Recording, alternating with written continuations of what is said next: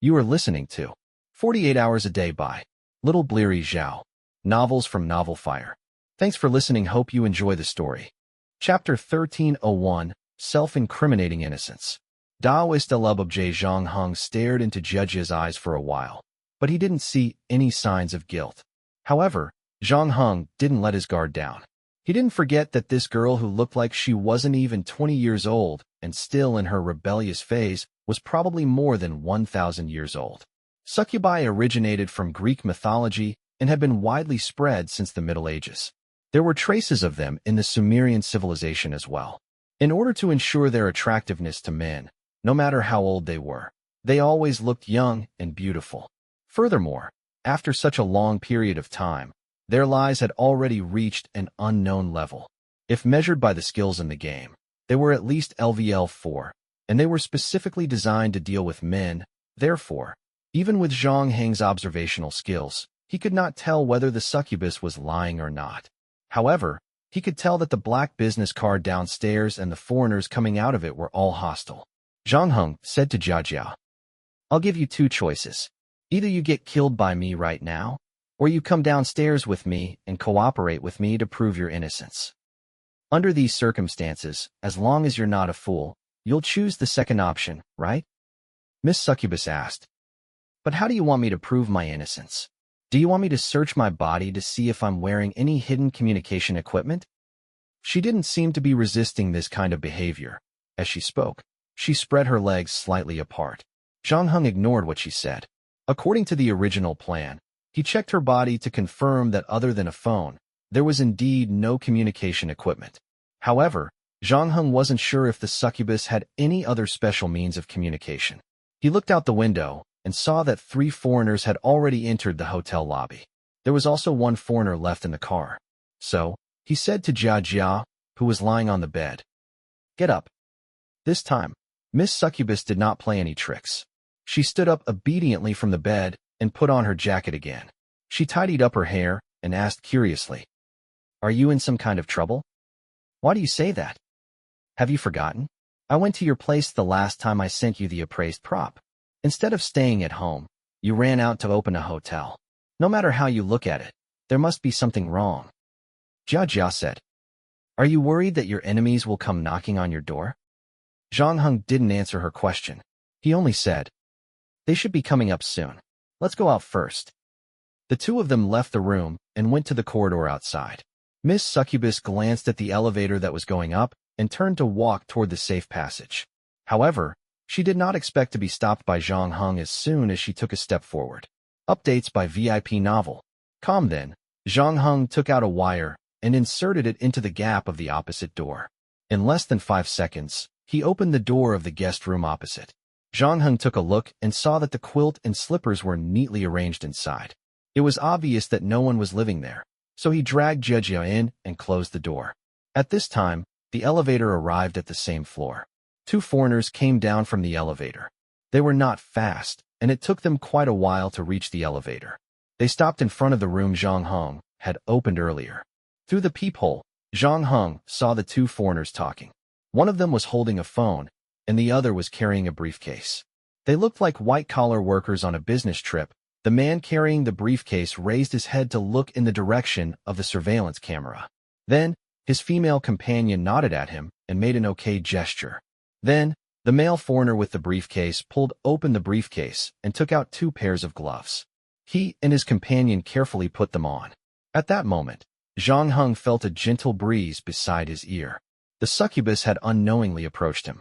She leaned on his shoulder and asked in a voice that only the 2 of them could hear, "What do they want? It's the middle of the summer. Why are they wearing gloves?" "To avoid leaving fingerprints behind. They're a bunch of ruthless people. It looks like they're ready to commit murder." Zhang Heng paused before turning to Jiajia. "It's your turn. What am I supposed to do?" "Nothing. Just act like you're going out. Since you said you don't know them, they won't make things difficult for you if you go out." Jiajia quickly figured out what Zhang Heng was up to. "You want to see their first reaction when they see me to determine whether they're my accomplices or not." Zhang Heng didn't deny it. "Heh, you're really careful." Miss Succubus raised her eyebrows.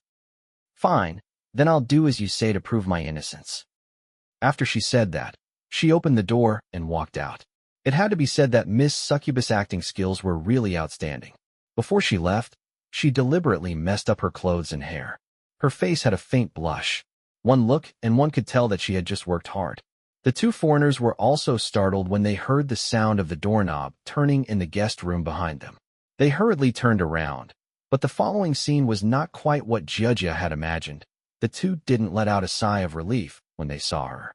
On the contrary, the male foreigner's pupils constricted, and he reached his right hand into his briefcase again.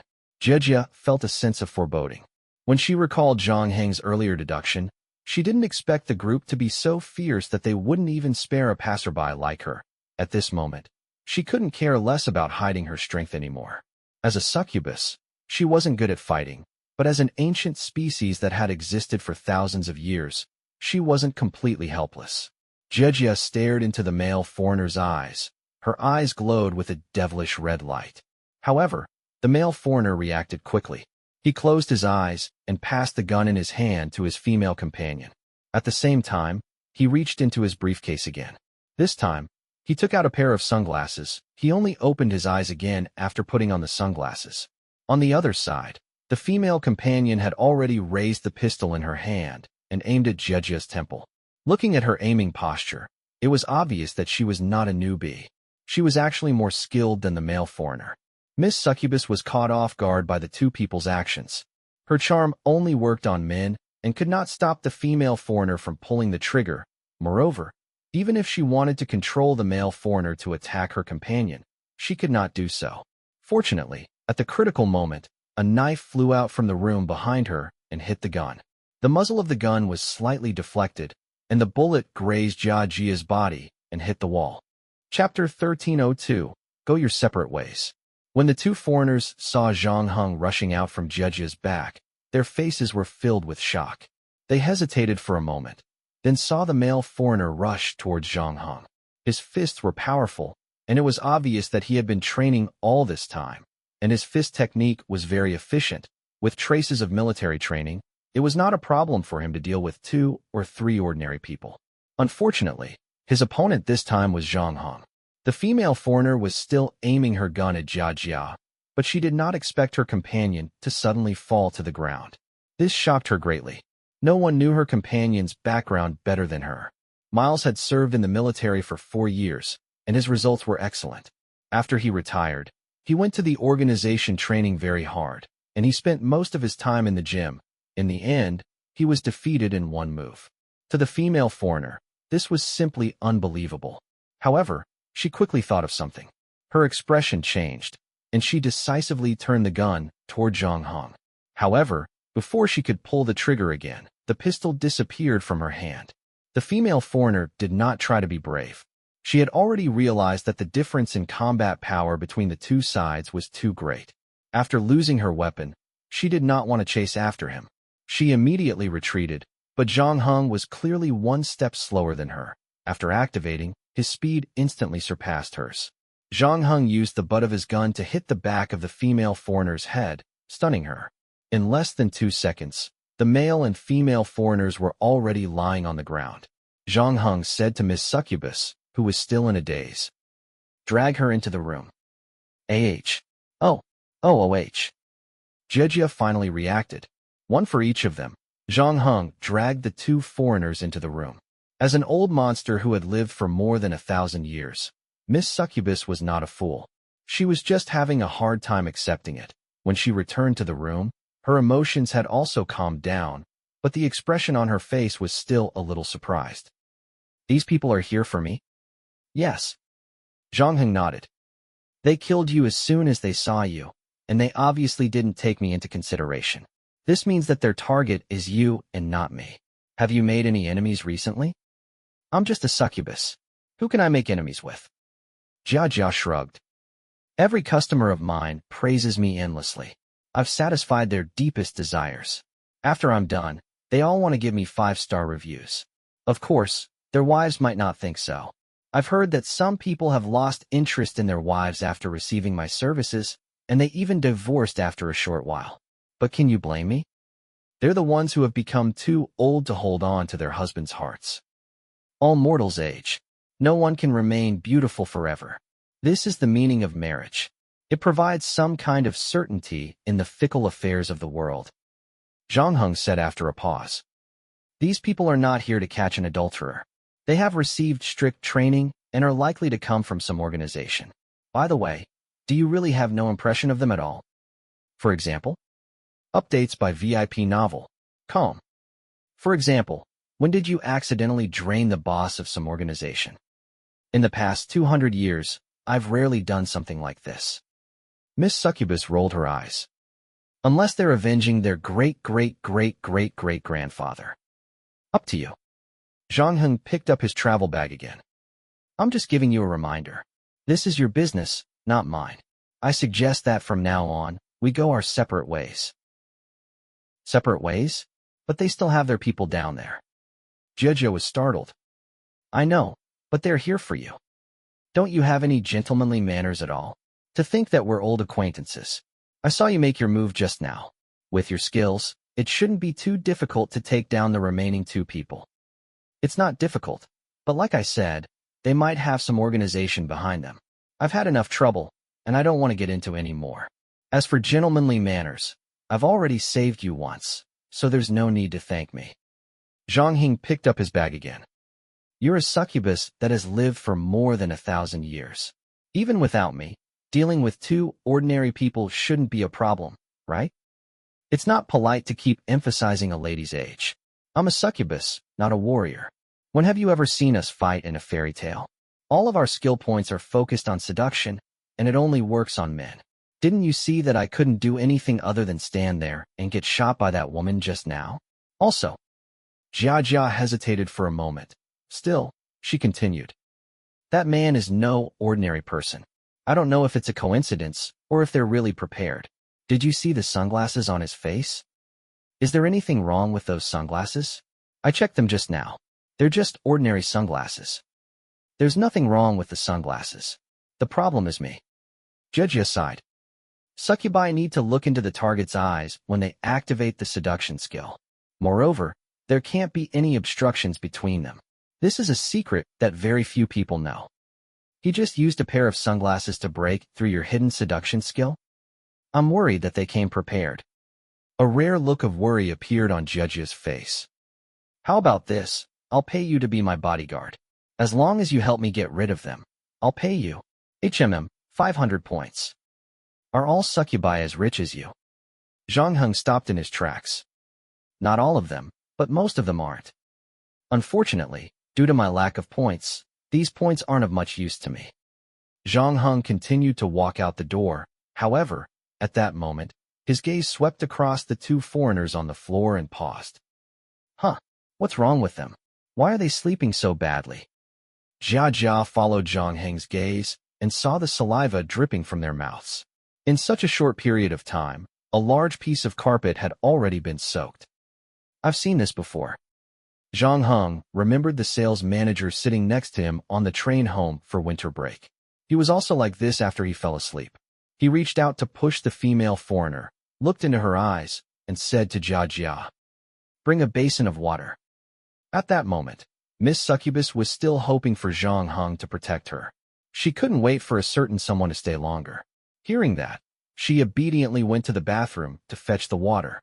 Zhang Heng didn't show any mercy and directly poured the basin of water on the female foreigner's face. However, the female foreigner didn't react at all. What's the situation? Jia also noticed the abnormality. It's the effect of the B-grade item, Dream of Death. Zhang Heng said in a deep voice. Chapter 1303. What suggestions do you have? Death Dream. I also heard about what happened at the auction. It was a prop of the god of sleep, Sophocles. Later, Loki's agent cheated it out of the hands of the 3 major guilds, and then it fell into the hands of Seth. He seemed to have produced many replicas at one point, causing panic among the people. As a succubus that had lived for more than 1,000 years, Jia was not completely useless in fights. At least she was well informed. Otherwise, the succubi wouldn't have gathered together to discuss whether or not they should withdraw from the beach pants game point first. Zhang Heng didn't say anything after hearing her words. He just lowered his head and thought about something. Did they offend someone? Miss Succubus asked. Otherwise, why would they be cursed by Hyperion? I don't think so, Zhang Heng said. This is more like a safety net for them, to ensure that when their operation fails and falls into the hands of others, they won't be interrogated or exposed. It seems like this group of people really doesn't want anyone to know about their background. So stubborn? Miss Succubus was startled. Don't scare me. What kind of powerful person is targeting me? This doesn't make sense. I'm just a small fry, and my existence won't affect anyone. As she said this, she seemed to have thought of something, and her voice stopped once more. This time, it was Zhang Heng's turn to ask. What is it? You've noticed the abnormal state of the game point, right? Recently, something bad has happened. You players should have heard about it. I heard that Thor killed a new god, and then a Valkyrie died at Copenhagen International Airport. Zhang Heng said. This is the information that you players can get. The real situation is much more serious. Jia Jia's expression turned serious. These two gods are not the only ones who have died. This week, more than 10 gods have been killed, and most of them are gods like me, who are not very strong and do not compete with the rest of the world. Among them, there are both new and old gods. This is why everyone is worried about their safety. What about the organizing committee? Didn't they do anything? The organizing committee has been working, but most of their efforts have been focused on suppressing the situation and eliminating the effects. Just trying to avoid the ordinary society, noticing the abnormalities has already caused them a lot of trouble. After all, many times, the situation at the scene is really hard to explain scientifically. Thor was actually quite good at that time. He just let a dark cloud cover a small neighborhood, and then he let the lightning in the dark cloud strike randomly. The two ordinary organizing committee members who died were also made to look like they died from an accident. However, what happened in Handan after that was even more exaggerated. More than 100 people witnessed Helios driving his carriage in the sky. After that, the organizing committee spent a lot of effort to make them think that they were hallucinating because of the heat stroke. Updates by VIP Novel. Com Judge's expression was very bad. But to be honest, until 5 minutes ago, I didn't think that my luck would be so bad that I would become the next target. Do you want my advice? Zhang Heng asked. What do you suggest? Throw away your phone. My phone. Miss Succubus was stunned, but she quickly thought of another name. Do you think the people who targeted me have something to do with the missing phone god? Yes, if I'm not mistaken, they probably found this place by locating your phone. This explains why they walked so slowly upstairs, because the location of the phone is not that accurate. They know that you are in this building, and they are far away from your sisters. This is a great opportunity for them to make a move, but they can only approach you bit by bit. The reason they chose the room we were originally in was because that room was the only room nearby where there was light coming through the crack in the door. Jia Jia was reminded of something and said, When we saw them, the woman was holding a phone in her hand. Miss Succubus said. She quickly took out her new apple from her pocket and threw it out the window. After that, she said worriedly, But those people already know we're here. It's been a long time since anyone came up, so they should have already left. Otherwise, they wouldn't have allowed their two companions to be killed by the dream of death. Zhang Heng said as he walked into the room opposite the door. He stood at the window and looked down. As expected, the black business car that had been parked below had already left. I thought that they would try to save their companions. I didn't expect them to treat their own people so coldly. No one continued to deal with her. Not only was Miss Succubus not happy, the worry on her face became even more serious. This was because this group of people was even more ferocious than she had imagined. Moreover, they were well-disciplined and would immediately retreat if they missed. They didn't even care about her companions. If she was targeted by this group of people, she would probably never be able to sleep peacefully again. Jia couldn't care less about other things at this time. She gritted her teeth and said, You said that you lack a large sum of points, so how much is a large sum? As long as you promise to protect my safety, I can think of a way to help you gather the points you want. Zhang Heng shook his head. I said that the amount of points I want is too large. I don't think you and your sisters will be able to come up with it. Furthermore, I already have a way to solve it. Just as Miss Succubus was feeling disappointed, someone added, "But I can agree to be your bodyguard. I just need to change the reward." "What kind of reward do you want?" "I'll decide where to go next. I need you to stay by my side and provide me with the information I need." Zhang Heng changed his mind. Although he didn't care about Miss Succubus's points, the latter's other ability was exactly what he needed. "You want me to provide you with information?" Jia Jia's expression turned strange. A succubus was indeed a weakling, especially when it came to dealing with people of the same sex. However, no matter what, she was still a supernatural creature, and she had lived for more than 1,000 years. She definitely knew more about the gods than the players. Furthermore, if they weren't bragging before, they had their own sources of information, and they were very well informed. At least, they knew more than an ordinary receptionist like the beach pants. More importantly, it was precisely because the succubus was a noob that Zhang Heng dared to bring her around. "That's all you want?" Miss Succubus didn't seem to believe her ears. "I don't want much. Following me isn't something to be worried about. Like I said, I'm in a lot of trouble too." However, compared to the threat that was right in front of her, Miss Succubus clearly did not take Zhang Heng's warning to heart. She bit her finger and drew a lip-like pattern on her palm. Then, she reached out her hand. "Deal. We'll use the succubus oath as evidence." Chapter 1304, Isis.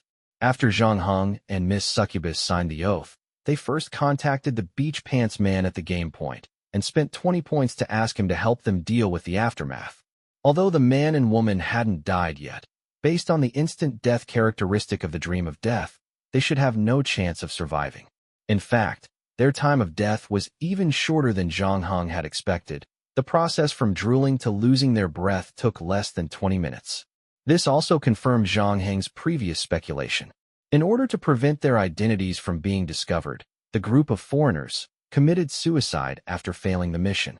By the time the beach pants uncle drove the refrigerated car to the hotel, the two foreigners had already become corpses. Zhang Heng used a rope to pull the corpses down from the stairs. After the man in the beach shorts was done, he waited for a while before going downstairs with Miss Succubus to check out. After that, the two of them sat in Zhang Heng's polo. Miss Succubus finally found an opportunity to ask seriously. "You said you wanted me to provide you with information. What kind of information?" "A friend of mine has a very rare disease. I want to know if there's a god or a prop that can cure her." Zhang Heng said. He didn't immediately ask about the owner of the city under ice. Instead, he decided to use Fan Mainon's matter to test his new friend's abilities. "You're looking for someone to treat your illness?" Miss Succubus asked. "Oh, I remember now. Not long ago, you posted on the players' forums, right? You also put up an astronomical reward for points, which caused many players to pay attention to this kind of news. Unfortunately, your luck isn't very good." "Why not?" "Along with the development of human technology, the number of people who went to look for gods instead of going to hospitals after falling ill has decreased. As a result, the strength of the gods with divine titles has been weakening. Moreover, about 3 months ago, most of them disappeared." "Disappeared?" "Yes. I heard that a big shot was injured in an accident. They were summoned to help with the treatment. In order to protect that big shot's safety, the treatment location is kept secret. I'm sorry, even I can't find out. However, as far as I know, some of them didn't go." "Who?" "Isis." Miss Succubus said softly. "One of the 9 pillars of Egypt, the eldest daughter of the god of earth, Gab, and the goddess of the sky, Nuot, the goddess of life, magic, marriage, and fertility, Isis." Zhang Heng quickly found the corresponding information from the mythology books he had read. Updates by VIP Novel. Calm. "That's right, it's her." "Do you know where she is?" "It's not easy to find her current residence. But who asked you to find me to be your companion? I happen to know the address of her new home." Miss Succubus said. "But are you sure you want to beg her? Why, is there a problem?" "Isis is not an easy target. Although many people call her a great mother and a loyal wife, her name originally meant the throne. This woman's desire for power and power is engraved in her bones. Besides the titles you mentioned above, she also has a title that is more intelligent than tens of thousands of gods." "Yes, I've heard of the story of her and the father of the gods, God Ra. Isis was Seth's sister. In the story related to Seth, she was a pitiful goddess whose husband had been killed by Seth. She tried every means to collect her husband's body and went through all kinds of hardships to resurrect her husband. After that, she painstakingly raised her son and avoided Seth's pursuit. Finally, when her son Horus grew up, she successfully took revenge on Seth and helped her son regain the throne. However, in another story, Isis had always coveted the divine power of the father of the gods, Ra. Although Ra had once helped to resurrect her husband, after Isis returned to the divine kingdom from the mortal world, she immediately began to collect the saliva of Ra and mixed it with soil to create a poisonous snake. She placed it on the path that Ra had to pass on her daily patrol. Ra was attacked by the poisonous snake and was poisoned. She could only turn to Isis for help. Isis used this to force Ra to reveal her real name. After absorbing Ra's powerful divine power, she became the most powerful and important god in the Egyptian temple. At her peak, her temple spread throughout Egypt. The pharaohs all saw her as their mother. There was a view that the image of the Virgin Mary in the Bible was also influenced by Isis. In general, Isis was a powerful, cunning, patient, loyal, and cold goddess. Whether she was loyal or cold depended on whether you were her friend or enemy. If possible, Zhang Heng did not want to provoke Isis.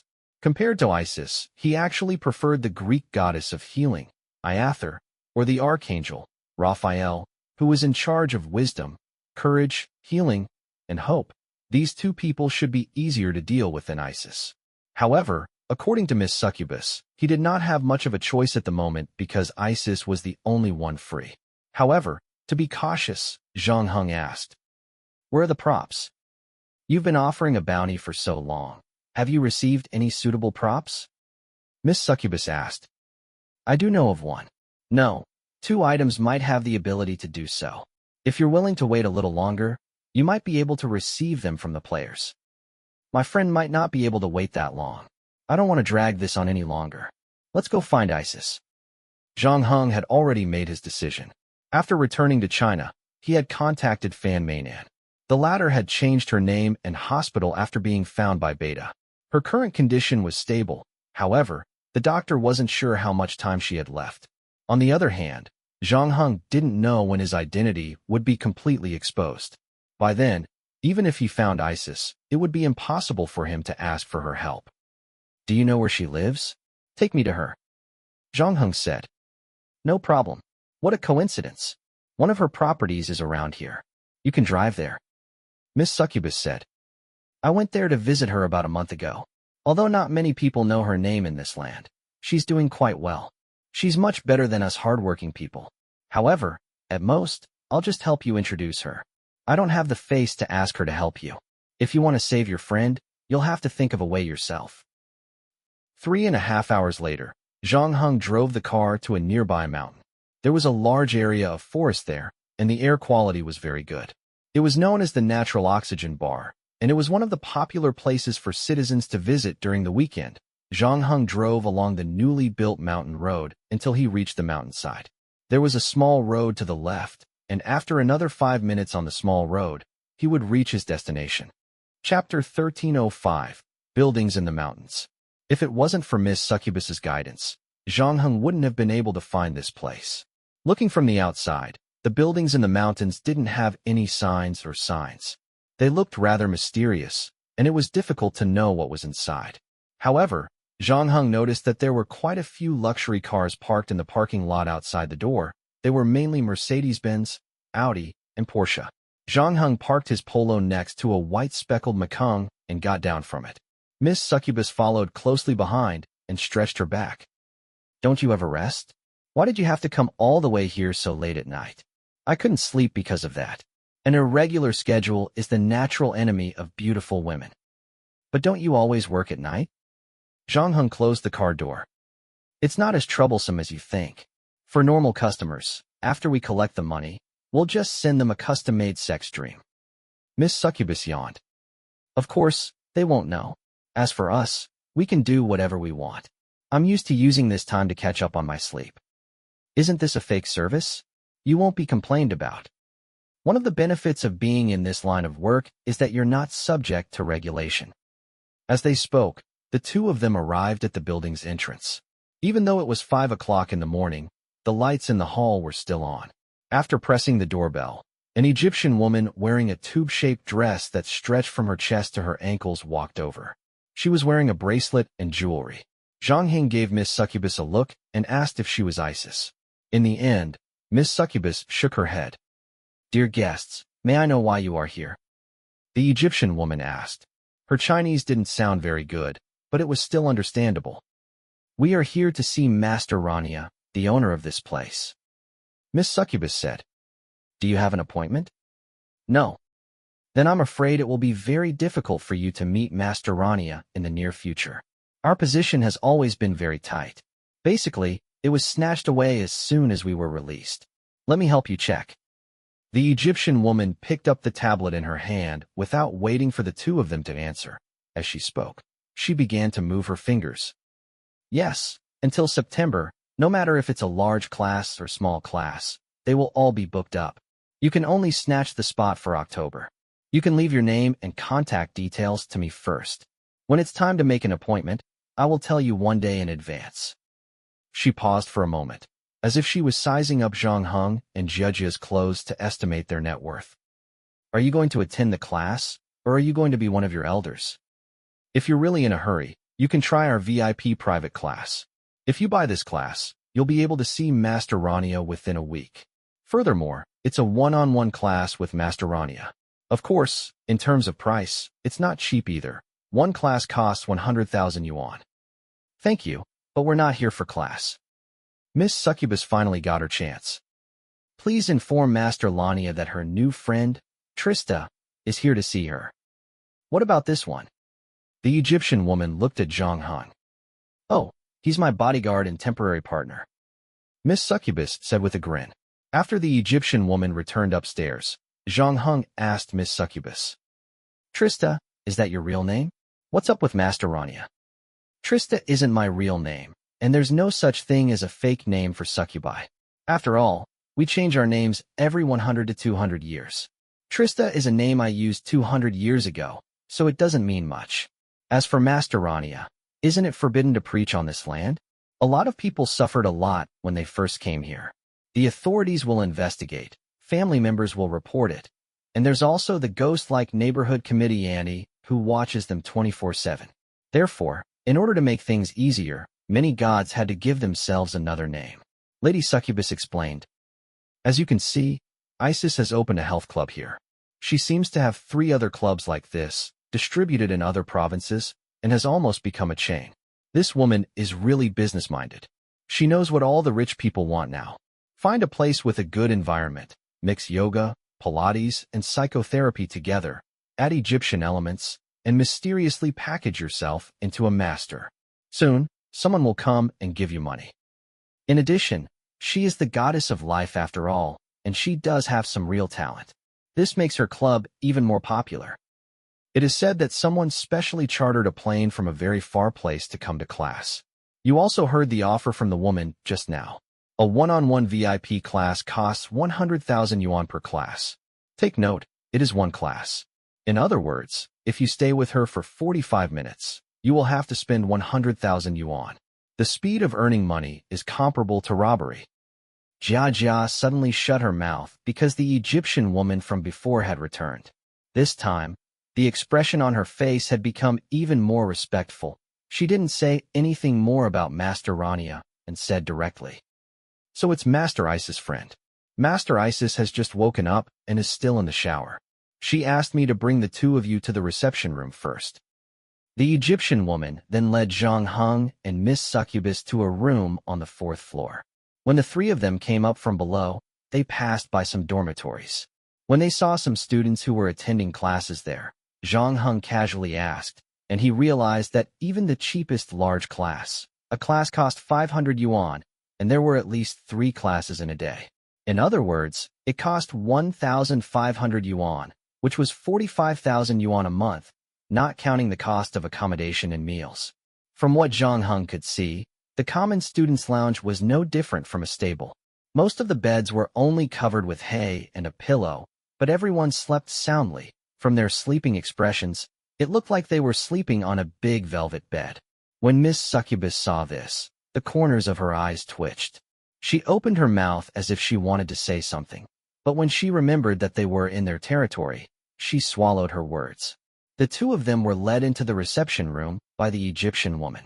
Thankfully, there weren't only wooden stools and hay here anymore. Unlike the students' living quarters below, the reception room was decorated very luxuriously. The floor was covered with Persian carpets. Next to the wall was a first-class sofa for Shivas. Other than that, there was also a small bar counter. On top of it were famous wines, snacks, and fruits. Please help yourself. The Egyptian woman bowed and left. Zhang Heng glanced at the bronze statue on his left. It was a woman wearing a throne crown. She was holding a baby in her arms and feeding it. Chapter 1306, The Bronze Statue and the Mural. Isis, in her arms is her son Horus. Miss Succubus took some blueberries and tomatoes from the bar counter and sat down on the Shiva's sofa. This image is quite famous. It can be seen in many museums and ancient books. Zhang Heng nodded, and his gaze shifted to the wall behind the bronze statue. There was a mural, and the woman on it was probably Isis. However, she had changed her appearance here. She was half kneeling on the ground with her arms wide open, and behind her were a pair of colorful feathered wings. Behind her stood an owl, a vulture, and a bird that looked like a quail. Zhang Heng stared at the mural for a while, and he felt the owl suddenly blink. However, when he looked over again, he saw that the owl had returned to its original posture. It was as if nothing had happened. Zhang Heng turned to look at Miss Succubus and realized that she was busy dealing with the plate of blueberries and small tomatoes. Obviously, she had not noticed what had just happened, so Zhang Heng did not ask her. The two of them waited in the lounge for about 20 minutes. The Egyptian woman who had brought them here earlier returned and said to Miss Succubus on the sofa, "Sir Isis has finished bathing. Please go to her bedroom." "Sure." The succubus placed the remaining half of the plate of tomatoes aside and clapped her hands. She stood up from the sofa and walked out of the room. Zhang Heng followed behind her silently. However, the Egyptian woman reached out to stop him. "Oh, I'm sorry. Sir Isis only asked for Miss Trista to come over. Please wait here for a moment." "But I'm the one who really wants to see her," Zhang Heng said. Although the Egyptian woman looked apologetic, she was quite insistent on this matter. She still did not retract her arm. "It's okay. This is a special time, after all. It's understandable to be cautious. I'll go see her first and introduce you to her. After that, I'll let her discuss the details with you in detail," the succubus assured as she patted her chest. Woma Zhang Heng didn't move after hearing that. The Egyptian woman seemed to heave a sigh of relief. She even bowed to Zhang Heng before leaving with the succubus. After that, the door closed in front of Zhang Heng. The moment the door closed, Zhang Heng heard an undetectable creak behind him. He turned around and looked around the room before finally stopping at the bronze statue. Updates by VIP Novel. Common normal person might not be able to see anything, but with Zhang Heng's observational skills, he realized that the neck of the statue was about 3 to 4 degrees away from the east. If he wasn't mistaken, the squeak came from here. Zhang Heng walked up to the statue. Just as he was checking to see if there was any mechanism on the statue, the owl in the mural behind him blinked again. The woman in the middle of the mural started to move as well. One of her slender legs poked out from the mural and stepped on the Persian carpet, followed by her calves, abdomen, chest, arms, and wings. She walked out of the mural like that. No, that might not be accurate, because there were still some things left on the mural. For example, the clothes on her body. She walked behind Zhang Heng quietly, like a Persian cat. Zhang Heng, who had his attention on the bronze statue, did not seem to notice what was happening behind him. However, just as the winged woman moved to get closer to Zhang Heng, a knife suddenly appeared in front of her throat.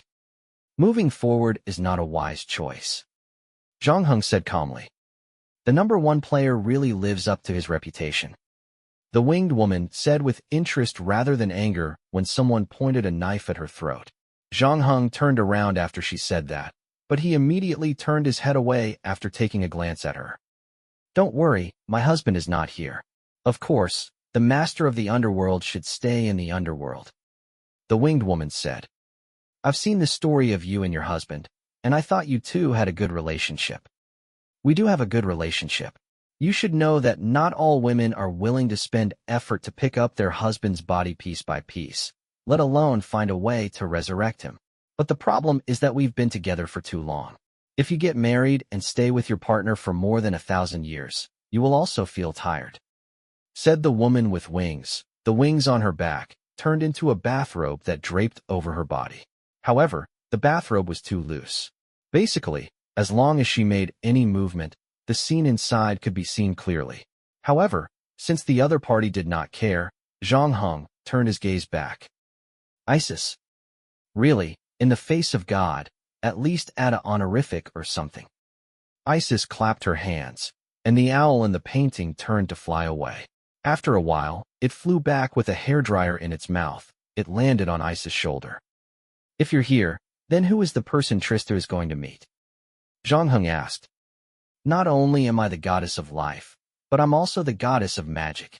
Even though I'm not as strong as I used to be, I can still trick a little succubus with an illusion." Isis turned on the hairdryer and blew on her wet hair. "I heard you say to my maid that you want my help?" "That's right. I have a friend who has a rare." Zhang Heng was interrupted by Isis. "I don't care about your friend. Since you're here to beg me for help, you should at least show some form of begging." "What form?" Zhang Heng raised an eyebrow. "Then start by addressing me as Lord Isis." Isis's eyes darted around. Zhang Heng did not mind the small change in address. Hearing this, he followed the other party's request respectfully. "Lord Isis, I have a friend who has contracted a rare disease that cannot be cured with modern technology. You are the goddess of life in Egyptian mythology, and you possess powerful magic. Not only did you cure the father of all gods, but you also brought your dismembered husband back from the dead. Therefore, I implore you to help my friend and save her from the threat of death." Isis was noncommittal. "I do have the power to cure disease, but why should I help your friend?" Chapter 1307, A Ball of Fire. "What can I do in exchange for your help?" Zhang Heng asked. "Nothing you can do will help," Isis said. "Unfortunately, you don't have what I need. I don't know what that little succubus told you. If it were in Egypt 2,000 years ago, helping you would have been a piece of cake for me. But now, I have to pay a lot for a treatment like this. In addition, it will affect my health club's income. Do you know how much my daily income is now? If it's money, I can help you make up for it," Zhang Heng said. In any case, the financing for the health tea had already begun. Its nature was similar to the health club of Isis. However, under Han Lu's control, the ability to attract money was something that even the health club of Isis could not catch up to. Compared to before, it was nothing more than transferring a portion of the money used to exchange for points directly to Isis. But Isis shook his head. "Money is indeed a good thing. In today's society, no matter what you do, you can't do without money. Otherwise, I wouldn't have opened a health club. However, I've already said that this isn't just a matter of money. Treating your friend will consume my divine power. You should have heard about the current situation. The relationship between the new and old gods is unprecedentedly tense. War is on the verge of breaking out. At a time like this, everyone is thinking of ways to improve their own strength. Why would anyone be willing to allocate divine power to save an unrelated mortal? Let alone me. If you look for other gods who have the ability to save your friend, they won't help either. There's an old saying in China. No matter how good money is, you still have to be alive to spend it, right? Just tell me what you want from me. The price reduction is just a waste of our time." Zhang Heng did not show any signs of panic or disappointment. "If it's really as you said, you won't do anything to stop me, then you don't have to come to see me, let alone have your maid send Trista away. Hasn't anyone told you that people who are too smart will lose a lot of joy in life?" Isis said. She walked around Zhang Heng, and her fingers slid across his chest. TSK, so you're the white knight that was killed with this body? Even though your muscles are well trained, it doesn't feel as explosive as you think. Do you know what the other gods call you? What do they call you? They call you the God Slayer. This is the highest evaluation a mortal can get. To kill a god with a human body and to be one of the 4 horsemen of the apocalypse. This is a miracle of the new era. In addition, there are rumors that Loki's disappearance has something to do with you. You really are a restless man. Loki's disappearance has nothing to do with me. Zhang Heng denied without hesitation. He had been in enough trouble recently, so there was no reason for him to attract the attention of the Nordic gods. Relax, I'm not here to hold you accountable. I just want to see for myself if you're the person I'm looking for. After all, even I would be troubled if I entrusted you to someone else. Isis said. Who do you want me to help you kill? Zhang Heng frowned. You're so smart, so you should have guessed his name already, right? Isis retracted her hand, and the joking look on her face. Seth. Zhang Heng spat out a name. You want me to help you kill the god of chaos, Seth? I can't help it. As a younger brother, I can't help it. Back then, he killed my husband for the sake of the throne. He cut him into pieces and scattered them all over the place. Then, he sent people to hunt us down. He wanted to get rid of us, but it really hurt my heart. Updates by VIP Novel. Calm. But didn't you help your son to kill him after that? That's the problem. Isis said. Do you think I really like to hide in the mountains and open health clubs? I even have to be careful when recruiting believers. I'm afraid that my tracks will be exposed, and that guy will find me. Besides, it's just me. My son Horus, he took back the throne from Seth and became a mortal enemy of Seth. Based on my understanding of Seth, he would never give up the idea of revenge. So, every day he wandered outside, my son and I would be in danger for another day. Not to mention that he's been very active recently. He's also changed from his usual style of doing things as he pleases and has learned how to plan and set up. He's been behind the recent conflicts between the new gods and the old gods. He lit a huge fire, and now there's only one question left. Where does he intend to burn this huge fire? Isis said, I don't want to wait passively for the answer to be announced. When the fire really reaches my son and me, it will be too late. Rather than sit here and wait for death, I might as well take the initiative to attack. You help me kill Seth and remove my greatest threat. Naturally, I will no longer be stingy with my divine power. I will help heal your friend. How about it? This is a fair deal, right? Before Zhang Heng could answer, Isis added, Don't worry, Seth is not as strong as he used to be. In terms of strength, he is at most a second or third-rate fighter. He is nothing compared to the White Horse Knight that you killed.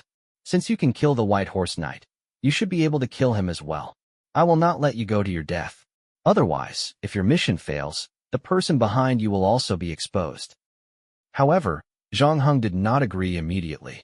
Instead, he said, I heard that Cedar has already surrendered to the organizing committee. Since he is already under the control of the organizing committee, why do you need to waste your time? The information you received is outdated. About 2 hours ago, Thor rushed into the place where Cedar was imprisoned and rescued him. Thor rescued Seth?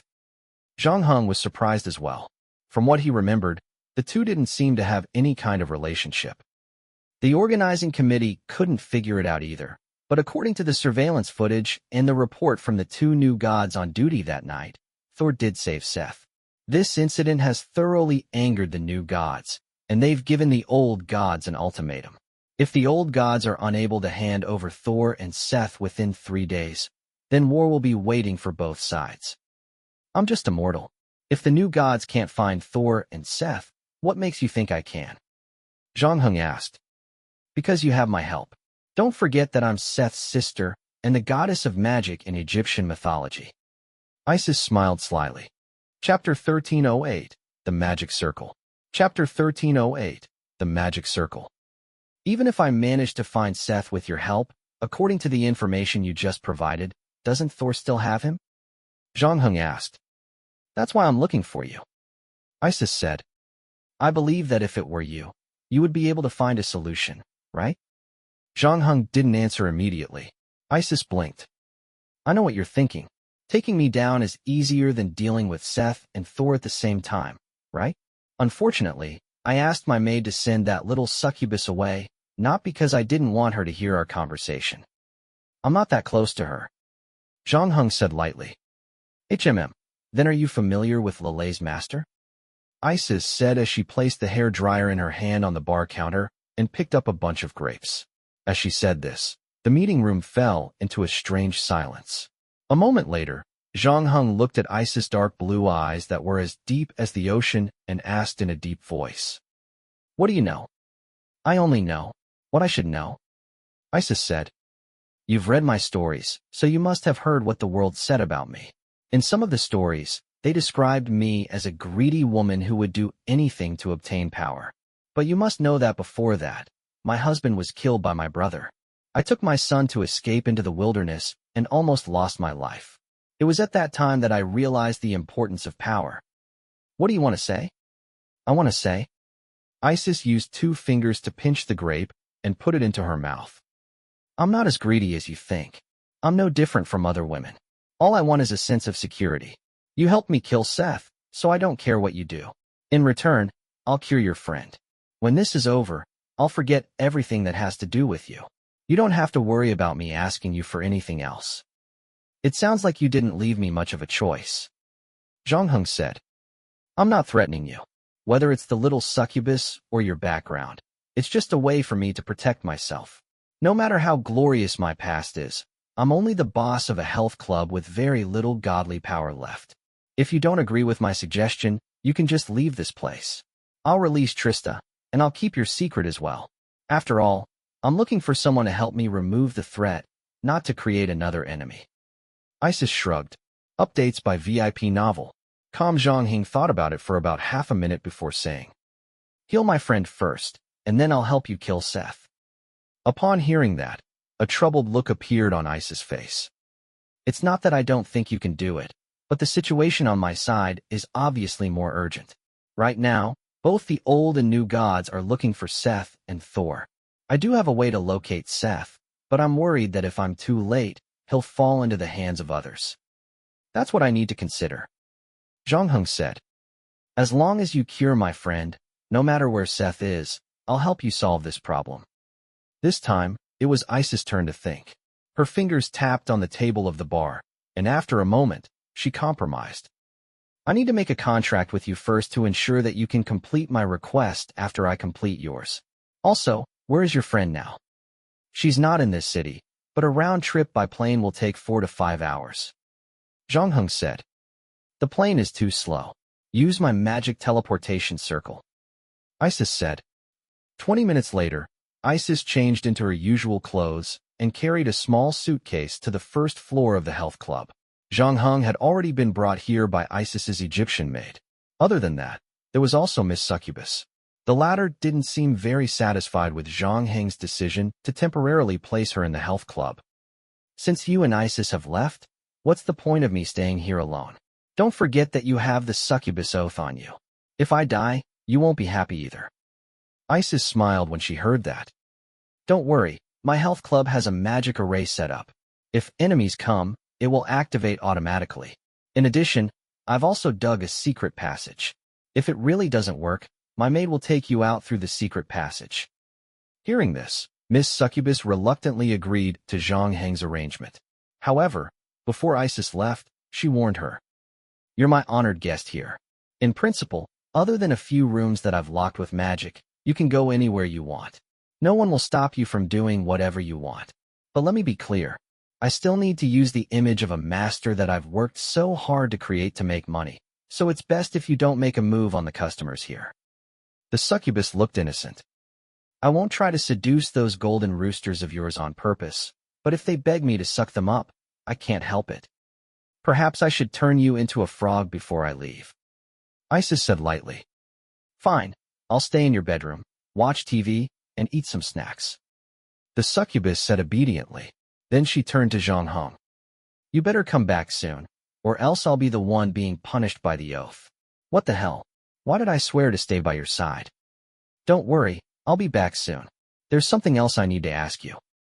After Zhang Heng finished speaking, Isis pushed open the stone door in front of them and led Zhang Heng inside. Underground, a complicated-looking magic circle was drawn with blood-colored paint. Isis' maid stood beside the magic circle. She had already prepared the materials needed to activate the magic circle according to Isis' arrangements. Isis gestured for Zhang Heng to stand with her at the center of the magic circle, where the stargate was carved. After the two of them stood still, she nodded at her maid. Let's begin. The latter poured down the grease in her hand. When the grease fell to the ground, a miraculous scene appeared. It immediately mixed with the blood like paint and slowly flowed along the marks on the ground. It was as if there was some kind of power pulling them. Isis took off the anka on her neck and stuck it at her feet. At the same time, she quickly chanted a series of spells. The spell was very long, and Isis chanted it for almost 5 minutes. After she finished chanting the fuel and grease, they all burned up and turned into a raging fire in an extremely short time, swallowing the 2 people in the magic circle without hesitation. Chapter 1309, The Healing Ritual. Chapter 1309, The Healing Ritual. Zhang Heng instinctively jumped out of the magic circle the moment he was burned by the flame. However, at the same time, Isis' voice sounded in his ears. Don't. After a pause, Isis added, This is a magic flame. It won't harm our bodies. As long as we relax, the teleportation circle will naturally lead us to our destination. Zhang Heng reached out to touch the flame in front of him. Sure enough, there were no signs of burns on his skin. In fact, his palm went straight through the flame. Therefore, Zhang Heng followed Isis' instructions and relaxed his mind. The next moment, a familiar feeling of dizziness rushed into his head, and Zhang Heng closed his eyes.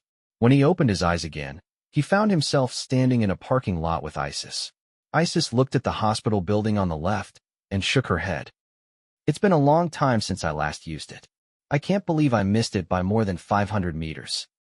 On the other side, Zhang Heng said, You designed the teleportation before the game started? You discovered it? That's right. I was also involved in the development of your game. Not just me, almost all the gods were involved in the development and were responsible for a certain part of it. This is also the reason why this game is so fascinating and incredible. The part about time is the responsibility of Kronos behind you. Isis seemed to have thought of something. However, he suddenly shut his mouth. However, he was already a step too late. Zhang Heng raised his eyebrows and asked, You know Kronos, the famous god of time, the highest god worshipped by the Orpheus cult, Kronos. Although we are not from the same god system, of course, I have heard of his name. Furthermore, we met once about 600 years ago, but I am not that familiar with him. Zhang Heng did not ask any further questions. He took the suitcase from Isis, and the 2 of them walked toward the hospital building. Fan Meinan had a rare disease that few people in the world had, so there were not many doctors who had the ability to help her control the progression of her disease. In addition, she also needed the appropriate treatment equipment, so her choices were limited. After leaving the previous hospital, she transferred here and changed her name and identity. Fan Meinan knew that if someone really knew about her condition, it would be normal for them to come looking for her. But thankfully, Loki had already been killed by Zhang Heng, and technically, she wasn't a player. She was just an unregistered resident. Loki had thought of a way to bring her into the game, so the player information that had been leaked this time didn't include her. In fact, after the incident with Jermaine Gad, she felt like she had been forgotten by the world. No one had any designs on her, and other than Zhang Heng, no one else had contacted her. Fan Meinan's main concern was to wait for death every day. Updates by VIP Novel. Even though it had only been a month since they last met, her body had become even thinner. She was practically skin and bones. When Zhang Heng saw her, she was sleeping on the bed, her body curled up into a ball, like a stray dog on the roadside. The back of her hand was covered with needle marks. Beside her pillow was a copy of Mickey albums. Tuesdays. This book was the author's recollection of his teacher's last philosophy lesson every Tuesday for the 14 weeks before his death. Is she the friend you wanted me to help you save? Isis asked. She and Zhang Heng were standing outside Fan Meinan's ward, looking through the glass at Fan Meinan. Yes. Zhang Heng said. Do you want to go in and say hello to her first? No need. You can just cure her yourself. Why? If she knew that you were willing to take the risk to kill Seth to save her, she would be very grateful to you. What is your relationship, a lover? Isis asked curiously. No, like I said, it's just a normal friend. Zhang Heng said calmly. You're willing to go this far just to be friends? Then I want to know if you still need friends. Isis seemed to be trying to read Zhang Heng's eyes, but in the end, she had no choice but to give up. Aren't you in a hurry? Why haven't you done anything yet? The sooner you're done, the sooner I can help you kill Seth. Yes, I can treat her illness. Although it will take some time, I need to prepare for the healing ceremony first. It will take about 20 minutes. Since you don't intend to go in, you can just stand guard outside the door. Don't worry, I won't wake her up. I should be able to finish the ceremony before dawn. She doesn't even know what happened, but her body is very weak now. Even if I cure her illness, she still needs to do her own rehabilitation training if she wants to return to a normal person's physical fitness.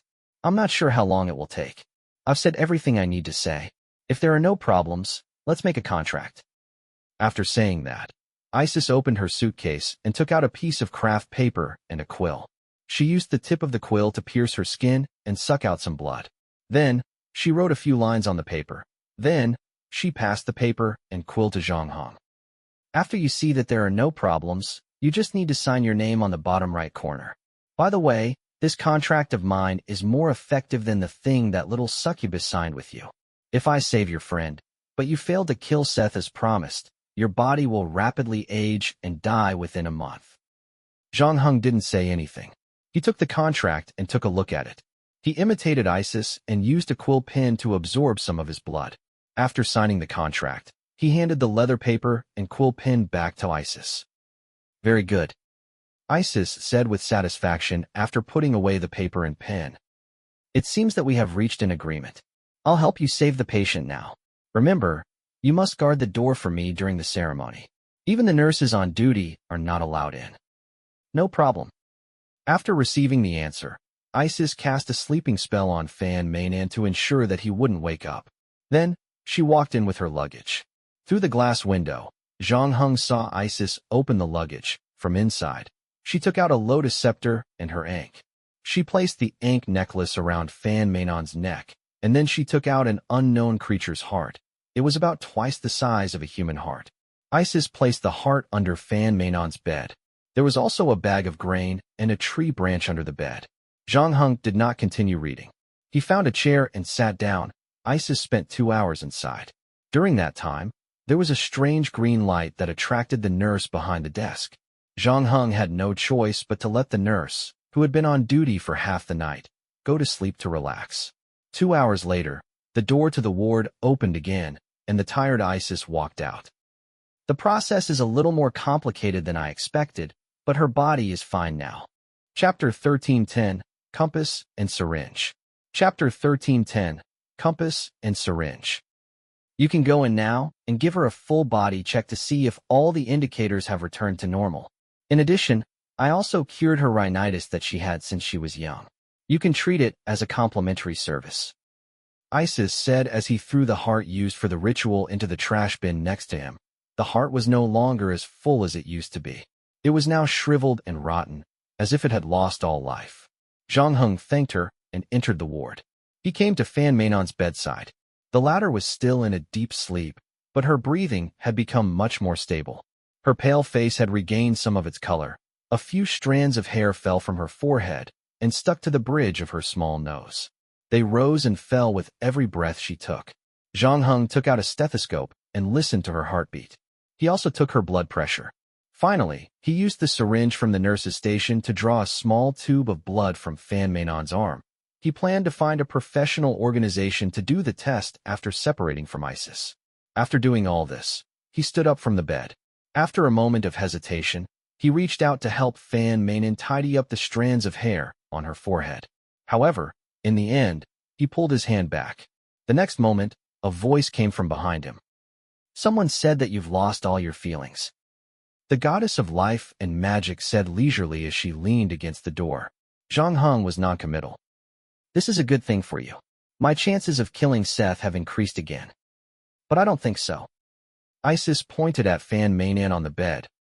You keep saying that she's just a friend of yours, and it's rare to see her, but you're not even willing to touch her. Anyone would think that your heart is a little too cold, but... Isis paused. I know you're acting so cold because you don't want to implicate her. You know what's waiting for you in the future. You're thinking too much. Zhang Hong remained unmoved and changed the topic. You've fulfilled the part of the oath that belongs to you. Now, it's my turn to fulfill this part of mine. The sooner Seth dies, the sooner you can rest in peace. That's right, especially considering how much divine power I've just consumed. Speaking of serious matters, Isis's expression turned serious again. She took out a compass from her suitcase and handed it to Zhang Heng. This is the magic compass I created. The core is the magic array at the bottom and a drop of my brother's blood in the center of the sapphire. After activating the magic array, this drop of blood will lead you to him. The direction the needle points to is his current hiding place. When the needle vibrates violently, you have to be extra careful because this means that you're already within a kilometer of him. After saying that, Isis showed Zhang Heng how to use the compass. By turning the bottom of the compass, the magic circle can be activated or closed. Each activation can last for an hour. You can activate the magic circle 7 times in total. Also, you must remember that when you are within a kilometer of Seth, when you activate the magic circle, Seth will also sense your presence. Updates by Calm. What do you mean? Zhang Heng frowned. After all, this is his blood. I can't completely block out the connection between him and Seth, and it's precisely because of this connection that the compass works. So when I find Seth, he will also find me? That's right. And Thor will also know that I'm nearby? That can't be ruled out. Isis blinked. We still don't know what the relationship between Thor and Seth is, but according to the surveillance footage, even if they hook up now, they won't suddenly become close friends. Thor seems to be using Seth to do something for him. Unfortunately, a poisonous snake is always a poisonous snake. You should never expect it to be of any help. Zhang Heng took the compass. What else do you know that I don't? Tell me. Both the old and new gods are currently searching for Thor and Seth. The new god is led by the god of science, Seth. His position in the new god camp is similar to Odin in Norse mythology or the god of Ra in Egyptian mythology. Strictly speaking, be it the god of the internet, the god of machinery, the god of mobile phones, or even the god of games, they are all just the children of Seth. He is also the oldest existence among the new gods. My advice to you is to avoid him as much as possible.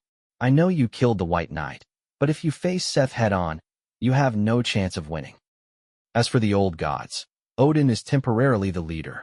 However, whether in the past or the present, his power cannot be compared to Thor's. Therefore, he has sought the help of Zeus, the king of the gods. However, you don't have to worry too much. Regardless of whether it is Odin or Zeus, their identities are still there. They will not participate in the initial search. Only after the location of Seth and Thor is confirmed will the new gods and the old gods camp contact them. As long as you move fast enough, you will not meet them. And the magic compass I gave you is your advantage. Zhang Heng asked, what about the organizing committee? The organizing committee is controlled by the god of gaming, Game. He is also the most powerful god in the world. Even though the god of science, Science, is more powerful than the god of science, there is a natural conflict between science and worship. His absorption and conversion of faith cannot be compared to the god of gaming. After all, the number of people who are addicted to science is far less than the number of people who are addicted to gaming. The organizing committee is a very special organization. The new god and the old god are among them. They operate according to the rules set by Game and everyone else. They are the foundation of the current order in the god realm. If Game gives the order, both the new god and the old god will give him face. But the strange thing is, even though the organizing committee has been working hard to solve the problem according to the rules since the incident, Game has remained silent. He has not made a sound, nor has he stepped forward to mediate the conflict between the new god and the old god. This is also one of the important reasons why the situation has developed to this point. I don't know if the organizing committee will send people or who they will send. Isis said, spreading his hands. Actually, quite a few of the old and new gods are hoping that Game will intervene. After all, not everyone likes war. However, if war really does break out, I'm afraid that no one will be able to stay out of it. After all, apart from lunatics like Seth, almost everyone is friends and family. Things like hatred will only grow deeper and deeper. Isis sighed. That's all I know. If there's any new news in the future, I'll inform you immediately. By the way, are you really not going to say goodbye to your ordinary friend? There's no need for that. I'll help you get rid of Seth. Zhang Heng walked out of the room without looking at Fan Meinan. Chapter 13:11, Farewell. Chapter 13:11. Farewell. When Zhang Heng left the hospital, it was 6 in the morning. The sun had just risen. After some thought, he found a public phone and called Han Lu. The latter had already woken up. It was the expansion period of the health tea, and Han Lu was like a machine when she entered her working state. The day was divided into different time periods, and each time period was fully arranged. She only needed 4 hours of sleep to regain her energy, and the time she had saved could be used to do many things. When Zhang Heng called, Han Lu was exercising. After receiving the call, she continued to do yoga as she said, "That's perfect. I also want to talk to you about the company's development, but I can't get through to your phone. Our brand name is officially called Green Tea. Our main store is in Taiguli, and we have already opened 20 branches. They're in Shanghai, and we're in the process of building a store in Guangzhou. We don't have to worry about the capital anymore. Everyone is optimistic about this project. The main constraint to the expansion is the staff reserve. Although we're doing training, it takes a lot of time to train a new person, especially the store manager. So, I've decided to directly poach people from Happy Tea and Pleasant Tea. We'll charge them 30% more than the market price. After all, we have plenty of money to burn." Han Lu paused for a moment, but there was no reply. "Forget it. You don't care about such things. I'm helping you by the points. It's almost 40,000, and the price is lower than we expected. In another 3 months, no, 2 months, I'll be able to help you get the amount you want. In fact, if you're not in a hurry, with these 200,000 points in hand, we can even try to manipulate the market and raise the exchange rate." "Thank you, Sister Han," Zhang Heng said. "But there's a new change in my situation. The previous problem has been solved, so I don't need the 200,000 points anymore." On the other end of the line, Han Lu was stunned. "Solved? So fast? Didn't you spend any money?" "Yes." "Then what about Qing Cha?" Han Lu hesitated for a moment before asking, "What are your plans?" "Sister Han, if you and the other investors want to continue, you can continue. But from now on, I have nothing to do with Qing Cha. You don't have to buy points through Fu Lu anymore." Zhang Heng said, "Just give me all the points you've earned so far. Don't contact me again in the future." "So this choice is some kind of test?" Han Lu asked. "If I choose Qing Cha, will I lose you?" "No, my current situation is a little complicated. This method is the best choice for both of us." Zhang Heng said, "If anyone asks about you in the future, just say that the points are the cost of buying the leaf used to make tea from me."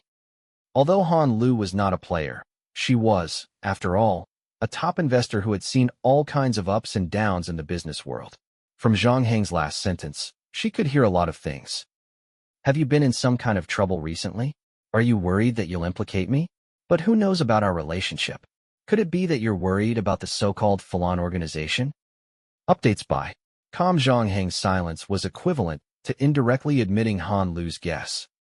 "You told me before that you've dealt with them a few times and found that their credit is very good." "That's right. Their reputation is indeed very good, especially when it comes to protecting their customers' privacy. As far as I know, there's nothing better than them," Zhang Heng said. "But no matter who it is, no matter what organization, there's a limit to how much pressure they can withstand. If the pressure from the outside world exceeds their limits, they won't have any other choice but to hand over my information. However, I'm not worried about Fu Lu the most," Zhang Heng said.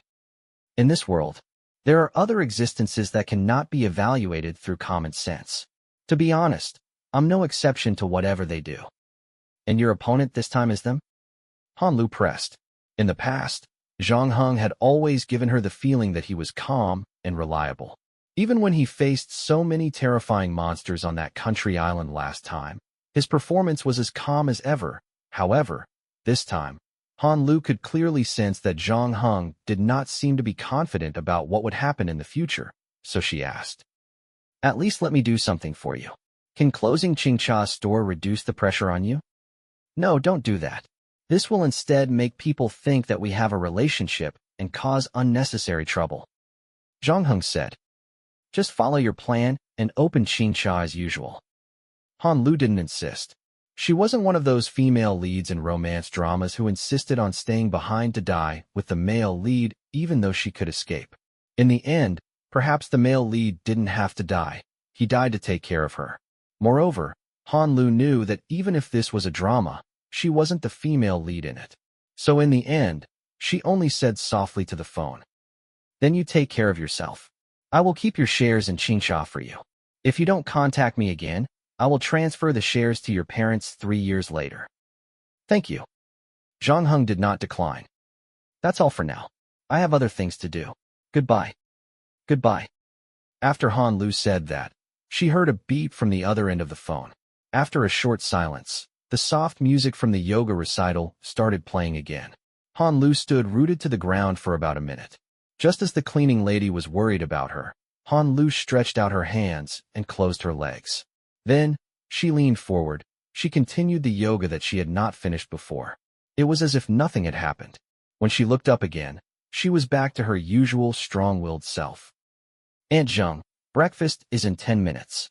After that, I'll take a shower and ask the driver to come in half an hour. And my assistant, ask her to come with me. Bring the location proposal for the new shop. I want to see it on the way." "Okay, Miss Han." Auntie Zheng sighed in relief. On the other side, Zhang Heng hung up the phone and left the phone booth. He went to the car rental company to rent an AMG 45. He didn't leave immediately. Instead, he spent 15 minutes making a list of things that he might need later. Then, he went to buy the items on it, put them in the trunk, and went to the nearby gas station to fill up the gas tank. After doing all this, he took out the compass that Isis had given him. He activated the magic circle at the bottom. The needle first rotated 2 times counterclockwise before stopping in the southwest direction. Zhang Heng gripped the steering wheel and stepped on the accelerator. Chapter 13:12, Plan. Chapter 13:12, Plan. AMG 45 was speeding down the highway. The magic compass's 1-hour effective time had long passed, but Zhang Heng didn't activate it for the second time immediately. Instead, he continued to drive in the direction the needle had pointed at. At the same time, he made a mark on the map. He recorded the position where he was when the first effective time of the compass ended. There was nothing he could do. The compass could only be used 7 times in total. If he still couldn't locate the location of Seth after the 7th time, then the chances of completing the mission would be slim, even if it wasn't 0. Therefore, Zhang Heng decided to continue driving for another 4 hours before making the second attempt. During this time, he hadn't been idle either. He had been perfecting his plan to kill Seth in his mind. If Seth had already separated from Thor, and the other new and old gods had not found his whereabouts, then that would be the best-case scenario for Zhang Heng. A direct confrontation might be enough to complete Isis' mission. However, if Thor was still with Seth, then a strong attack would be unwise. Thor had always been the strongest warrior in the Nordic system. How strong was he? In Nordic mythology, the Asgardian gods didn't feel safe at all because Thor had gone to the east alone to deal with the trolls. They were worried that they would be wiped out, so they suggested building a wall to protect themselves. This was also the origin of the famous city-building story. From this story alone, even if all the Asgardian gods were added together, they wouldn't be a match for Thor alone. Of course, Zhang Heng had read so many myths. He knew that there were many illogical and contradictory parts to the story, and it was normal for different stories to have a roller coaster of combat power. But no matter what story the Norse gods told, Thor's combat power in Asgardian gods was unquestionable. Furthermore, he was now the most famous of the Norse gods. This was also the reason why Odin had asked Zeus to help hold the line for the old gods. If possible, Zhang Heng didn't want to face Thor head-on, so the safest way to take out Seth was to attack from afar. However, there was a problem. Zhang Heng looked at the items in his hands. Bone Bow of Pestilence and Arrow of Paris were officially recommended combinations. Arrow of Paris could automatically find its weakness after leaving the bow.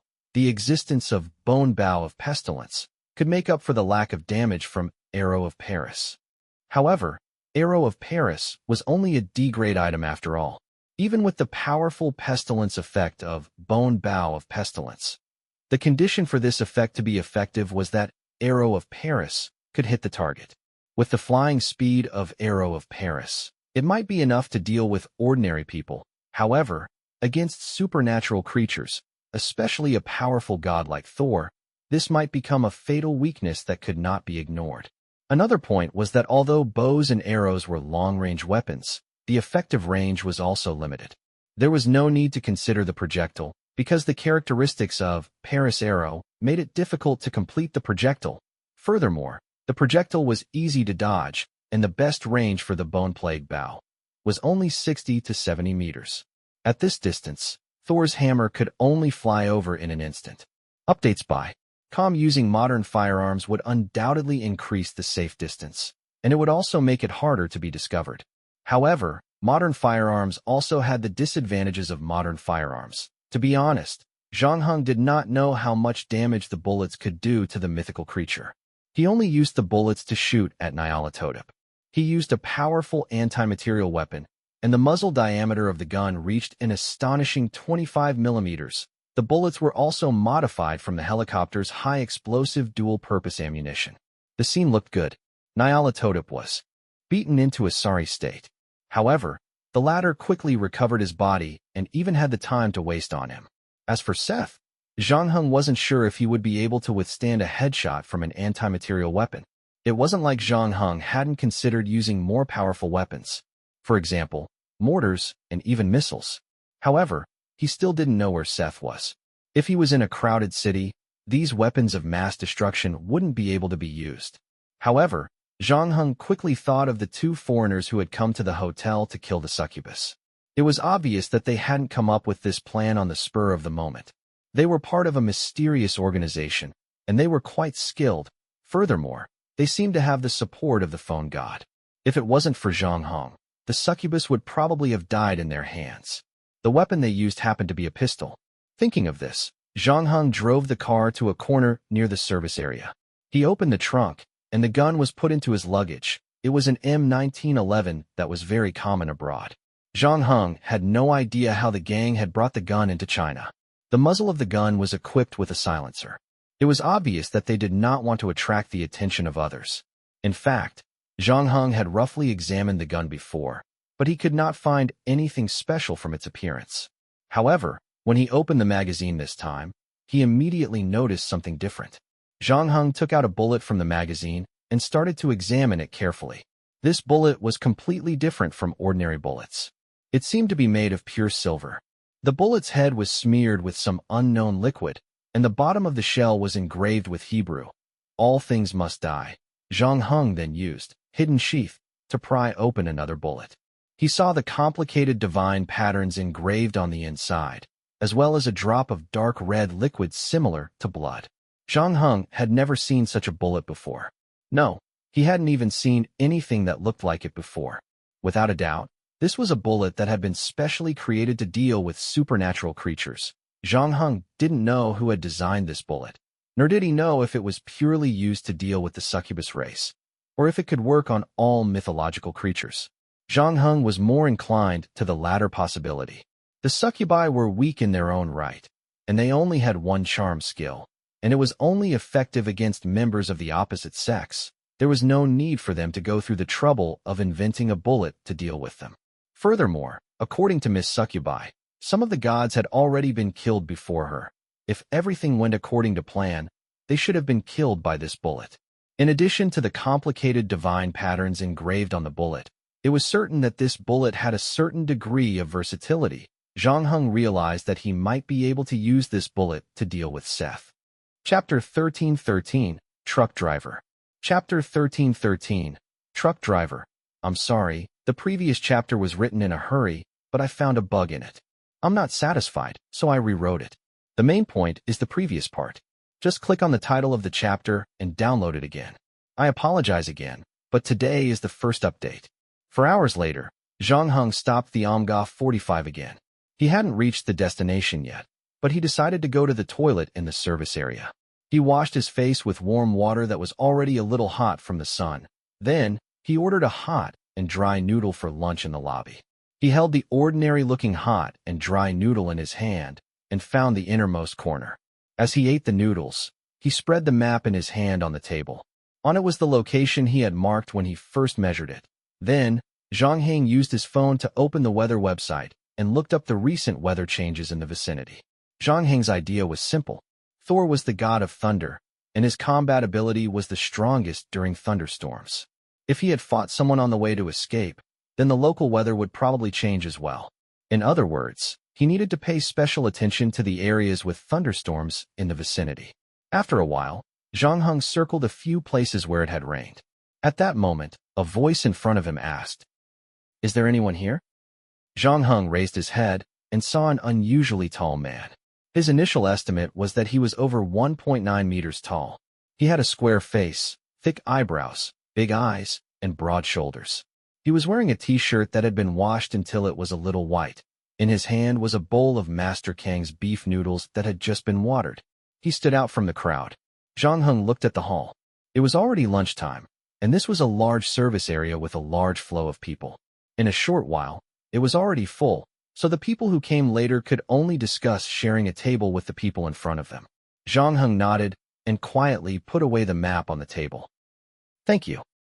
The tall man placed the bowl of instant noodles in his hand on the seat opposite Zhang Heng. Then, he wolfed down the noodles in the bowl until they sizzled. In less than half a minute, he finished a big bowl of instant noodles. Then, not satisfied, he ate another 4 beef pancakes. During this time, he passed a pancake to Zhang Heng and said, "Brother, do you want to try one? This is my wife's stewed beef. It's much more fragrant than the one sold here." "Thank you, big brother. I have enough noodles." Zhang Heng declined politely. The tall man did not try to persuade him further. He finished the last remaining beef pancake and finished the instant noodle soup in his bowl. He burped and saw that Zhang Heng was still eating noodles, so he did not rush to leave. He wiped his mouth and said, "Brother, where are you going?" "Oh, I'm just going for a stroll. I haven't confirmed my destination yet. What about you, brother?" Zhang Heng used his chopsticks to pick up the hot dry noodles. Updates by Calm. Free travel. The tall man said with a sudden realization. "No wonder I saw you looking at the map earlier. Brother, you're in a good mood. I'm on a long-distance trip, so I brought some goods to Hunan." As the tall man spoke, he pointed at a large truck outside the window. Judging from its length and height, the truck was indeed carrying a lot of things. "Brother, you've worked hard. I'm used to it. My whole family depends on me to support them," the tall man said. Seeing that Zhang Heng was almost done with his noodles, he tactfully stopped chatting and casually said, "One of my buddies is still in the truck. Brother, I'll go back first." "Okay, take care, brother." Zhang Heng watched the tall man walk out of the restaurant in the service area and climb into the truck. He watched the truck drive out of the service area. After a while, he returned to the AMG A45 and started on the road again. In fact, Zhang Heng had considered asking Han Lu to help him borrow a private jet. It would be faster, but before that, he had already made up his mind to cut off all contact with the people around him. Han Lu was very close to him because of Qingcha's help in purchasing points. Zhang Heng did not want to give her any more trouble. Other than that, even though Zhang Heng knew how to fly a plane, he did not have a pilot's license. If he wanted to borrow a private jet, he needed to borrow another pilot.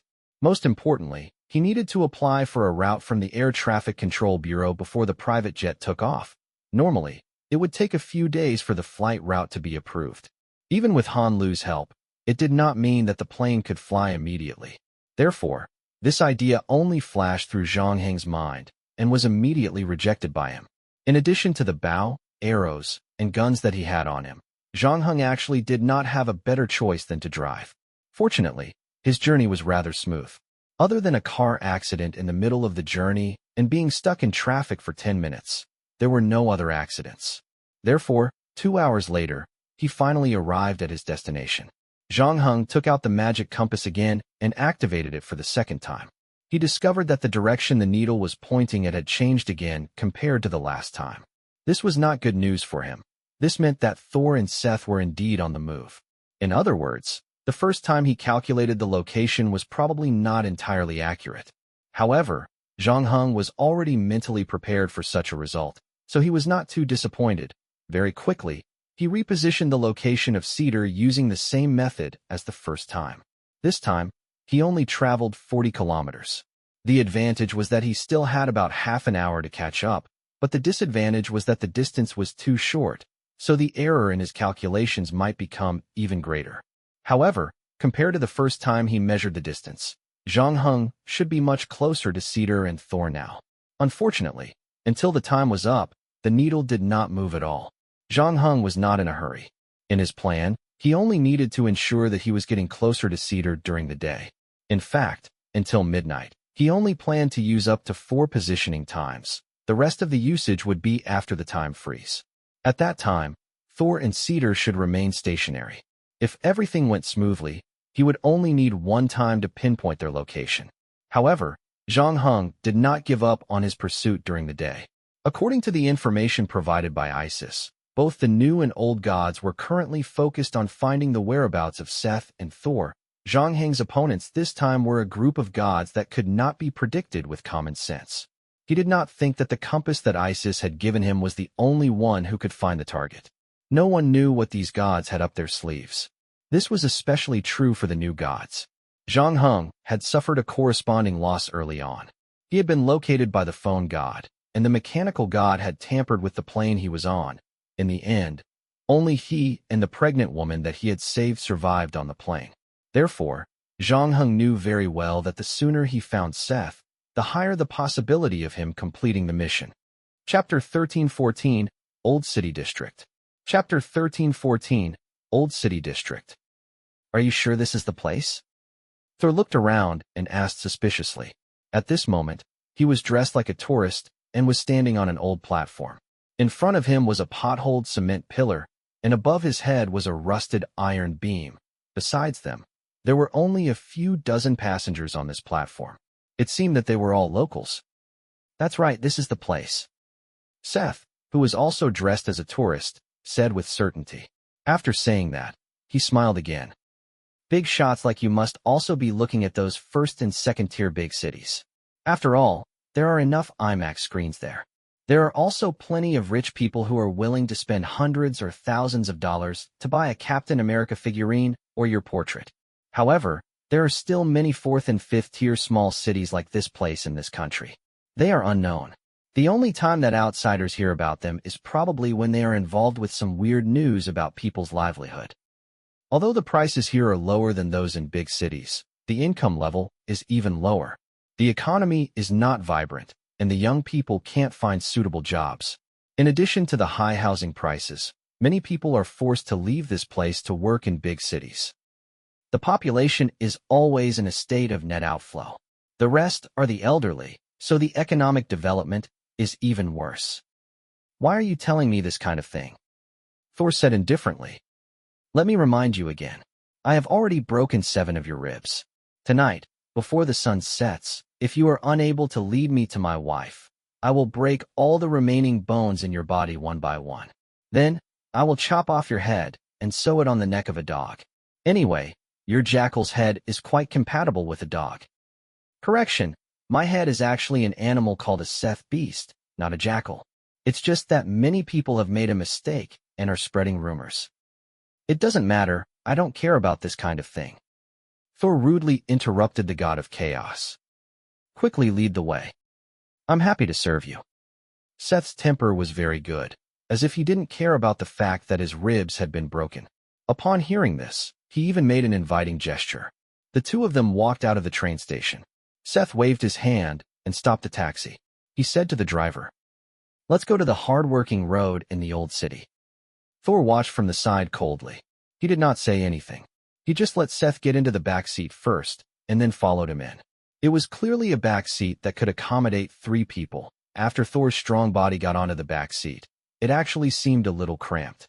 The manic aura that he emitted also made the taxi driver's forehead break out in cold sweat. Seth looked at Thor's right wrist that was tightly gripped by Thor, sighed, and said in Norwegian, "With my strength, it's impossible for me to escape from your eyes. Do you have to watch me so closely? People who don't know would think that we're gay." Thor sneered.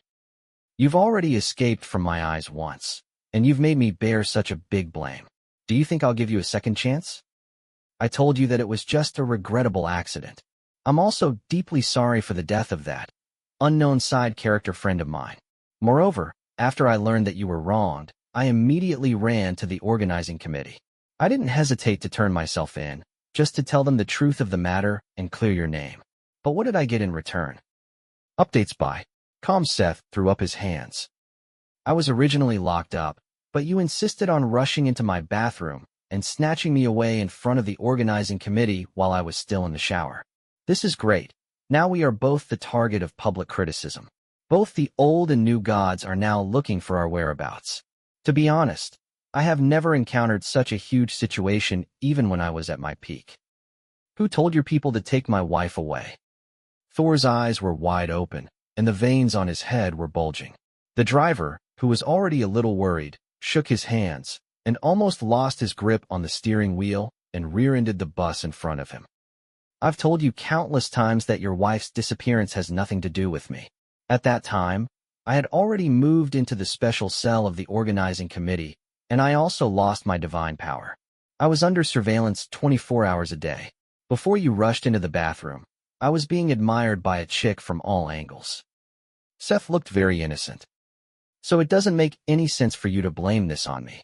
Forcing me to find someone within a day is even more difficult. But even so, I still decided to bring you to the most likely place to try your luck. Don't you think you should be a little more polite to your new partner? I don't believe your nonsense. Thor roared. His spittle even flew over the seat and onto the rearview mirror in front of him.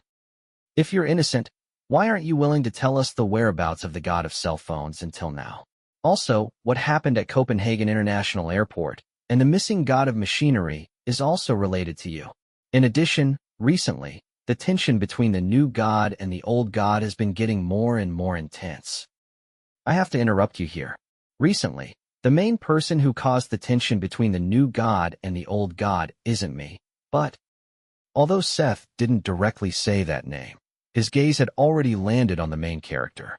But before the latter got angry, the god of chaos quickly said, "Actually, the situation that has developed to this point is not a problem for anyone, but a necessity." Here we go again, your chaos theory. Thor said unremittingly. Seth didn't mind and continued. You have to admit that peace has been going on for too long, longer than ever before. That's a good thing. People who haven't experienced cruel wars will never understand the value of peace. Thor said, I've experienced wars, so I agree with you. I believe that the gods in the organizing committee, who are as high and mighty as you, will also agree with you. However, this world isn't just made up of those high and mighty big shots. What are you trying to say? Thor stared into Seth's eyes and said mockingly, Don't you know that no one will buy your bullshit now? For those who live in luxury and are high and mighty, order and peace are indeed more precious than gold, but everything has to be viewed from a different perspective. For those who have nothing and are about to starve to death, war and chaos are the only bargaining chips for them to turn the tables, and even their hope of survival. Seth said, Nonsense, said Thor impatiently. Maybe I should rip your head off right now and shut you up. Chapter 13:15. Chapter 13:15. Apartment building. Just as Thor's eyes were filled with ferocity and the atmosphere in the taxi was getting more and more tense. A trembling voice came from the front row. Friends, you've reached your destination. When Thor heard this, he shifted his gaze outside the window and saw that the taxi was parked at the side of a somewhat desolate-looking street. On both sides of the street were various small storefronts. There was a pancake shop called Deerhorn Lane. There were dollar stores, women's clothing stores, Sand County snacks, small clinics, and even a new beer and shoe store. Behind these small stores was a row of old tube-shaped buildings. The clothes and bedding that were hung in the corridor, as well as the flowers and plants, finally injected some life into this old place. Thor threw a 100 yuan note to the driver and dragged Seth out of the car under the driver's surprised gaze. He grabbed Seth's neck and directly lifted him up from the ground. I'm not here to accompany you to discuss the economic revitalization of small cities. Where's my wife? You'd better tell me quickly. Don't keep me in suspense and play tricks anymore. Seth's face was full of helplessness. He coughed and tried to squeeze out a sentence from his throat. Didn't anyone tell you before? When you want someone to answer your questions, don't always strangle that person's neck. Thor snorted and finally let go. Seth returned to the ground, rubbed his neck, and sighed. Soon, we've arrived at the destination of this trip. We'll see the real person soon. Thor's anger lessened slightly when he heard Seth's words, but a hint of wariness flashed in his eyes. He stretched out his hand and was about to summon his precious hammer over. But in the next moment, Seth held his hand down. No, no, no. Don't always think about using violence to solve problems. Compared to your strength, there's no danger here. Let's talk first. It's not too late to attack if we can't reach an agreement. After all, Sif is still in his hands. Thor saw Seth pounce on him to stop him from summoning the hammer and almost blew up the latter's head. However, when he heard Sif's name, he forcefully stopped his fist. That's right. Don't you want peace? Let's start from here. Peace is bullshit. When I find Sif, I'll kill all the people who kidnapped her. Thor gritted his teeth and enunciated each word. Won't understand why everyone said that you have a bad temper. Compared to you, I'm as gentle as a sentimental jerk. Seth tidied up his clothes. Forget it. You can do whatever you want in the future. But before that, you must suppress your anger. I'm not one of those new gods who are not even 100 or 200 years old. I know what to do when. Thor said in a muffled voice. Is this today's cold joke? If it is, I'll try my best to cooperate with you and laugh a few times. As the two talked, they walked toward a tube-shaped building. When they passed by the pancake stall called Deerhorn Alley, Seth suddenly stopped. I'm hungry. Buy a few pancake mats. One told you not to play any more tricks. Thor warned. I'm not playing any tricks. Please, ever since I was kidnapped by you, I haven't eaten a single bite of rice on the way here. It's rare that I pass by a pancake stall, so buying a few pancakes won't waste your time. If you're really worried that there's poison in these pancakes, just watch me eat them. Seth said. Hearing this, Thor didn't stop him in the end. He said to the boss of the pancake stall, Take 4 pancakes. The boss didn't say anything. He pointed at the price list on the wall behind him and the QR code on the table. Then he stood up, picked up a plastic bag, and put it on his hand. He grabbed 4 pancakes and handed them to Thor. Thor stuffed the pancakes into Seth's arms. Then he opened his wallet and took out a $10 bill. After hesitating for a while, he took out another $10 bill and slammed it on the table. Give me 6 more. The boss reached out his hand and silently put away the 20 yuan note on the table. Then, without saying a word, he picked up another plastic bag. However, Thor felt that his actions were too slow, so he directly grabbed 6 pancakes. He devoured them in a hurry, while Seth also ate 3 pancakes on the other side. However, when he ate the 4th one, it was obvious that his swallowing became a little difficult. Since he had already done this, Thor simply bought 2 bottles of mineral water from the grocery store and gave one to Seth. He finished the other bottle. Then, the two of them finally followed an old woman who came back from selling vegetables into the apartment building. The building was 5 stories tall, and there was no elevator in it. However, this height was nothing to Thor and Seth. The two of them quickly climbed to the top floor and passed through a corridor filled with clothes and bed sheets. They arrived at the end of the room. Seth reached out and knocked on the old-fashioned anti-theft door in front of him. However, there was no response from inside. Seeing that Thor was about to call his hammer again, Seth quickly increased the strength of his knocking. This time, the people inside finally reacted. However, half a minute later, a crack was opened on the door. A pair of small eyes with a malicious glint behind the door first looked at Thor. They frowned and then looked at Seth. However, they appeared to be a little lost. It was not until Seth untied the thing wrapped around his face that the wolf's head was revealed. Finally, he spoke in an unpleasant voice that sounded like chalk scratching the blackboard. It's you. What are you doing here? I'm here to visit my old friends. There's no one here who is your friend. The person behind the door said, while spitting at Seth's feet. Seth smiled and did not argue with the other party. He only said, I know what you have done. Before it's too late, I hope you can rein in your horses.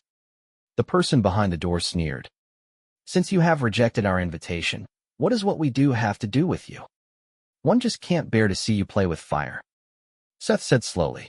The person behind the door seemed to have thought of something, and a look of surprise suddenly appeared on his face. Especially when he looked at Thor on the other side. The surprise on his face could not help but become stronger. Seth, I remember that you were caught by the organizing committee, right? To be more precise, it was my conscience that made me turn myself in. Seth said, As far as I know, you don't have a conscience. the person behind the door said. And when he finished speaking, Thor, who was beside him, could no longer hold it in. Why aren't you opening the door? Can't you go in first and talk about it later? And the magic is that the people inside, after hearing this sentence, actually so obediently opened the door. Chapter 13:16, Saving Lives. When the door opened, Thor finally saw the person behind the door. It was a short man who looked to be in his 30s or 40s. There was a red birthmark on the left side of his face, and his chin was full of stubble. It could be seen that their owner had not shaved them for at least a week. It was August, and the temperature was still very high. However, the air conditioner was not turned on in the room, and only an electric fan was working hard. When he shook his head, it would make a strange creaking sound. The man with the birthmark on his face was shirtless. He was only wearing a pair of slippers and a pair of big underpants. He looked at Seth and Thor warily. Before he could say anything, Thor had already pushed him aside. Then, Thor rushed into the house like a whirlwind and shouted, Sif, don't be afraid. I'm coming to save you." The man with the birthmark on his face was shocked and angry at the same time. He screamed, "What are you doing?" As he said that, he got up from the ground and rushed up to catch Thor, who was about to continue to rush into the house. However, his small body and strength were like an ant against an elephant compared to Thor. Thor just casually pulled, and with less than 20% of his strength, he flew out again. This time, his back hit the wall, but he couldn't get up from the ground for a long time. However, he still endured the pain and shouted, "Bastard, you can't go in, you can't go in. This is my home." Seth said helplessly, "Didn't we agree to negotiate 5 minutes ago? There's someone in the back room." Thor didn't care about that and directly pushed the door of the back room. "I heard the crying inside. I don't know what shit Sif is. That's my daughter." The man with the birthmark on his face said, "Do you really think I'll believe your nonsense about a father locking his daughter in the house and locking the door behind him?" Thor tried twice and found that he couldn't turn the doorknob. He didn't turn back to ask the man with the birthmark for the key, but directly kicked the door. The wooden door, which did not look very sturdy to begin with, could not withstand Thor's kick. It simply fell to the ground. When Thor saw the scene inside clearly, his entire body was filled with anger. In the middle of the dark and stuffy room, there was an iron cage. However, what was locked in that iron cage was not a beast, but a blonde woman. Her hands and feet were chained, and she was wrapped in a thick leather cover. Besides her hair, there was only a small hole in her nose where she could breathe. It was easy to imagine how uncomfortable the people inside would be in such an environment. In fact, when Thor knocked the door open, Seth also heard faint cries. At this time, Thor would not believe that the person inside was the daughter of the man with the birthmark on his face. He roared, "Sif, don't be afraid. I'll let you out right now." Updates by Calm. "No, don't let her out." The man with the birthmark on his face became even more anxious. However, before he could finish his words, Thor had already reached out and grabbed the 2 bars of the iron cage. Then, his arms suddenly exerted strength. His strong muscles tensed up and actually bent the 2 iron bars that were more than 3 centimeters in diameter. Then, Thor broke the iron chain and opened the zipper of the leather case. However, what Thor didn't expect was that when he let out the crying woman inside, he saw an old and ugly face full of wrinkles. It was as if half of the bark of a dead tree had been burned off. While Thor was still in shock, the ugly old woman in front of him suddenly stopped crying. Then, a cunning and cruel look flashed in her eyes. In the next moment, her right hand suddenly turned into a sharp knife. It stabbed directly into Thor's chest. This change happened too suddenly. Even if the person who was saved was not Sif Thor, he did not expect that the other party would suddenly do such a vicious thing to his savior. In addition, the distance between the two of them was too close. Thor could not react in time and was stabbed by the knife. However, the knife only pierced less than 1 centimeter into Thor's chest. It could not go any deeper because one of Thor's hands had already grabbed the blade. "Show mercy." The man with the birthmark on his face saw this scene, and his expression changed. Unfortunately, it was too late for him to speak. Thor's other fist had already smashed into the old woman's body, sending her back into the iron cage, coughing up blood continuously. At the same time, Thor's eyes turned red. Although the wounds on his body were not fatal, Thor was completely enraged by this slash, especially when he saw that the old woman in the cage, although her face was pale and one of her arms was broken, still wanted to climb up and attack him. Thor didn't even think about it and directly stretched out his hand into the air. Everyone calm down. Seth seemed to be trying to act as a peacemaker. He advised from behind. Even if there's any enmity, it's not too late to fight after we've made things clear. Unfortunately, both Thor and the man with the birthmark on his face clearly did not listen to what he said. The latter had already climbed up from the ground. He widened his eyes and shouted fiercely. You bastards have gone too far. You dare to hurt my daughter? Both of you can forget about leaving this place alive. After saying that, the door of the other room suddenly shattered, and a white tiger jumped out from it. The white tiger let out a long roar and headed for Thor's head. Perfect timing. Thor shouted. Instead of retreating, he advanced and threw another punch. However, when this punch hit the white tiger's forehead, it went straight through, and then the entire body of the tiger disappeared. The thing that Thor had hid inside was only a gecko that was less than 2 inches long. However, after such a short delay, the ugly old woman had already climbed to Thor's leg. She opened her mouth and was about to bite down, but was kicked out by Thor. At this time, the man with the birthmark on his face also pounced forward. He was also smashed to the ground by Thor's punch. In the end, his appearance changed just like that of the white tiger. He changed from a middle-aged man to an old man with a completely bent back. From his appearance, it was obvious that he was Caucasian. Thor raised his foot, ready to crush the ugly old woman's head first before slowly interrogating the bent old man on the ground. But what he didn't expect was that in the next moment, another figure appeared outside the door. It was actually the old woman they had met when they entered the apartment building. But now, she looked even older than the first time they saw her. Half of her facial features had disappeared, and her arrival was like a signal.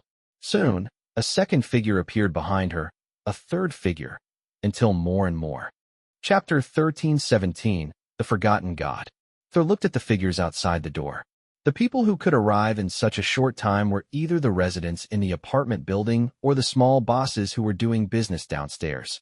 In addition to the old woman who was buying vegetables, Thor also saw the boss of the pancake shop, the cashier he met when he was buying water from the grocery store, and the 2 elementary school students playing with ants downstairs.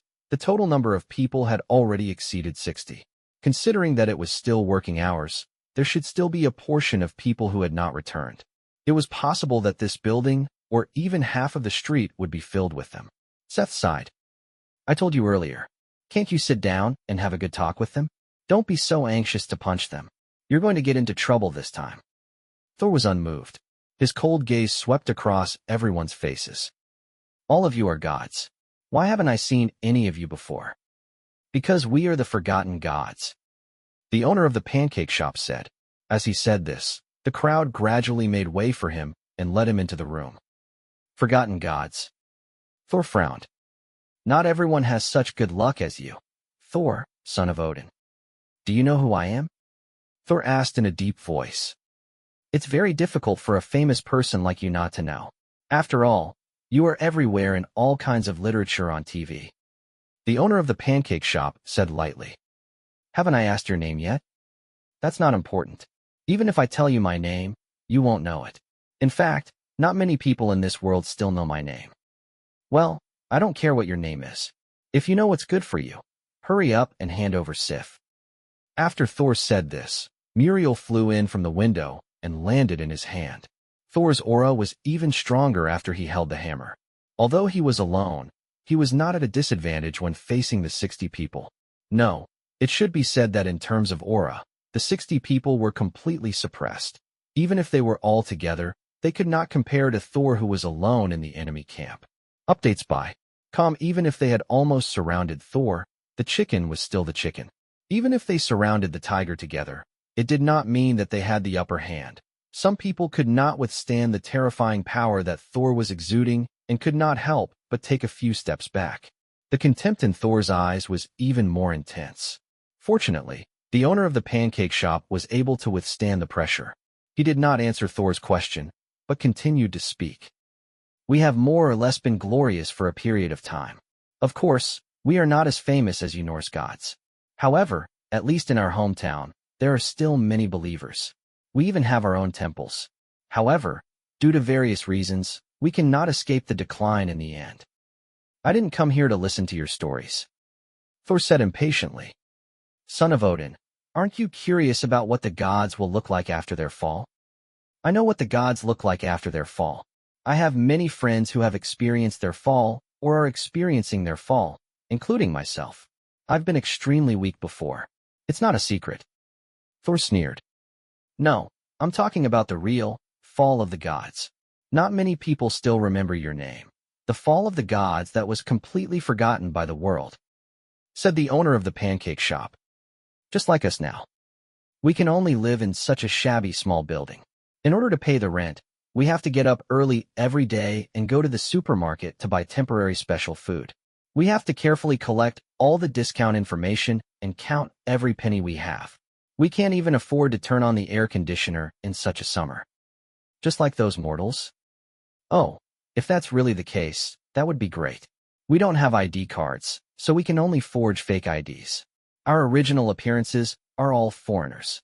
Fortunately, some of us can use illusion to help us change our appearances. That's why we can barely settle down. However, we can't take the high-speed train or the plane. We can't even find a proper job. We can either work illegally or open our own small shop. We also have to give most of the profits to our partners. We can only stay at the bottom of society forever. Most of us don't have any relatives or families we can rely on. Otherwise, why do you think we're gathered here? Isn't it because two can take care of us? Another person in the crowd said. The city security, the scoundrels in the city, the security guards in the neighborhood, anyone can bully us. And this isn't the worst part. The man's tone became even more agitated as he spoke. The worst part is that as time passes, our strength is still declining. Not only do we look older and older, but it is also becoming more and more difficult to maintain our original bodies. This is the reason why we all look disabled and extremely ugly now. What's worse is that some of us are starting to have mental problems. The better ones are just forgetting a lot of things from the past and can't remember their own names. The unlucky ones are like old Jing's daughter. She has completely gone mad and doesn't know anyone. She will crazily attack anyone who gets close to her. So old Jung can only lock her up with iron chains and cages. Thor glanced at the old woman who had been kicked to the ground by him. He didn't know how many of the old woman's bones had been broken by his kick, but she was still trying to crawl to his side with one hand. I apologize for my previous recklessness. Thor's tone seemed to have softened a little, but it soon became tough again. But I came here to find my wife.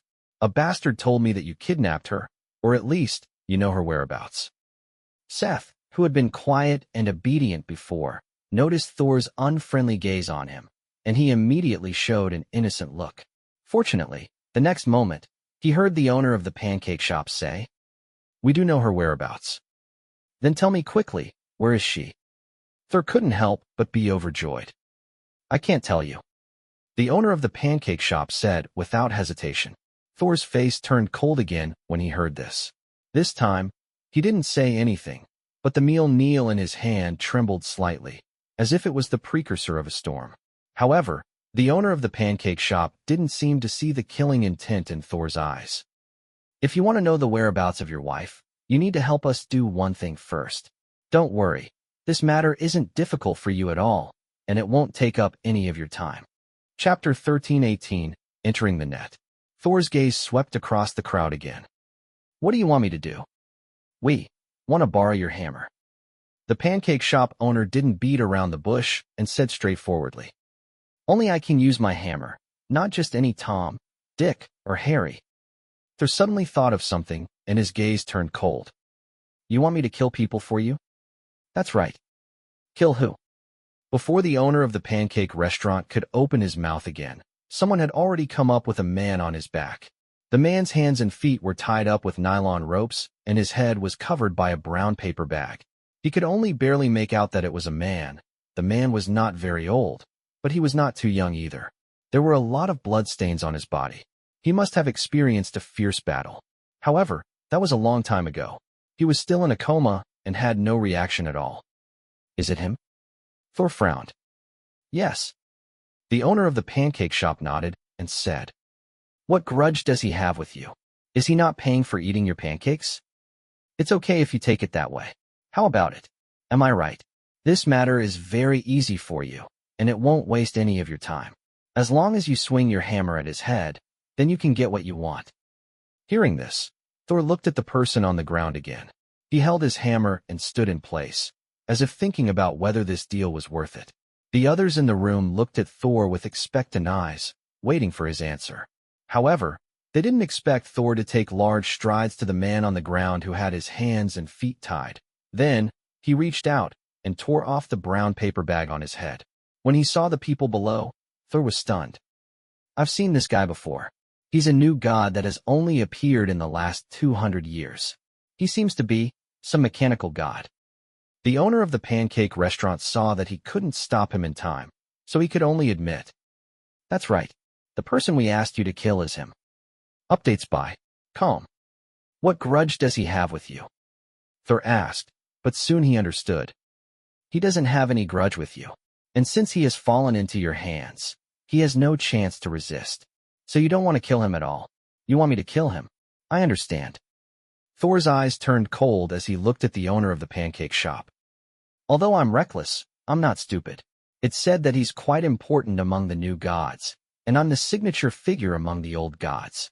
If he dies in my hands, then the new gods and the old gods will have to fight each other even if they want to. But if that's the case, I have a question to ask. Why are you so painstakingly trying to provoke a war between the new gods and the old gods?" "It's just to survive." The owner of the pancake restaurant did not hide anything. "Surviving is our only wish. If we continue to stay in this lifeless town, we will all disappear quietly. Forgive me for being blunt. Even if there is a big battle, with your strength, you can't even protect yourselves. How many of you can really profit from it?" Thor sneered. "It's just the wishful thinking of a group of people who are about to die. Wishful thinking is better than having no hope at all." The man with the birthmark on his face urged, "What are you waiting for, son of Odin? Hurry up and do it." Hearing this, Thor didn't rush to swing his hammer. "After saying so much, you still haven't proven that my wife is indeed in your hands. How do you want us to prove it? Bring her to you? You're Thor. We're not your match even if we join forces. If you go back on your word and take her away, we won't be able to do anything to you. On the contrary, you killed someone first. We can't beat you, so of course we don't dare to lie to you," said the owner of the pancake restaurant. Thor saw that the other party was not willing to produce any evidence, but he suddenly stared into the eyes of the person with the birthmark on his face.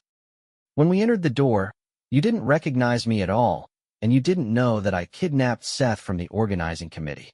Moreover, you also said that you didn't know any bullshit Sif. You didn't know where my wife was at all. From the beginning to the end, you were just trying to trick me into killing people, right?" Thor had already raised the hammer in his hand by the time he finished speaking. His hair and beard were all spread out. The man with the scar on his face, who had been questioned by Thor, was so frightened that he took 3 steps back and sat down on the ground. The crowd was in an uproar. Even the owner of the pancake restaurant had a change in expression. It wasn't just the dying people in the tube-shaped building who heard this. There was also a man and a woman with binoculars and earphones in another building a kilometer away. The woman was chewing gum as she clicked her tongue. "Didn't that guy say that Thor is the most brainless of all the A-rank gods? I didn't expect that he would be seen through in the end." The man's expression was very serious. "The main reason is that the gods who live in seclusion here are too weak. Even if we gave them the god of machinery half a month in advance, they wouldn't have made any decent arrangements. It's true.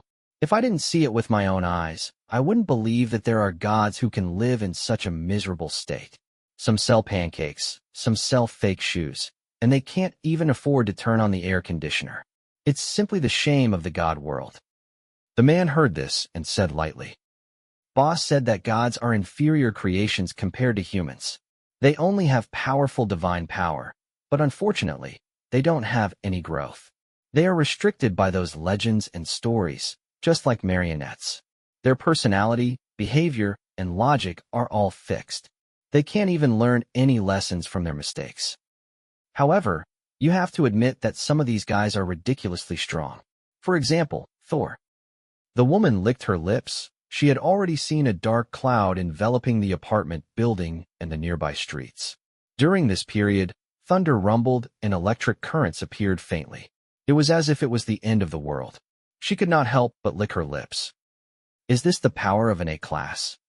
Since the fish has already fallen into the net, then it's time for the hunter to appear. The man put down the binoculars in his hands. Tell the Straw Hat Group to prepare to attack. Simon alone can take down one of the 4 horsemen of the apocalypse, Pestilence. With so many of us, how can we not be able to deal with an A-class? Are we finally going to get serious? I've been bored to death just dealing with small fish and shrimp these past few days. The woman immediately became excited upon hearing this. This time, we should be able to see how much damage the Godslayer bullet can cause to an A-rank god. Only with this data will we be able to evaluate our next actions. Let's focus on the present first. We'll talk about other things after completing the mission boss gave us. Chapter 13:19, Gunshots. Thor could already tell that this group of gods, who were almost forgotten by the world, did not know the whereabouts of his wife, and that his famous son of Odin, the god of thunder and power, had almost been deceived by this group of insignificant characters and became a knife in their hands. Thinking of this, Thor could no longer hold back the anger in his heart and immediately raised Mikhail in his hand. Black clouds instantly covered the entire street. A few people who saw that the situation was bad wanted to escape, but before they could turn around and run a few steps, they saw several purple lightning bolts as thick as bowls striking down from the sky. They directly struck their bodies. Even when they were at their peak, there were probably not many people who could withstand such a terrifying attack, not to mention now. The people who were struck by the lightning let out a miserable cry and then fell to the ground. There was no more sound. The expression of the owner of the pancake shop changed drastically when he saw this. However, he was the leader of this group of people after all.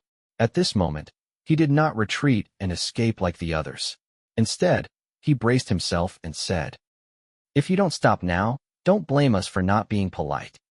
It just so happens that I also want to experience your methods." Thor sneered and threw out the hammer in his hand.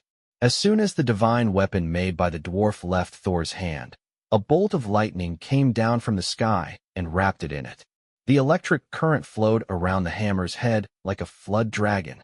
No one could stop it wherever it passed. The person who was targeted by the hammer was first struck by the lightning on it. His whole body was paralyzed, and he couldn't move. Then, he could only watch as Mikhail kept enlarging in front of his eyes. By the time the hammer flew around the crowd and returned to Thor's hand, it had already turned blood red. The handle of the hammer was still stained with some unknown brain matter. Because the pancake shop owner reacted the fastest, he was lucky enough to dodge the lightning strike. However, the place where he was standing was the area that Thor had taken care of the most. Other than him, a few people around him had already died.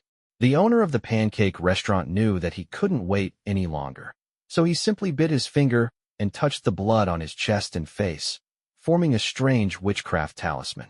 Then, he spread his hair. He began to dance. Thor smiled contemptuously. "You want to curse me with your current divine power?" After saying that, he didn't even look at the owner of the pancake shop. Instead, he continued to control lightning and hammer to chase after those guys who had fled in all directions.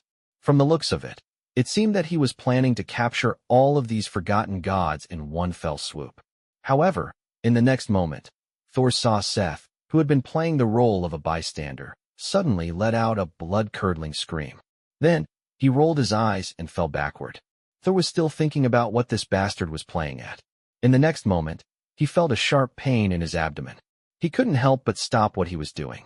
He almost couldn't catch Muriel, who was flying back. Sweat dripped down from his forehead. Updates by Calm. Is there a problem with the pancake? Yes.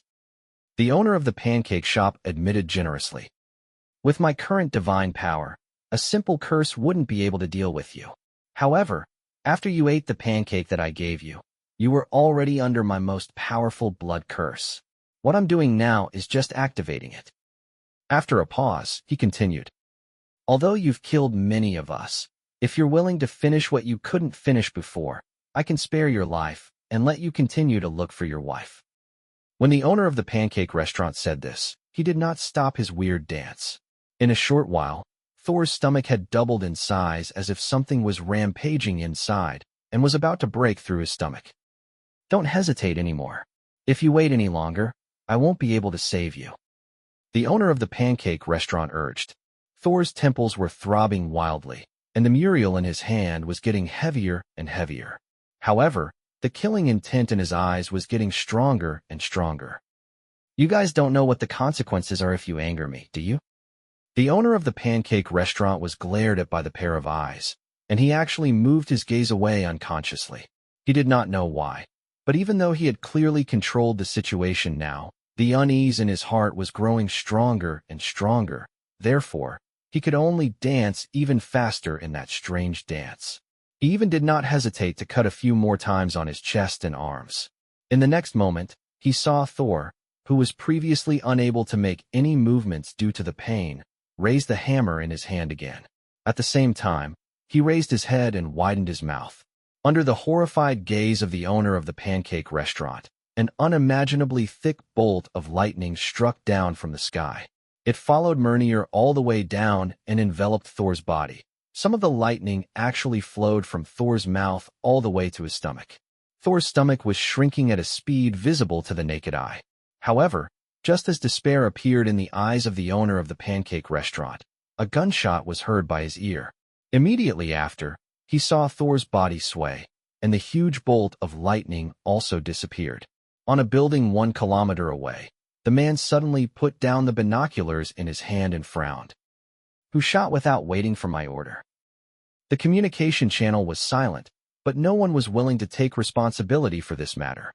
Just as the man's face became more and more gloomy and was about to flare up, the female companion beside him suddenly said, "It wasn't our people who shot." Then again, the man suddenly stopped mid-sentence because he didn't need a telescope to see that a bolt of lightning had struck into the building next to them. After a moment of silence, the sound of gunshots rang out again, and this time, it was even more intense. The densely packed bullets flew towards Thor, sealing off his front, back, left, and right paths. However, Thor was indeed Thor, the strongest god in the Scandinavian god system. Seeing that there was no way to avoid them, an electric net appeared in front of him and actually absorbed all the bullets flying towards him. However, before Thor could catch his breath, he saw gunshots suddenly erupt from an office building on his left. Just by looking at the firepower, it seemed like there were dozens of gunmen hidden within. The man was a little confused. "Is there any other force besides us that is planning to attack Thor?" The female companion beside him also looked puzzled, but then she seemed to have thought of something. Her expression changed. "It's not some force. He's here." "Who?" "The god of guns," the woman said quickly. "The new god has been looking for Thor's whereabouts. It seems that their people have arrived." Chapter 13:20 Free-for-all. Lightning jumped from floor to floor, rushing towards the guns that were placed at the windows and passing through the barrel of the guns. However, the strange thing was that there were no shooters behind the guns that were spitting bullets. In other words, these guns were fully loaded and firing on their own. It could be said that they were fully automatic. Witnessing this scene, the male commander of the mysterious organization on the other building sighed. "This is probably a one-man army. He clearly only has the strength of a B class, but he can take on a class head-on without being at a disadvantage." The eyes of the female comrade beside him lit up. "It would be great if this fellow could be used by us. With his ability, coupled with the god-slaying bullets, there shouldn't be many gods that can withstand it." Don't think about it. The god of guns is an important character in the new god camp. He isn't someone that some random god can compare to. No matter how you look at it, he has no reason to betray his own people. The male commander said calmly. After a pause, he lectured again. "Remember, these gods cannot be trusted. Even if Seth, who has temporarily formed an alliance with me, puts it bluntly, both of us are only taking what we need. He wants to borrow our power to create chaos among the gods and regain the glory of the past. We also need to act in his name and temporarily hide the existence of the organization. However, our current goal is the same. which is to provoke a war between the new and old gods. I'm not a fool. Why would I trust the god of chaos? The female commander rolled her eyes. But I'm getting more and more curious. Who is behind Seth? I've seen his files and information. According to my teacher, the personality, temper, and behavior of the gods are basically fixed and rarely changed. Previously, Seth was just messing around and didn't have any clear goals. But now, although he's still trying to cause chaos, he's clearly a lot more methodical. Even when he joined forces with us, he came to us first. I'll leave such trouble to boss. We just need to complete our own tasks. The male commander waved his hand. Tell Straw Hat Group that things have changed. Don't make a move for the time being. Since the god of firearms has arrived, the other gods shouldn't be too far away. Chaos is about to arrive. Before that, we have to try to keep a low profile.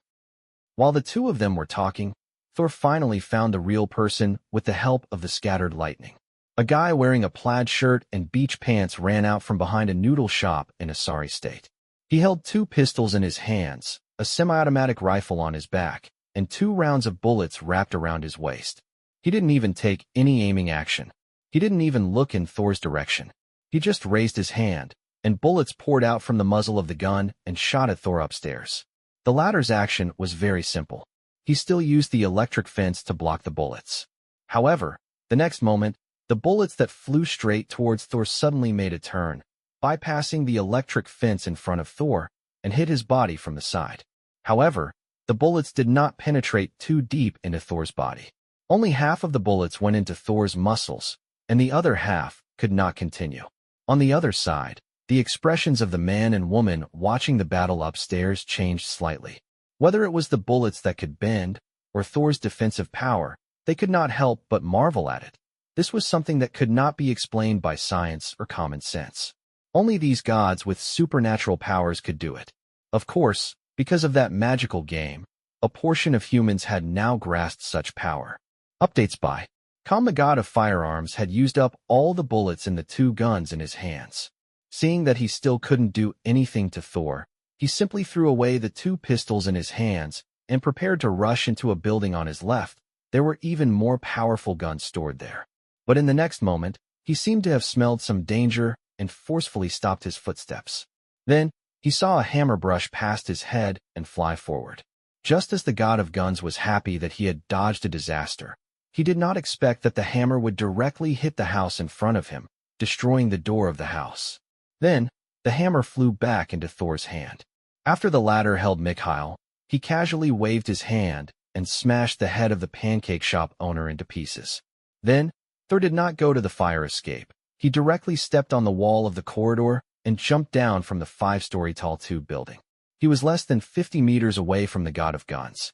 The god of guns reacted very quickly. He had already taken off the semi-automatic rifle on his back and shot at Thor. However, Thor only raised his upper arm in front of his chest to block his head and chest. He relied on his super strong defense to take this wave of attack head-on. Moreover, Thor wasn't just passively defending. He also seized the opportunity when the god of firearms was changing bullets and once again raised Mikhail in his hand. The dark clouds above his head instantly surged even more ferociously. This time, at least 20 bolts of lightning struck at the god of firearms. This was Thor's strongest point. As an old god, his combat experience was many times richer than the god of firearms, who was a new god. The situation where the two of them were still barely able to fight against each other was finally broken by him.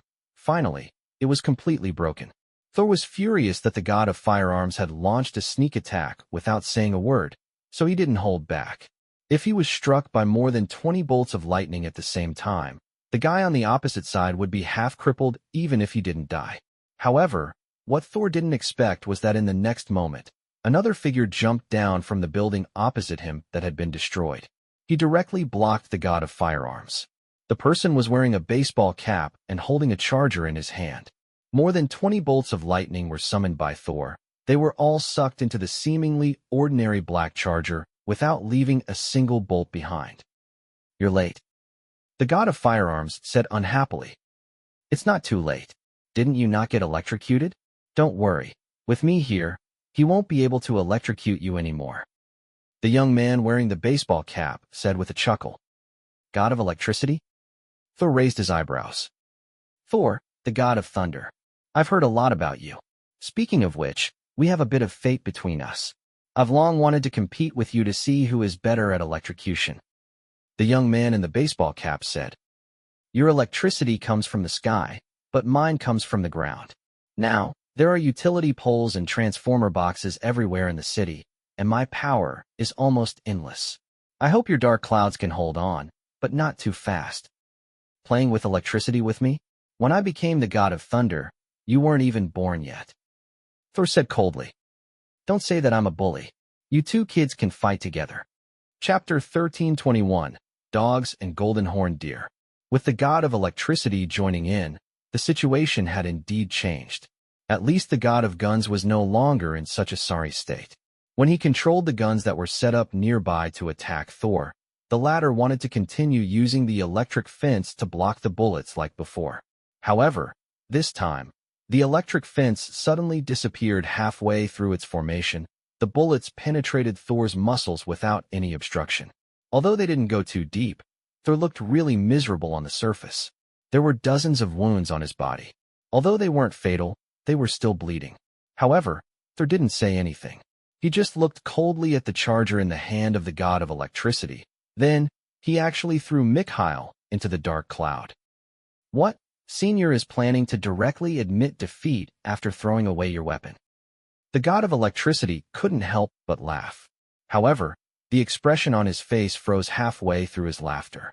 In the sky above him, the lightning that was originally swimming around was like sharks that had smelled blood. They all gathered in one place and finally formed a terrifying lightning ball with a diameter of more than 10 meters. And at the center of that lightning ball was Mikhail, who had been thrown out by Thor. Because this lightning ball had absorbed all the lightning in the dark clouds, it actually made the originally rolling dark clouds quiet down. Only the place where the lightning ball was located became more and more dangerous. Just looking at it made one's hair stand on end. Seeing this, the god of guns' expression also changed greatly. He said nervously, I told you to stop bragging. This is great. Now that you've made a mess, you'll be struck by lightning together with me. Can you block it or not? The god of electricity raised his head and stared at the electric ball. His expression was uncertain. He did not speak, but used his actions to answer his companion's question. He slowly raised the charger in his hand. He placed it on top of his head. Thor snorted.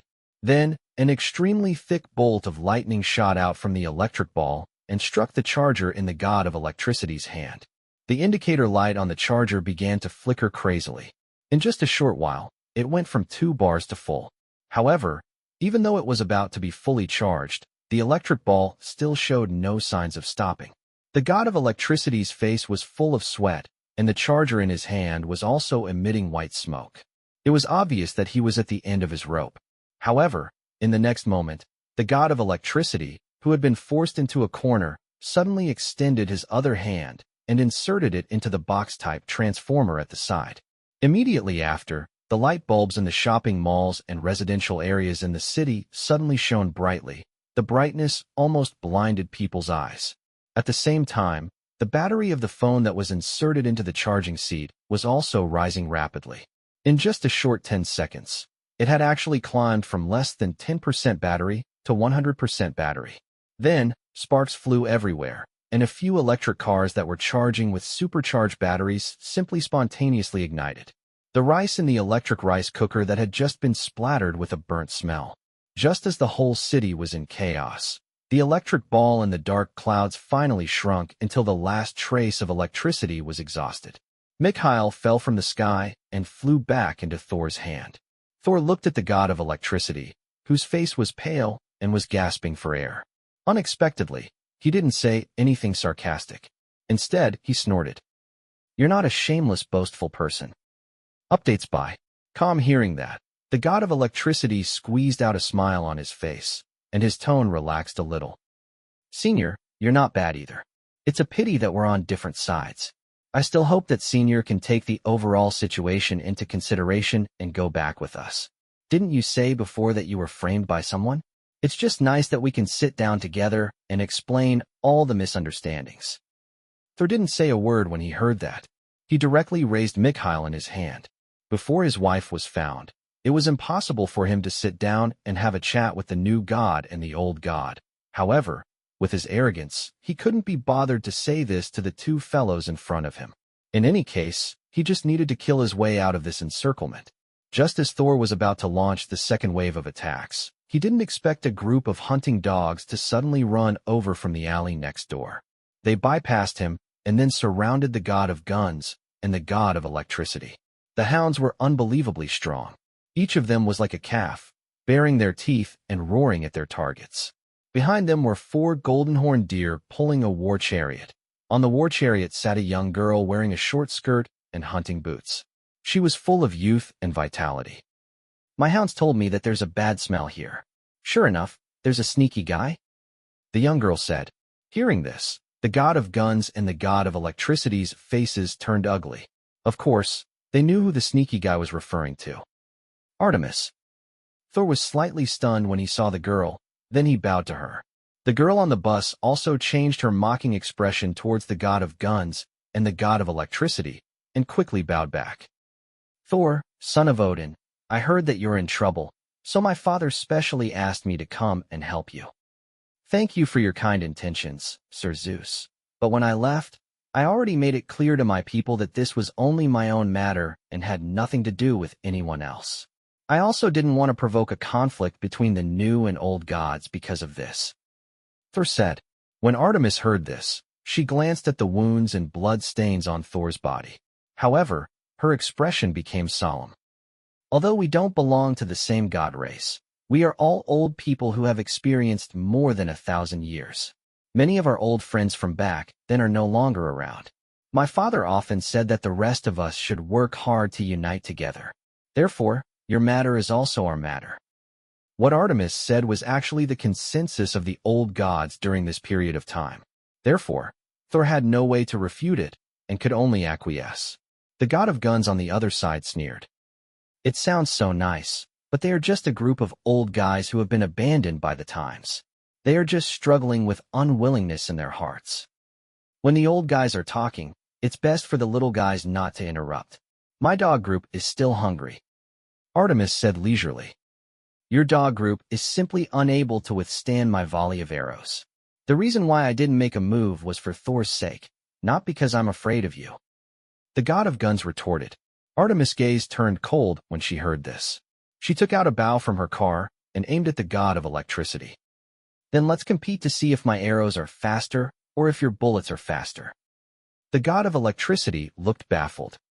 "Aren't you going to compete with him? Why do you have to involve me?"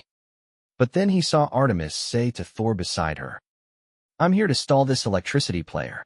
You finish off that kid with the gun first, and then we'll—" But she was only halfway through her words when Thor's expression suddenly changed, and then his figure disappeared from the spot. Chapter 13:22, Battle Royale. Thor ignored the 3 gods in front of him because he suddenly thought of an important matter. Then, without even bothering to greet Artemis, he stomped on the ground with both feet and jumped up again. He jumped toward the tube-shaped building. The god of guns hesitated for a moment. He didn't know if it was because he respected Thor's bravery, or because he was afraid that Artemis, who was beside him, would immediately shoot the arrow in her hand at her companion. In the end, he did not take the opportunity to shoot, allowing Thor to smoothly jump back into the house he was previously in. Thor had come back to look for Seth. The latter had eaten the pancakes given to him by the pancake shop owner, and his own strength was not as good as his. Furthermore, his divine power had been sealed by the organizing committee. Thus, after he fell out with the forgotten gods, the first thing he did was simply fall to the ground. After that, Thor was so angry that he was busy killing people that he temporarily forgot about Seth. When he finished killing people, he was ambushed by the god of guns. In addition, the god of electricity and Artemis had arrived one after another. Thor had no time to care about Seth's life. However, when his mind cleared up a little, he remembered Seth, who had been left on the ground. It was now proven that the gods who lived in seclusion in this place did not know the whereabouts of his wife. In other words, he had been deceived by Seth again in this matter. Thor was about to settle the score with Seth, but when he returned to the house, he found that both Seth and the machine god that the pancake shop owner had asked him to kill had disappeared without a trace. So Thor realized that he had fallen into a trap again, and he was even more certain that his wife's disappearance had something to do with Seth. Thor didn't waste any time and immediately jumped onto the roof. Fortunately, it had only been 5 minutes since he had jumped off the building to fight against the god of guns and the god of electricity, and Seth had another person with him. Even if he wanted to escape, he shouldn't be able to get far. The facts once again confirmed Thor's guess. He stood on the roof and looked down from above. He only glanced around once and saw Seth carrying the god of machinery in the alley as he fled in a sorry state. Finally, he rushed into a building. Thor immediately rushed towards that building when he saw this. The moment his feet landed on the ground, another young man dressed as if he was going to participate in China's hip-hop festival appeared in front of him. Thor was worried that he would lose track of Seth, but this time, he did not show any mercy and shouted loudly, "Scram!" Then, he threw out the hammer in his hand. The other party's expression changed when he saw this. He didn't care about his image and immediately rolled to the right. Thor, however, didn't want to continue fighting. After forcing the enemy in front of him to retreat, he hurriedly rushed past that guy. On the 8th floor, a man and a woman from a certain mysterious organization were also a little dumbfounded at this moment. Updates by Com. The male commander saw that the situation outside had gone beyond their control. More and more people were coming, so he canceled his original attack plan and even prepared to retreat first. However, he did not expect Seth to rush in their direction. The female companion beside him also had a strange expression on her face. Did you tell him that we are here? What is he trying to do? Is he asking for help from us? No, this bastard wants to divert the trouble. The male commander's face was livid. He wants to use us to trap Thor so that he can take the opportunity to escape. I don't know how he knows our exact location. Then what do we do now? Let the Straw Hat Group hide their equipment and pretend to be ordinary people? It's too late. The male commander saw Thor on the roof of the tube-shaped building and also noticed that Thor was looking in their direction. However, the glass of the building they were in had been specially treated. The people outside could not see what was inside. The male commander only thought for half a second before making a decision. We can't hide it from them. Let's not gamble on our luck. Let the Straw Hat Group prepare for battle. If the other party really charges in, then we... Before he could finish his words, Thor's figure had already jumped down from the tube-shaped building. Then, he ran towards the building they were in at an unimaginable speed. He did not slow down or make any turns midway. Thor rushed in without hesitation, which made the male commander couldn't help but swear. Fortunately, the Straw Hat Group he was talking about were all experts carefully selected by the organization. Moreover, they had gone through unimaginable cruel training. When they saw this scene, no one felt any fear or wavering. Moreover, they had come to deal with Thor in the first place. Now, they were just continuing the unfinished business. It was just that the two commanders upstairs did not want to see things develop to this stage. Thor had just rushed into the building when he sensed a strange atmosphere.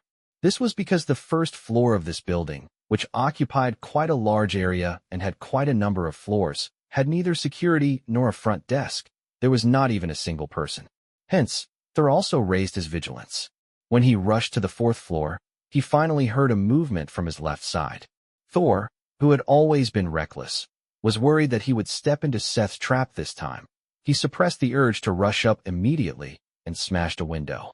Then, he attracted a bolt of lightning from the outside. However, the bolt of lightning was like a stone that sank into the sea. Thor knew that something was wrong, but he didn't want to wait any longer. He held Mikhail and rushed in. In the end, he bumped into 4 strange-looking, white objects. When Thor focused his eyes again, he realized that they were actually 4 humans.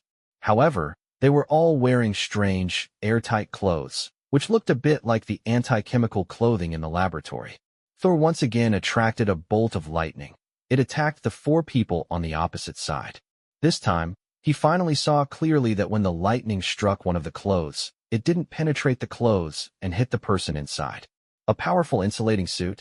Thor raised his eyebrows. He had already realized that the equipment on these guys might be specially designed to deal with him. And before he could make any further probing, The other side had already made the first move. They raised their guns and aimed at Thor at the same time. Thor, who had experienced the baptism of the god of guns, naturally would not put the 4 guns in front of him in his eyes. Even the powerful insulating suits on those people only surprised him a little, because he was the god of thunder and power. Even if thunder could not use it, he still had power. In fact, when he saw that the 4 people in front of him were only mortals, most of the vigilance in his heart had disappeared. Facing the 4 gun barrels pointed at him, Thor was ready to take another wave of attacks. Then, he used the hammer in his hand to kill the 4 humans in front of him. Chapter 1323. It was getting late. Seth lay in the ventilation duct, his ears pressed against the wall. He didn't move at all, as if his entire body had been petrified. Only after a moment did his face reveal a hint of joy. Hearing the sounds coming from upstairs, he knew that Thor had already started fighting with those humans. To be honest, Seth was quite curious about the outcome of this battle. Thor, the most powerful god in the Nordic god system, was fighting against that mysterious human organization. The other party had a weapon that could kill gods. Previously, he had already successfully killed some of the weaker gods. This time, he had come prepared. If he could get rid of Thor, that would naturally be the outcome Seth was most happy to see. Taking a step back, even if he couldn't kill Thor, he could at least heavily injure that boorish man. His greatest threat in recent times had been eliminated. Other than that, Seth naturally didn't have any good intentions towards the humans above him. He obviously knew what those guys were planning. They wanted to hide behind the scenes and incite a war between the new and old gods. And although Seth was their partner, he didn't intend to let them be so happy. Watching from the sidelines wasn't as lively as personally coming down. Unfortunately, the current him didn't have the time to appreciate this masterpiece of his, just as he was about to take advantage of the excitement to escape this place. Seth opened the ventilation pipe again. He first threw the unconscious mechanical god down, and then jumped down together with him.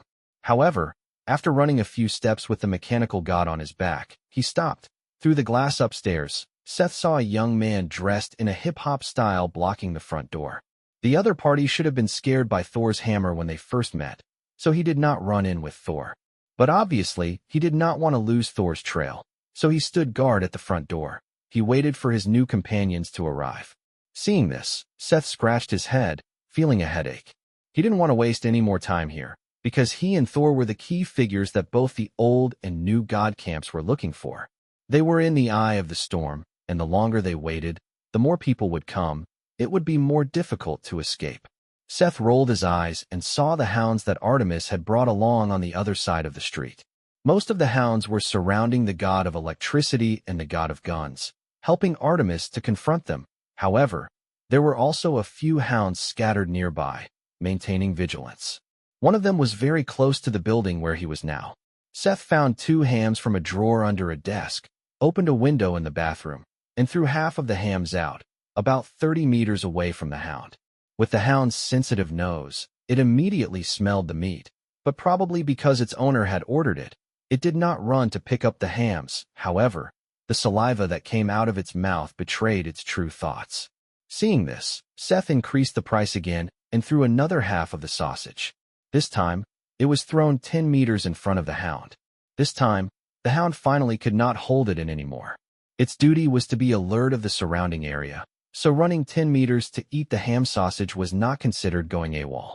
It was just that its body was originally strong. That small piece couldn't even be stuffed between its teeth.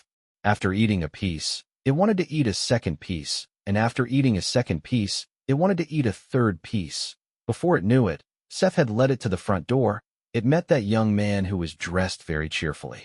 Updates by Com. The latter didn't take the dog to heart. Right now, all his attention was on the building, or more accurately, on Thor in the building. Although he couldn't take Thor's hammer, he thought that it was not a problem to deal with the dog. However, what he did not expect was that instead of finding trouble with the beast, the hound found him first. It barked nonstop at the sight of him and revealed its sharp teeth. It took half a step back. Then, it accelerated and pounced on him. The young man sneered at the situation. He reached out and took off the Marshall stereo on his back and pressed the play button. The next moment, as the Sit Down Be Humble's music sounded, the hound's body suddenly trembled and it actually sat down on the ground. Then, Its body uncontrollably swayed along with the music. Seth, who was upstairs, saw that the young man's attention was attracted by the hound, so he did not waste this hard-earned opportunity. He carried the mechanical god and jumped down from the side window. The sound of their landing was completely drowned out by the noisy music, so naturally, they did not attract the young man's attention. Sita did not turn back.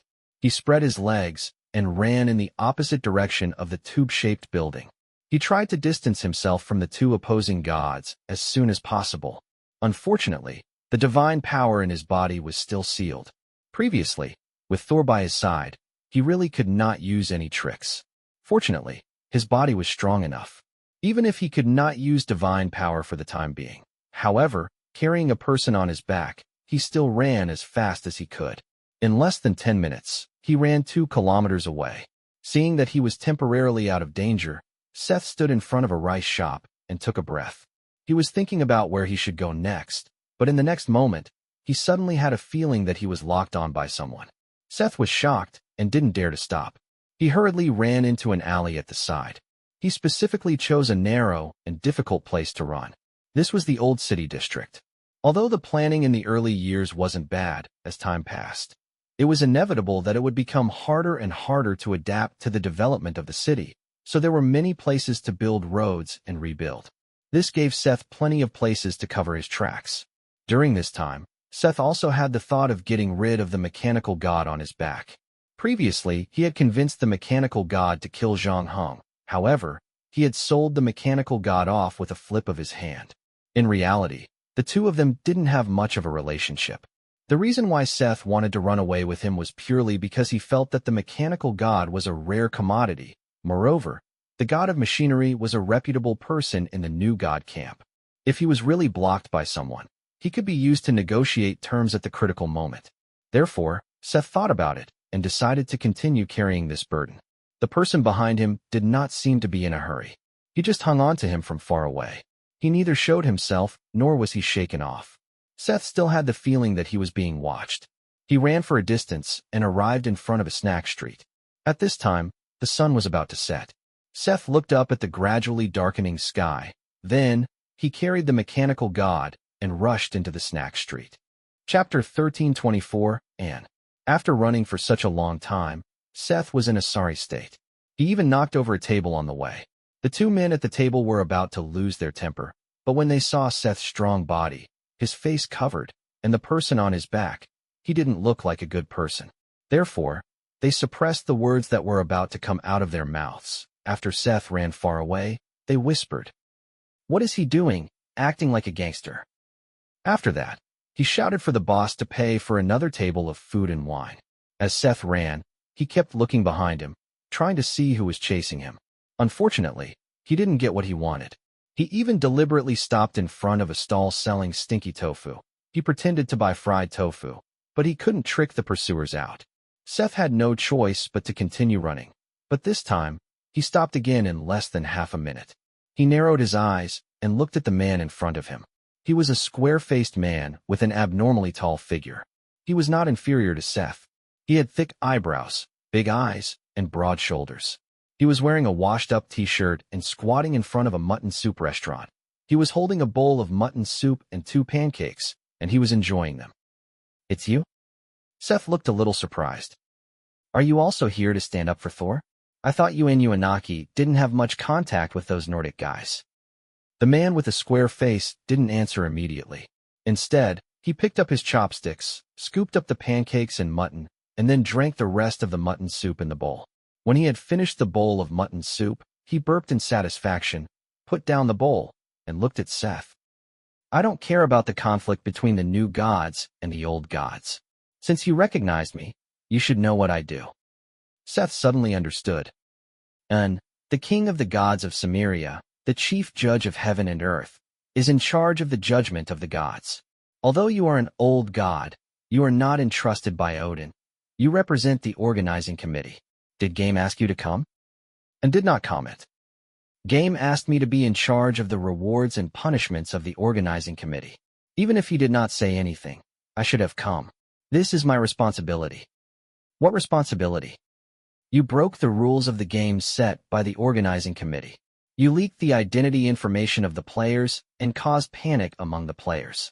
Then, although you surrendered to the organizing committee, you escaped from prison together with Thor. Not to mention that you are directly related to the death of a new god. In addition, you are also responsible for the disappearance of the person on your back, the two Valkyries, and the phone god. And paused, he asked again. Do you have anything to refute? Updates by Seth side. I was just about to go back to the organizing committee and turn myself in again. Do you believe me? And looked indifferent when he heard that. He only said, It doesn't matter if I believe you or not, as long as you follow me obediently. Seth's eyes rolled again when he heard that, but he didn't say anything after that. He just obediently walked up to Wen and didn't haggle. He put the mechanical god on his back on the ground and looked at the unconscious mechanical god at her feet and handed the soup bowl to the owner of the soup shop. Then two men in military uniforms walked out of the coldskin shop on the left and right. Without and saying anything, one on each side, he set up the mechanical god on the ground. How are you going to take us back? Seth asked again. I'm driving my truck. En's expression did not change. Trucks are not allowed to enter this street, so I parked my truck on the street next door. Where's Thor? Seth asked again. Don't tell me that the organizing committee is also planning to wait and see. To deal with a small character like me who has no one to rely on, it's up to you, the impartial chief judge, to make an arrest. As for Thor, who has the backing of the Nordic gods, you just turn a blind eye to it. Come to think of it, he's the one who caused the bigger mess between the two of us, right? And originally did not want to discuss this matter with Seth, but since Seth questioned the fairness of the organizing committee and made an exception and explained a few more sentences. Thor's situation is more complicated, and the organizing committee is still discussing. At this point, and decided to make things clear. I have already submitted my opinion on Thor's handling, but Game has never approved it. But you can rest assured that the organizing committee will not ignore this matter. No matter what, he has killed a new god, and so many old gods here have been killed by him. There will definitely be an explanation. Hearing you say that makes me feel much better, Seth said. After all, I can't be the only unlucky one. And didn't say anything else. She turned around and walked in the direction of the car. She didn't even look at Seth, who was next to her. With his strength, it was almost impossible for Seth to stir up any trouble when he was dealing with Seth, who had lost all his divine power. As expected, Seth didn't do anything else.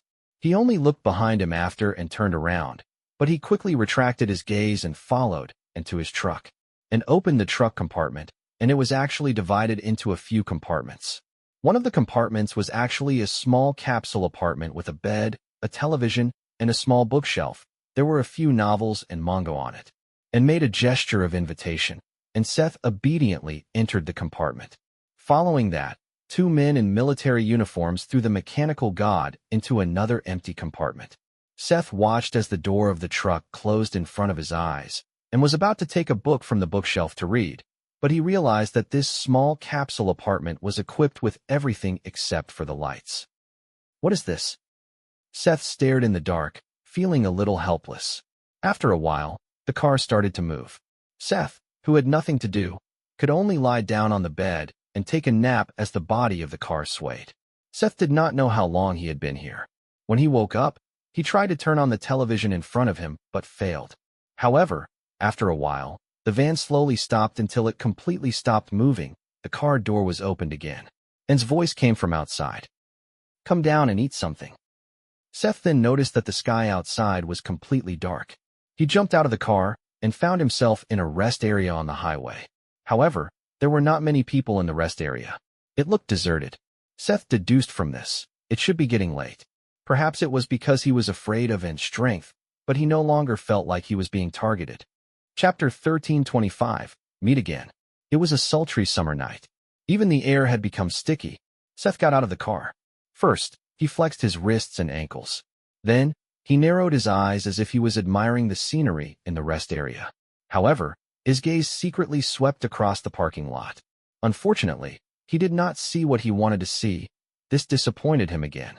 Seeing that An had already walked ahead, Seth could only follow her obediently. Because it was too late, The restaurants in the service area had already closed. However, the convenience store was still open, and then the others bought a few packets of instant noodles, pan-fried rice, and potato chips.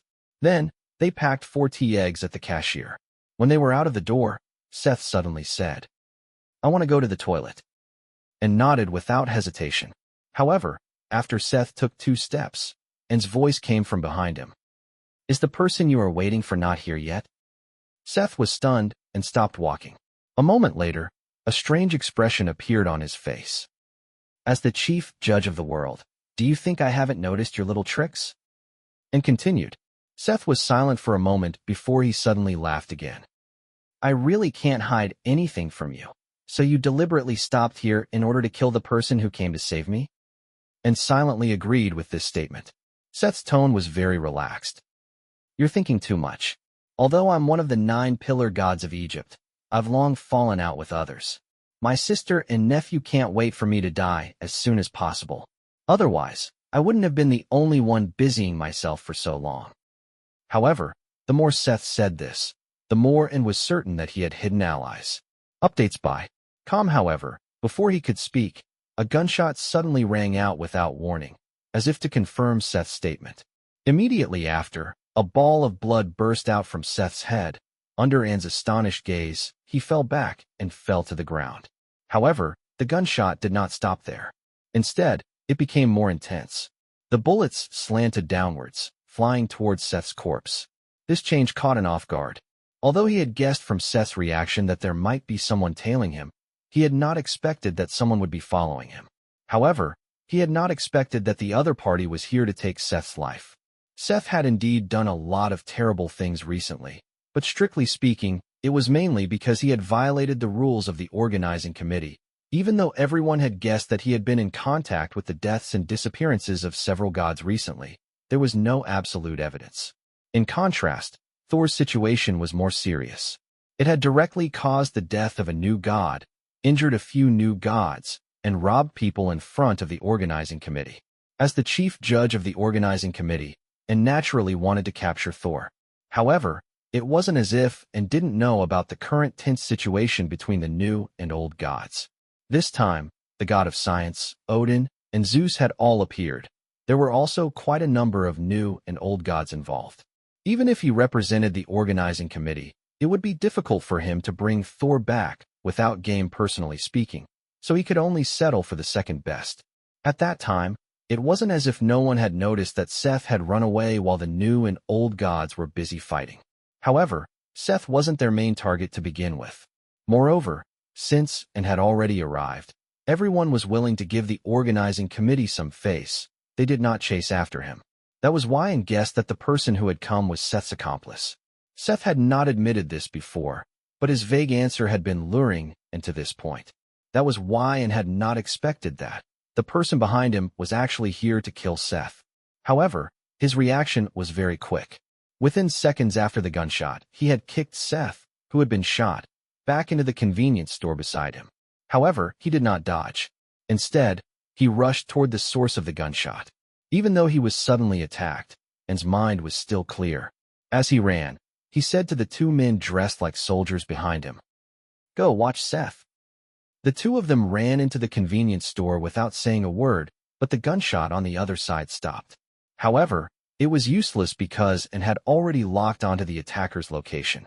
The attacker used a pistol to commit the crime, so he was bound to not be too far away. However, his marksmanship was very good. In such a dark situation, the first shot was actually able to accurately hit Cedar's head, and the next few shots were aimed at Cedar's vital points. Anne's first reaction was to think that it was the god of guns who had acted. However, when Anne arrived at the place where the gunshot had sounded, she realized that the attacker had disappeared from her vision again. The other party was obviously quite adept at hiding, but Anne was not in a hurry. She only grabbed a nearby stone and crushed it. She threw the powder into the air, and immediately, a row of footprints appeared on the ground. This was one of Anne's abilities as a judge. Looking at the direction of the footprints, it was surprisingly the convenience store where Seth was. Anne raised her eyebrows slightly. He clearly did not expect the attacker to be so bold. He had actually bypassed him and was prepared to attack Seth again. Fortunately, he had always been on guard against this move. The two people he left beside Seth were his guards in the divine kingdom, which was equivalent to Odin's Valkyrie. Of course, the influence of the Sumerian myth was not as strong as that of the Norse myth. His two guards were not as famous as those Valkyries, but they were not weak. Most importantly, they could carry out his orders meticulously and were not afraid of death. In Anne's opinion, even if they could not defeat the attacker, it would not be a problem to delay them. However, what Anne did not expect was that as soon as he ran back to the convenience store, he saw one of his guards fly out, while the other guard was shot in the thigh and fell to the ground, unable to stand up again, and frowned when he saw this scene. These guards were personally trained by him, so he naturally understood them very well. Forget about the one who flew out. Logically speaking, even if he struggled, he would still be able to get up from the ground after being shot in the leg. There was no reason for him to just lie there, and his eyes were actually tightly shut, looking extremely weak and in pain. However, and couldn't be bothered to look at him anymore because he finally saw the attacker. However, to his surprise, the person standing in front of him was not a god, but a mere human. However, the man was wearing a gas mask, so his face couldn't be seen. However, and could still recognize the man from his clothes. At the same time, Zhang Heng also recognized the square-faced man who had just eaten with him at the same table. Both of them were surprised because they had not expected to see each other again after that brief encounter a few hours ago. Furthermore, that day had come so quickly. Chapter 1326, The Oldest God. Seeing that his disguise was no longer effective, Zhang Heng took off the gas mask on his head. By then, he had almost finished shooting the bullets in his gun. He only had one bullet left, so just in case, he put the gun away. He pulled out the hidden scabbard from his waist. Seth had been shot 4 times, 1 in the head, 1 in the chest, and 2 in one arm and 1 in the thigh. From the looks of it, he was in a sorry state. Black blood was oozing out of his wounds, and he lay motionless on the ground. However, Zhang Heng still had no intention of letting him go. If possible, Zhang Heng did not want to risk his life. His original plan was to finish off Seth with a long shot and then drive away. Unfortunately, the previous wave of attacks, only the first 2 shots hit Seth's vitals, and by the time An realized what was happening, he had already kicked Seth into the convenience store. Even though Zhang Heng had guessed that the bullets in the gun would be very powerful against the gods, this was his first time using it, so he had no idea how powerful it was. Furthermore, Seth had already separated from Thor. Zhang Heng only hesitated for a moment before deciding to chase after him to the convenience store to continue the attack. He knew very well that if he could not finish off Seth even after such a good opportunity, then it would be even more difficult to kill Cedar after that. An's expression changed when he saw Zhang Heng. He asked in a deep voice, "Do you know who I am?" "You haven't asked." "I am An, the main god of the Sumerians and Akkadian, the king of Anunnaki, the judge of heaven and earth." And said slowly, "I am also the oldest god in existence." Sumerian myth? That is indeed quite early. Zhang Heng searched through his mind and came to a sudden realization. An's words were not boasting. The Two Rivers Basin was the earliest known civilization of mankind. As early as 3500 AD, the Sumerians had established a country and city on this land, and they had even invented writing. In comparison, the Chinese civilization, which was also very early, was only officially established around 1600 AD. As for the Mayan civilization, it was even later, about 600 years later than the Chinese civilization. In fact, many religious stories now also originated from Sumerian mythology. For example, the Great Flood and Noah's Ark in the Bible, as well as the parts of the Tower of Babel, were all processed from the original version of Sumerian mythology. Therefore, it was not a problem for An to say that she was the oldest god in existence. As for the ancient sacrifices that were carved on the stone walls earlier, they were long gone because there were no words left to pass down to the next generation. "I am also the current presiding judge of the organizing committee." And slowly gave up her last job, and her expression became serious. "Do you know what you are doing? Killing a person who should have died a long time ago." Zhang Heng replied, "Updates by Calm. He has indeed done a lot of bad things, but no matter what, Seth is one of the 9 pillar gods of Egypt. Naturally, the gods should be the ones to handle the matters of the gods. This is also one of the responsibilities of the organizing committee." If the organizing committee had really performed their duties properly, there wouldn't be a need for me to make a move today, Zhang Heng said calmly, and couldn't help but fall silent. However, he was, after all, the presiding judge. He quickly came back to his senses and shook his head. Since Seth has already fallen into my hands, I will give him the punishment he deserves. No matter what, it's impossible for a mortal to carry out a lynching. Then it looks like we can't come to an agreement today. Zhang Heng wasn't surprised by this result. Although the other party was sent by the organizing committee to capture Seth, it was clear that they wanted a living Seth, not a dead Seth, especially since the organizing committee wanted to pry the location of the phone god out of Seth. And nodded. He had already noticed the abnormality of the pistol in Zhang Heng's hand. No matter whether it was Seth or his guards, based on their physique, they should not have been so severely injured even if they had been shot. Therefore, after settling down, he said to Zhang Heng, "Show me the gun in your hand." His expression was natural as he said this, as if this was something that was supposed to happen. In fact, as he said this, a golden light flashed in his eyes as he looked at Zhang Heng. Their eyes met. Even with Zhang Heng's willpower, he couldn't help but feel the urge to pass the gun in his hand to the other party. It was as if this was the right thing to do. However, Zhang Heng's mental training during this period of time was not in vain, especially when he silently recited the mantra of Xiao Shan's flowing heart. When he clearly saw his true heart, he instantly came to his senses. En's eyes flashed with a strange light. It was not that he had never seen a person who could resist his own mental attack, but it was indeed beyond his expectations that the other party could escape so quickly. However, En didn't mind. He looked at the knife in Zhang Heng's hand and said, "Then let me experience your knife skills." After saying that, he grabbed the street lamp at the side. He actually pulled the street lamp out from the ground. To be honest, Zhang Heng didn't want to fight the oldest god in front of him. The Sumerian god system's popularity was average, far less than the Nordic god system. However, En was the main god of the Sumerian god system, so he wouldn't be easy to deal with. Most importantly, even if Zhang Heng won this fight, it would be meaningless. He was only sent by Isis to kill Seth.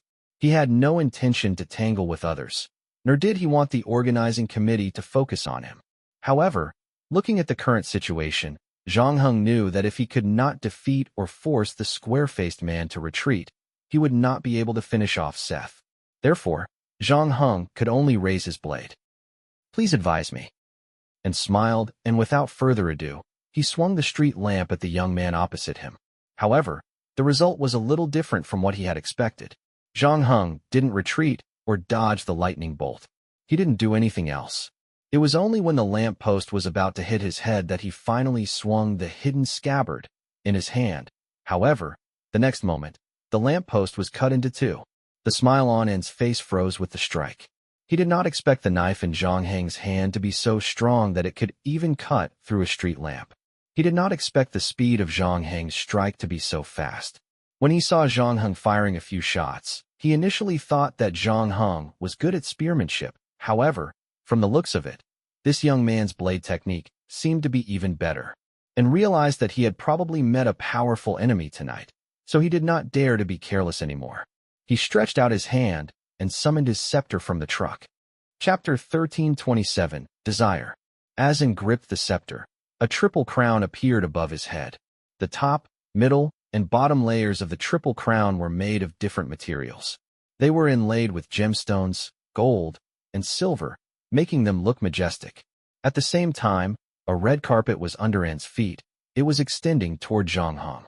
Of course, Zhang Heng wasn't naive enough to think that the carpet was welcoming him.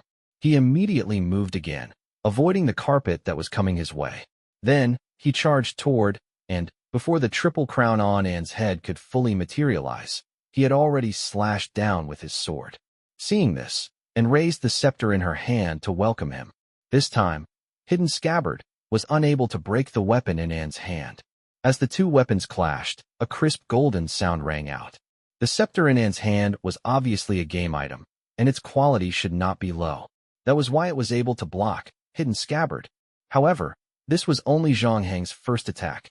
Since he had already seized the opportunity to attack, there was no reason for Zhang Heng to give up with just one attack. Just as An was about to raise the scepter to counterattack, he did not expect Zhang Heng's second attack to arrive, and had no choice but to place his scepter horizontally in front of his chest to receive the second attack. However, before he could do anything else, Zhang Heng's third attack came. Seeing this, An had no choice but to focus on neutralizing Zhang Heng's attack. Even though he tried to counterattack a few times, but failed, his face did not show much anxiety. Indeed, with his status and position in the Sumerian god system, it was somewhat beneath him to be suppressed by a human. However, it was not as if An had never seen an outstanding mortal before, for example, the man named Gilgamesh. Back then, in order to deal with him, the goddess Aruru created a barbarian warrior named Enkidu. However, in the end, Gilgamesh's skills were superior.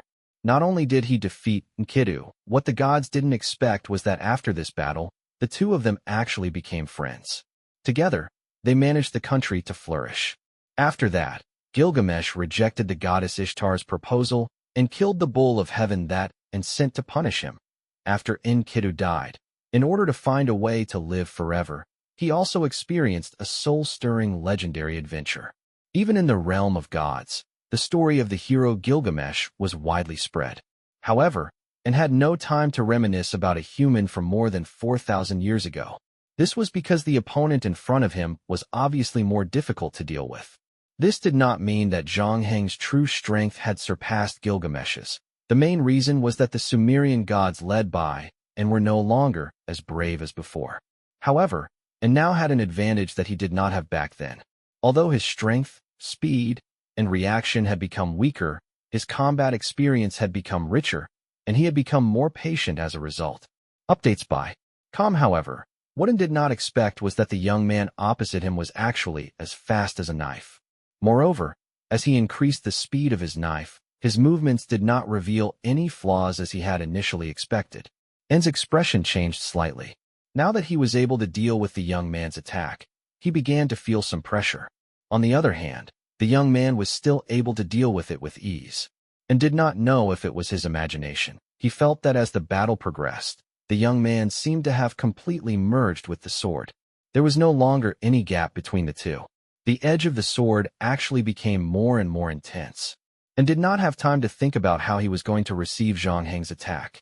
The next moment, his gaze swept across the scepter in his hand, and he was even more shocked. This was because he realized that the scepter, which symbolized his status and power, had unknowingly become riddled with holes. The places where the sword had collided with the opponents were filled with cracks, and could not help but blurt out, "What kind of weapon is that in your hand?" "Hidden scabbard," Zhang Heng replied, but his attacks did not stop. An's face revealed a look of contemplation, but then it turned into confusion. "Hidden scabbard, which god's weapon is this? Why haven't I heard of this name before?"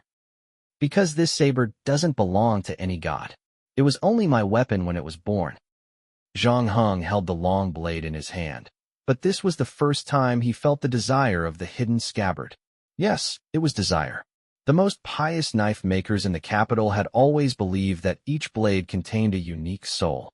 When he first encountered the hidden scabbard, Zhang Heng had felt the ruthlessness hidden in the blade, but this was purely a subjective intuition, more like a reflection of the knife maker's emotions at the time, or perhaps it was the weak aura that had been left behind by the assimilation of the previous owner. However, this time, the desire was so strong that Zhang Heng could clearly feel the intention of hidden scabbard to cut off the scepter in An's hand. When Zhang Heng came into contact with this thought, he was not shocked but happy. He seemed to have thought of something. He did not suppress this sudden desire as the owner. Instead, he listened carefully to the heart of the blade in his hand and tried to incorporate this desire into his blade technique. It was only now that his blade technique had reached level for that he was able to do this. Using the hidden scabbard's desire, Zhang Heng's blade technique's power had also increased by another level. An's previous feeling wasn't an illusion. At this moment, Zhang Heng had indeed become one with hidden scabbard. He had even forgotten about Seth, who was still alive, and there was only one thing left in his eyes, and that was to cut off the scepter in An's hand. Therefore, facing this simple attack, An realized that he had no other choice but to continue using the already damaged scepter in his hand to defend himself. In the end, the already exhausted scepter shattered into pieces after several collisions with Hidden Scabbard, and held the remaining half of the broken scepter in her hand, and stood rooted to the ground, her face filled with confusion. Zhang Heng, on the other hand, had changed from his previous domineering attitude. He actually sheathed his saber and even bowed to it. Zhang Heng could feel the changes in the Hidden Scabbard after chopping down the scepter. In fact, when he first felt the strong desire from the Hidden Scabbard, he had already thought of the previous appraisal results regarding the Hidden Scabbard. At the end, there was a sentence that said, "The forger left space for the blade to level up." In other words, this B-grade game item actually had a chance of leveling up. It was just that Zhang Heng hadn't been able to find a way to level it up for so long. At first, he had thought that it was to kill some supernatural creatures, but in the following few battles, even after killing Loki, Hidden Scabbard still didn't make any movements. It wasn't until this time, after chopping off the scepter in Anne's hand, that Hidden Scabbard finally made some changes. Chapter 1328, No Worries. Zhang Heng realized that he might have found a way to upgrade Hidden Scabbard in this battle, but he didn't have the time to examine his saber. After chopping off Anne's scepter, there was finally no one in the service area who could stop him from finishing off Seth. Zhang Heng only wanted to finish this most important task as soon as possible so that he wouldn't be late. Therefore, he ignored Anne, who was standing there in a daze, and turned around to walk back to the convenience store. After witnessing the gunfight and the two subsequent battles that exceeded common sense, the cashier had already fainted on the ground. Zhang Heng ignored him and returned to the front of Seth. Then, he raised the Hidden Scabbard in his hand and aimed it at the back of Seth's heart. He stabbed it in. After stabbing the scabbard, Zhang Heng was still worried. He pulled out the Hidden Scabbard and prepared to chop off Seth's head again. However, at that moment, a sense of danger suddenly rose in his heart. To be honest, Zhang Heng did not know where the danger came from. After all, Anne's two guards were still lying on the ground, and it had just been chopped off by him. At that moment, he was immersed in disbelief and unwillingness. For Zhang Heng, it was very likely that he would be able to completely understand the situation with just one stab. However, the battle instinct that he had gained from so many dungeons still prompted him to stop what he was doing. At the same time, he used his Hidden Scabbard to shield his body. Almost at the same time that he finished doing this, a silver hammer tore through the darkness and flew toward his chest at an unimaginable speed. When Hidden Scabbard collided with the hammer, Zhang Heng felt as if he had been hit by a high-speed train. He subconsciously activated the earthly scale, RSB, on his cheek. At this point, Zhang Heng had no time to think about the limits of his bohi. He increased his strength by 5 times. His muscles felt like they were about to tear apart, but he was still unable to take the blow. He was sent flying and knocked down 3 rows of shelves. This sudden scene also brought the dazed and back to reality. He looked at the figure walking out of the darkness on the other side of the service area, and his expression changed. Thor. The reason why Anne used a question instead of a statement was that the Thor in front of him was too different from the Thor in his memory. The Thor in front of him did not have the slightest bit of the glorious image of invincibility in Norse mythology. At this moment, his body was covered with wounds of all sizes, especially the few bullet wounds on his chest. For some unknown reason, blood was still flowing out, and one of his eyes had been directly shot out. There was only a bloody hole left there, but the most shocking thing was that his left hand, under his elbow, had completely disappeared. Updates by Common Fact. Thor was also panting heavily after throwing out his Mikhail. When he heard Anne's voice, he raised his head and looked at her coldly, but did not say anything and continued to walk towards the convenience store. However, when he walked to Anne's side, the latter hesitated for a moment before asking again. "What happened to your injuries?" "I met a few rats that were hiding in the gutter and sneakily got bitten by them," Thor said in a hoarse voice. "Unfortunately, I didn't manage to kill all of them and one of them escaped. Your current situation doesn't look good.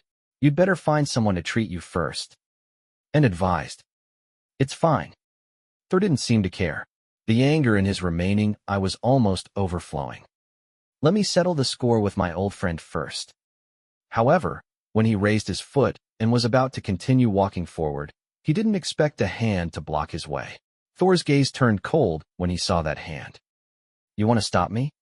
It's my duty. I can't not stop you. And sighed and said seriously. Thor didn't think much of it. You can't even stop a mortal. What makes you think you can stop me? And didn't answer. She glanced at Thor's wounds and broken arm again. After a moment, she said, In your current situation, I don't want to fight you. Besides, we're both old gods. Thor interrupted and roughly. Even if I only have one hand, you're still no match for me. And didn't retort, but she didn't take back her hand either. Thor was also very straightforward.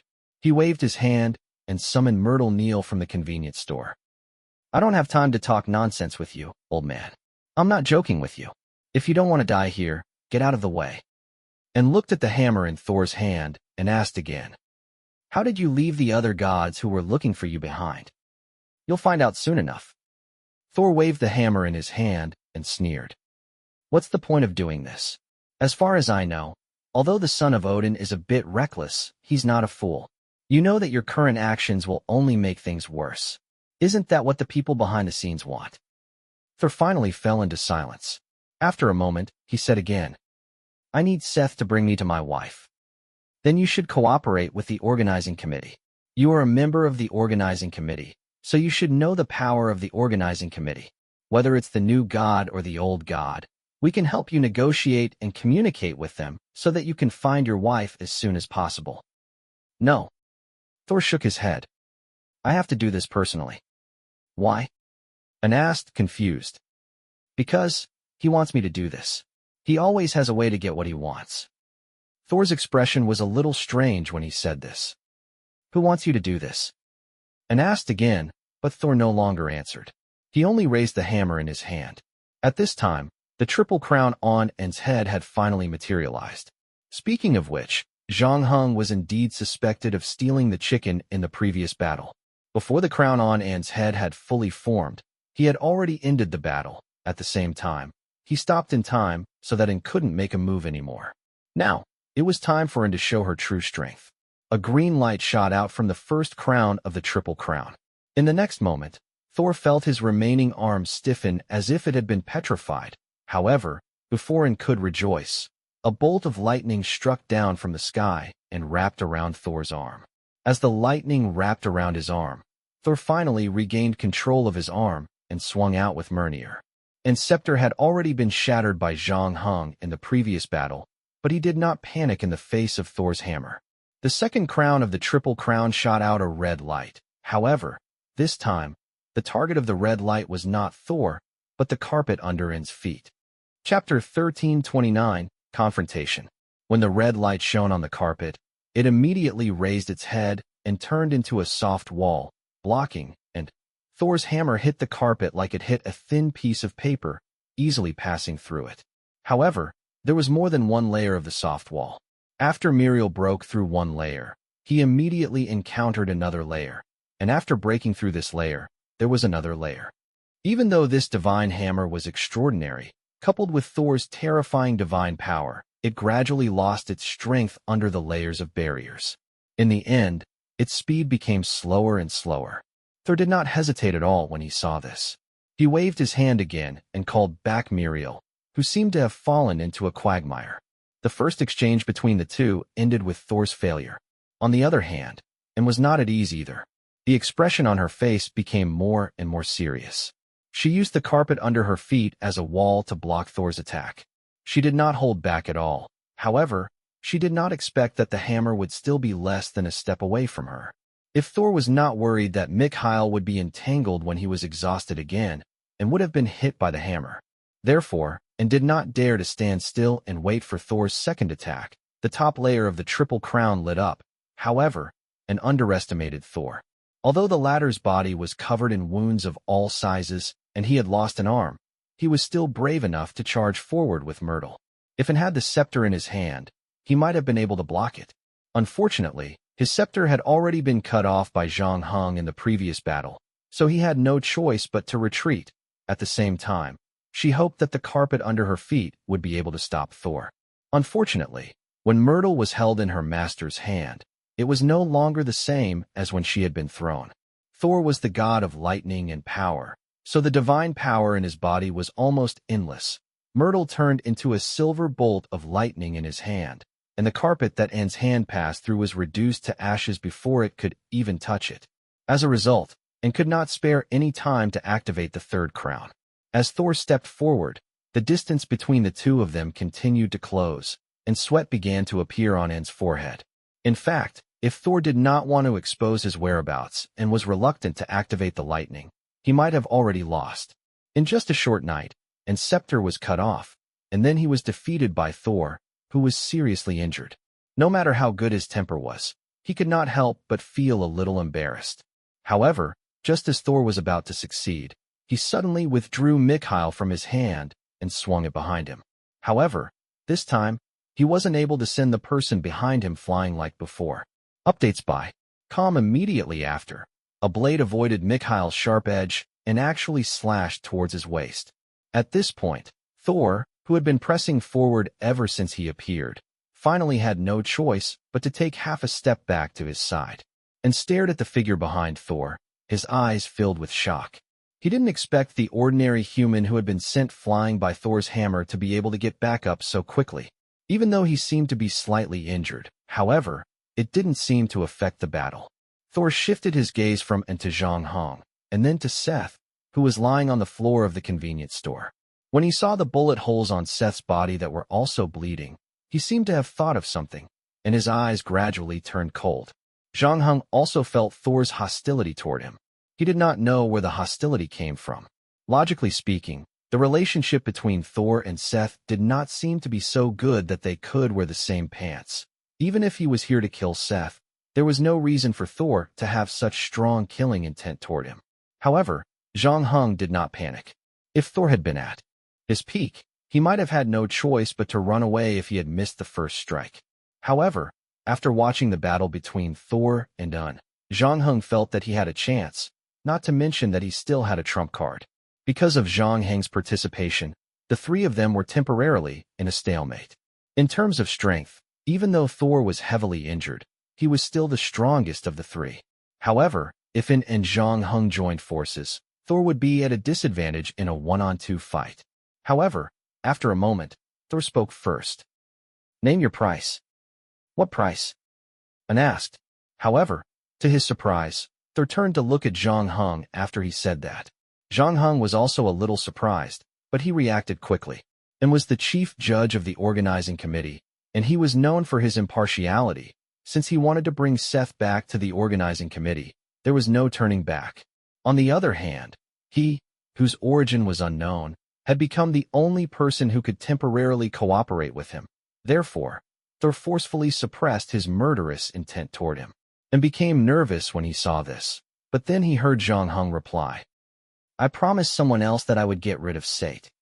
Thor frowned when he heard this, but he didn't say anything else. Instead, he held Mikhail in his hand again. It seemed like he was going to snatch Sate away from the two of them. However, just as the atmosphere became more and more tense, he heard Zhang Hong continue. "However, that man didn't promise me when he would kill Seth. I heard you say that you're looking for Seth because you want to find your wife's whereabouts from him?" "That's right," Thor said warily. Zhang Hong glanced at the starfish in his hand. "From now on, I can give you 7 minutes to question him and wait for 7 minutes before I make my move. However, I can't guarantee that he's still alive. After all, he was stabbed by me, and I shot him in the heart and head.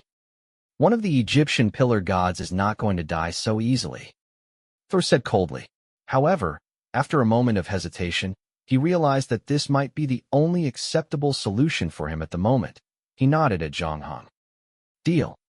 After saying that, he turned around and walked into the convenience store without hesitation. He did not even look at it. Anne, who was ignored by the two of them, was speechless. He opened his mouth to say something, but with Zhang Heng's words, the two of them formed a temporary alliance. Even if he wanted to stop them, there was nothing he could do, and finally turned to Zhang Hong. "Are you so sure that he'll keep his promise? The name Thor is still trustworthy. Also," Zhang Hong paused, "aren't you still here? If he doesn't hand over Seth to me in 7 minutes, it'll just be the three of us facing off again."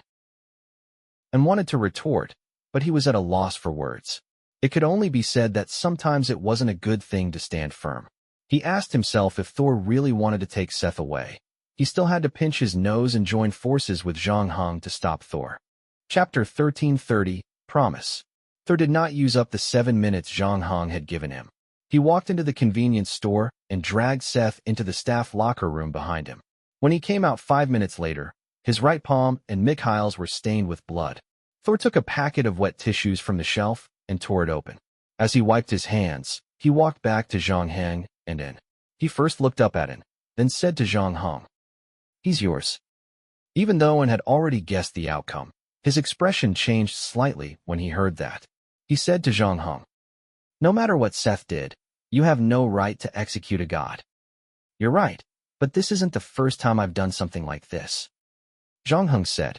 However, he grabbed the hidden scabbard by his waist again and saw that he couldn't convince Zhang Heng, so he turned to Thor. "Since you've gotten what you want, you should return Seth to the organizing committee. Even though I don't like that kid, he has a good point. The name Thor is still trustworthy." The god of thunder and power said nonchalantly. After a pause, he turned to Zhang Heng. "I'll help you keep an eye on this old man. If you want to kill Seth, go ahead. Just a reminder, if you want to kill him completely, you have to split his body into more than 7 parts. Otherwise, he'll still have a way to revive." Zhang Heng thanked him and walked into the changing room. As the door closed again, An's face was ashen. He questioned Thor. "So you're really going to go through with this?" Thor didn't answer the question. Instead, he said, "I said that when this matter is over, I'll take the initiative to apologize to Game. You have no idea how big of a mess you've created, do you?" And looked at Thor seriously. "No. On the contrary, I know that the relationship between the new god and the old god has become tense because of my actions," Thor said unexpectedly. "However, I don't think I should bear the main responsibility for this." "Then who should be responsible, Seth?" "Of course it's not Seth. Seth was just an idiot who was used from the beginning to the end. Of course, I'm not qualified to say anything about him because I'm actually the same as him." Thor shook his head. "Compared to Seth, you should pay more attention to that kid inside. He cut off my scepter. Of course I'll pay attention to him." Updates by Calm. "No, I'm not talking about his strength." Thor pointed at the bullet holes on his body. "You asked me about the injuries on my body before. I told you that I met a group of rats. They were a group of humans with unknown origins. They were well-prepared and well-trained. Just because they were well-prepared and well-trained, can they injure you to this extent?" And found it hard to believe. After all, Thor was the ceiling of combat strength among the Nordic gods, and he was also the signature figure among the old gods. There was no need to doubt his strength, especially since both sides had just exchanged blows. No one knew better than and how strong Thor was. Just because you're well-prepared, well-trained, of course, isn't enough. However, they invented a bullet that has a very strong lethality against gods like us. Those weak gods who are hit by the bullet are very likely to die, and even I will be severely restrained. There's actually such a bullet? And was shocked when he heard this. Then, he thought of Seth from before and the guard who had been shot. He immediately reacted. "Are you saying that the kid inside and the one who injured you are from the same group?" "I don't know," Thor said straightforwardly. "But I believe that even if he's not with those rats, he's at least related to them. However, I only left one of the people who attacked me alive. After that, he committed suicide. Moreover, I still have to save my wife, so I don't have the time to investigate this matter. However, I believe that the organizing committee will be interested in this news because the disappearance and death of the gods recently might be related to them." And did not object.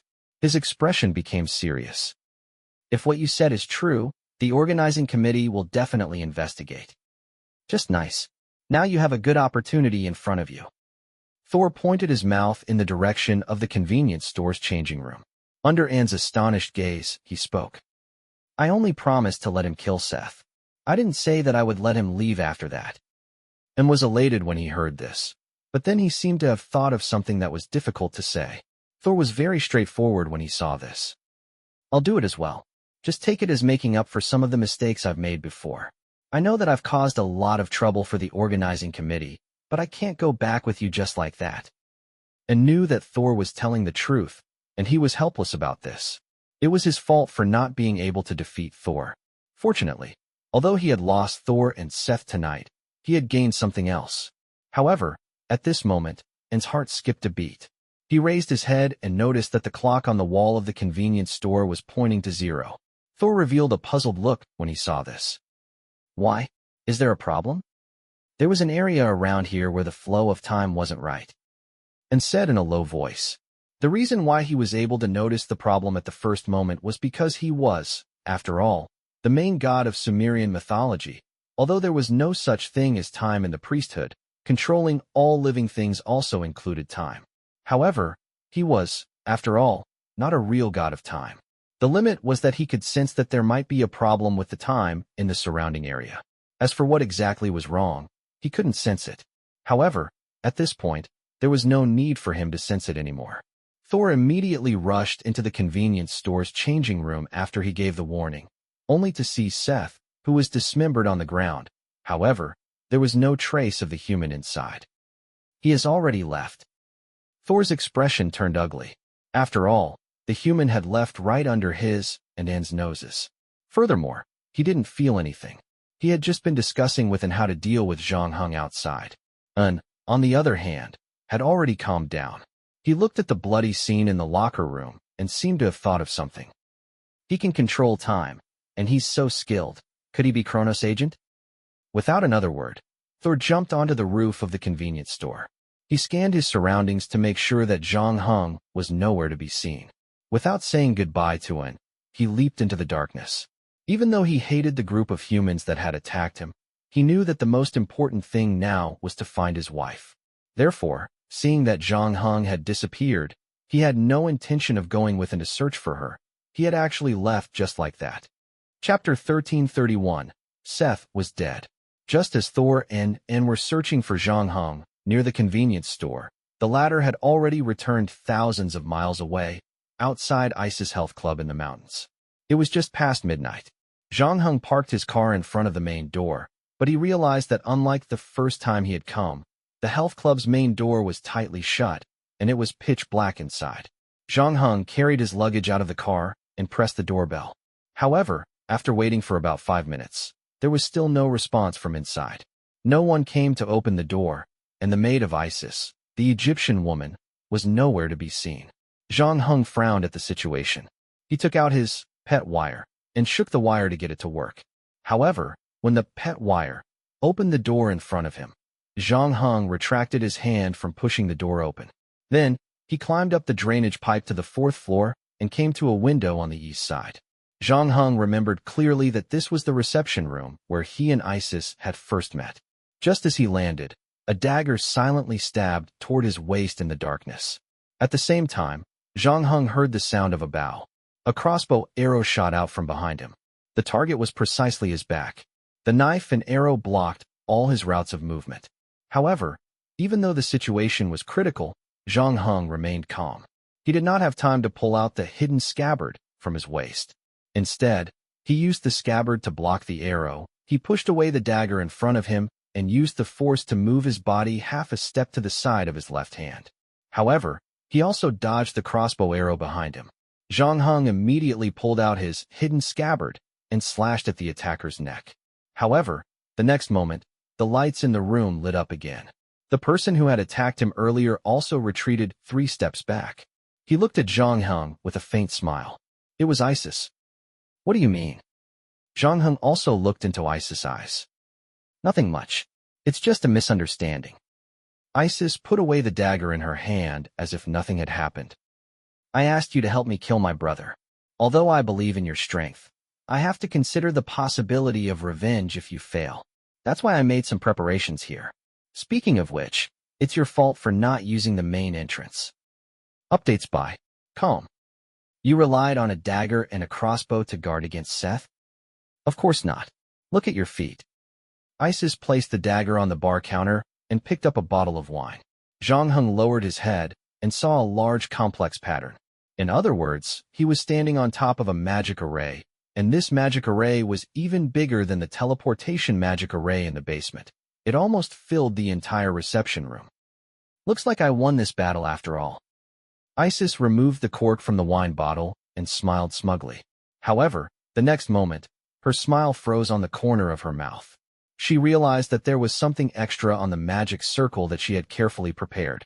It was a knife mark. It extended from the window all the way to where Zhang Heng was now. The magic patterns were destroyed wherever it passed. When? Isis cried out involuntarily. Zhang Heng didn't answer her question. He just placed the bag on the ground and took out a tule tree box from it. He tossed it to Isis. I helped me save him, and I've done what I promised you. Isis didn't rush to open the box. After taking 2 sips of wine, she lifted the lid with one finger. Inside was a heart that had been stabbed by a dagger. Seth is dead. The heart is in the box.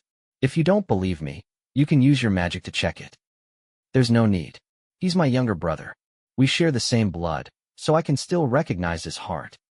Isis had a complicated look in his eyes. However, after a moment, he closed the box.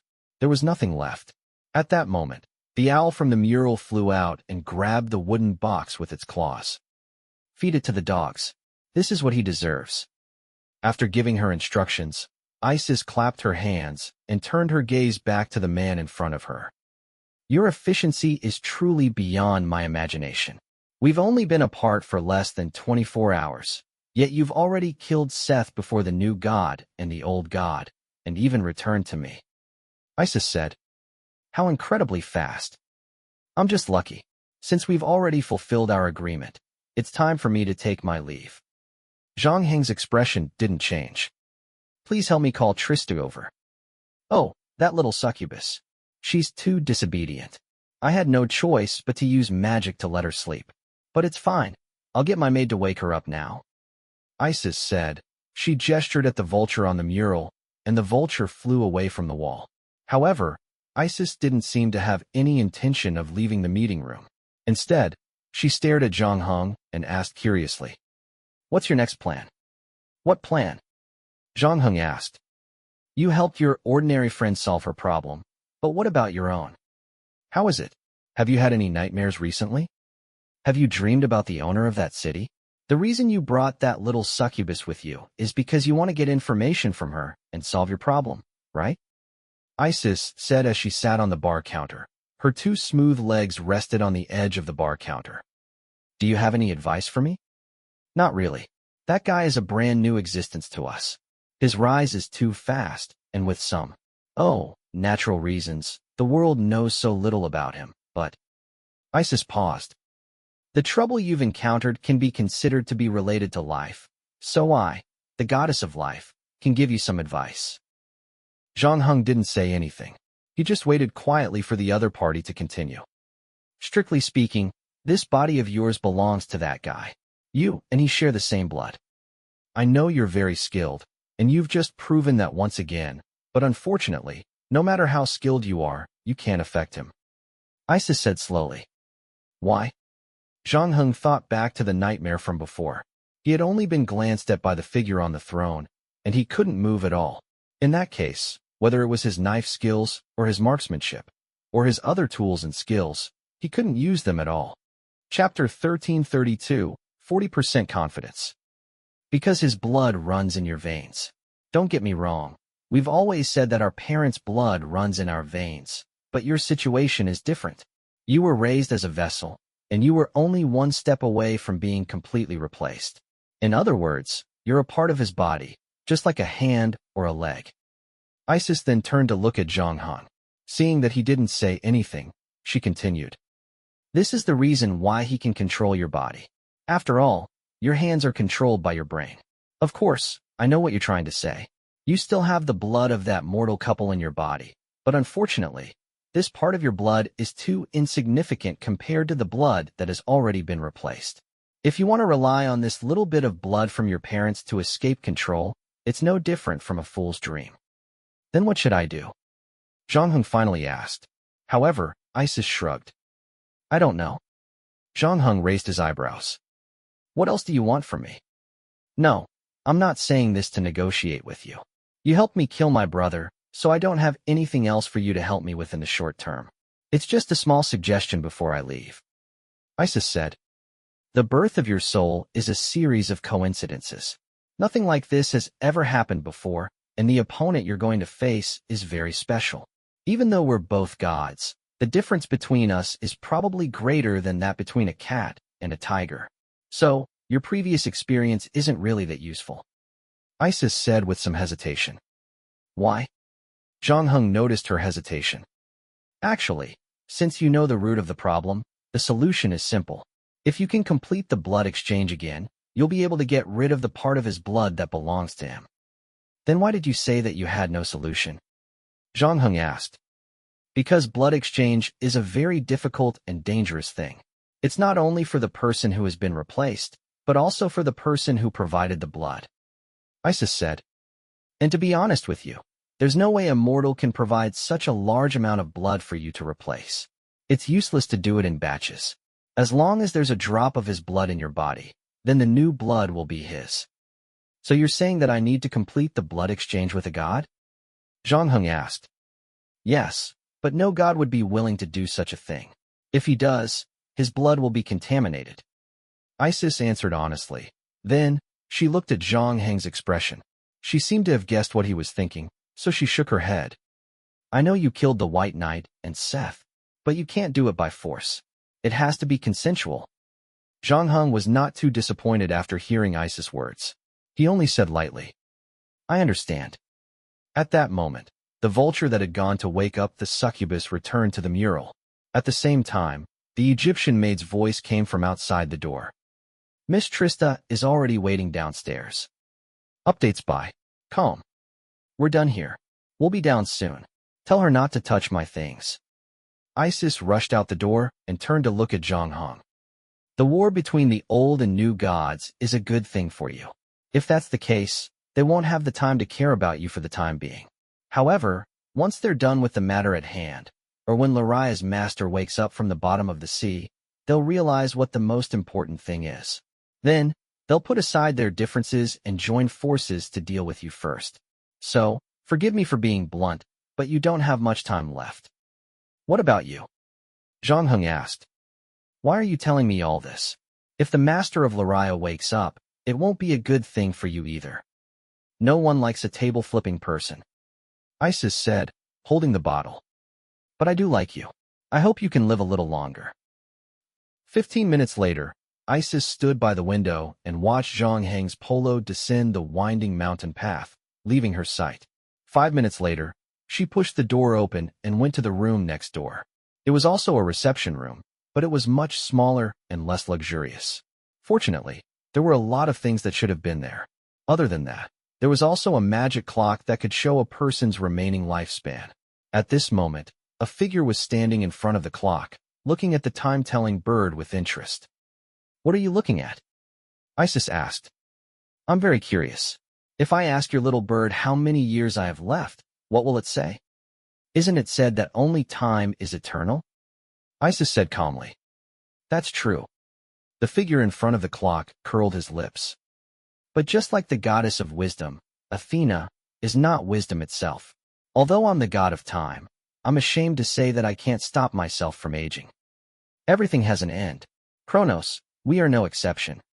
Yes, but once you have tasted the taste of youth and power, it is difficult to be satisfied with your old body. Kronos sighed, but then, without needing Isis to persuade him, he perked up again. You told him about the blood exchange? That's right, but I said it in such detail, and I know so much about his background. With his prudence and intelligence, he may have begun to doubt the relationship between us and the role I played in it. It doesn't matter. Kronos didn't seem to mind. So what if he suspects you? Aren't you telling the truth? And after he verifies your words, he'll probably have to find a god who can exchange his blood. This is the only way he can go against Master Laraya. Aren't you worried that he'll find a god who's really willing to exchange his blood with him? That's impossible. Kronos said with a smile. No god can bear the price of being contaminated by his blood, not even game.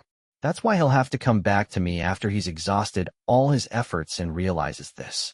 After all, I've always been his guardian angel. Although I designed the blood exchange ritual with you, I still have to warn you again. The risk you face is very high. Even if everything goes according to your plan, The success rate won't exceed 40%. Isis said with a serious expression. 40% is enough. I've been preparing for almost 20 years. I'm just waiting for this day to come. Game said leisurely. Chapter 1333, The God of Souls. Not long after getting into the car, Miss Succubus switched on the car speaker and tuned the radio to the music station. As it turned out, Director Zhou's All the Way North was playing. As Miss Succubus listened, she did not forget to comment. Xia Shu is such a good seedling. If she really exists, I'll take her in as my disciple. Zhang Heng didn't say anything. He drove his polo down the hill and glanced at the health club that was gradually disappearing into the darkness. Oh, you're not attracted to Isis, are you? Miss Succubus raised her eyebrows. Don't be fooled by her performance. Don't think that she's easy to get. In the myths, she's famous for her loyalty. Although she's acting a little wild now, as far as I know, she hasn't really betrayed her husband. That's not what I'm thinking. Zhang Heng finally said. That's right. With me by your side, there's no reason for you to be thinking about other women. Miss Succubus said with a smile. Tell me the type of woman you like, or the person you've been thinking about for a long time. I can help you fulfill your long-cherished wish. Initially, she was just teasing a certain someone, but she didn't expect Zhang Heng to actually start thinking about it. You can enter other people's dreams, or you can create a dream for them, right? That's right. There are many such stories in the legends about us. The succubus said with a nod. However, don't think too much of me. Controlling dreams is the ability of Sepnos and his 3 sons. I can only be responsible for giving you a wet dream. That's enough. Zhang Heng said. It was the succubus' turn to be surprised. You want me to give you a wet dream?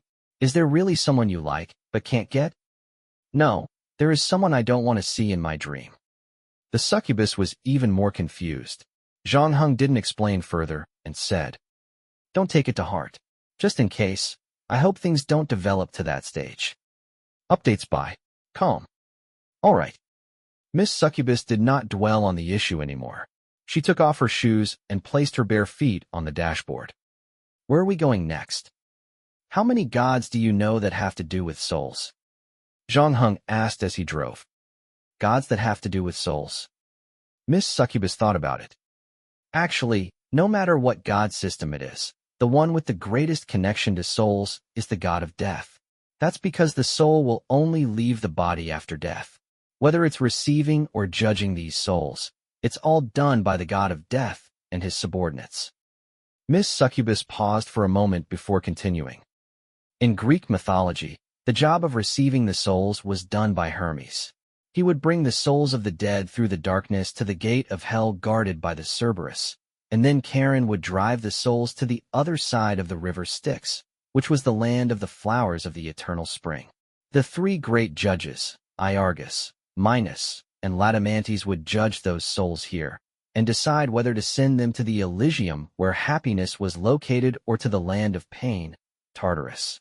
Other than that, there were also some people with the worst diseases who would be sent to the infernal hell. The Egyptians, on the other hand, were much simpler. After death, the soul would be taken away by Anubis. Before entering the underworld, Anubis would weigh the heart of the deceased with a scale and use the feather of the goddess of truth as a weight. Meanwhile, the god of wisdom, Toad, would record the results. If the heart was lighter than the feather, one would be able to enter the underworld smoothly. Otherwise, the heart and soul would be swallowed by a monster named Amit. Other than that, the Etruscans believed that their souls would be led into the underworld by a wolf-headed demon, Attack. The Lithuanians believed that Childan would appear in the patient's room dressed in white and strangle the sick to death. The Britannians believed that their god of death would drive a carriage to transport their souls. As expected of a well-informed person, Miss Succubus had introduced quite a few names in one go. Even Zhang Heng had never heard of some of them, but they were all different versions of the god of death from different places. Zhang Heng waited for her to finish before taking a deep breath and asking, Then, where can I find them? Why are you looking for the Grim Reaper? Miss Succubus was stunned. Shouldn't most people avoid them? And usually, they're the only ones who come to look for you. They appear when you're about to die and take your soul away. I have some soul issues that I'd like to consult them about. Zhang Heng had heard about him from Isis, and the other party had also pointed out a way for him. However, Zhang Heng couldn't possibly accept everything. In fact, Zhang Heng didn't trust Isis at all. Even though the two of them had worked well together previously, Isis had helped him cure Fan Mainan, and he had killed Seth for Isis. However, Zhang Heng had already noticed the connection between Isis and Kronos.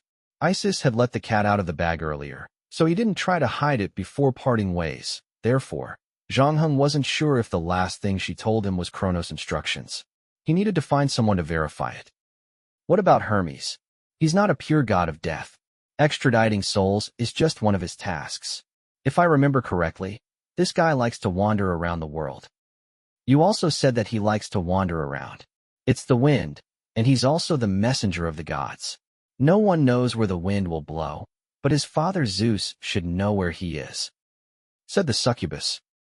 Do you want me to take you to Zeus? Although you're very powerful, to be honest, I don't think the king of the gods would be willing to meet a mortal like you.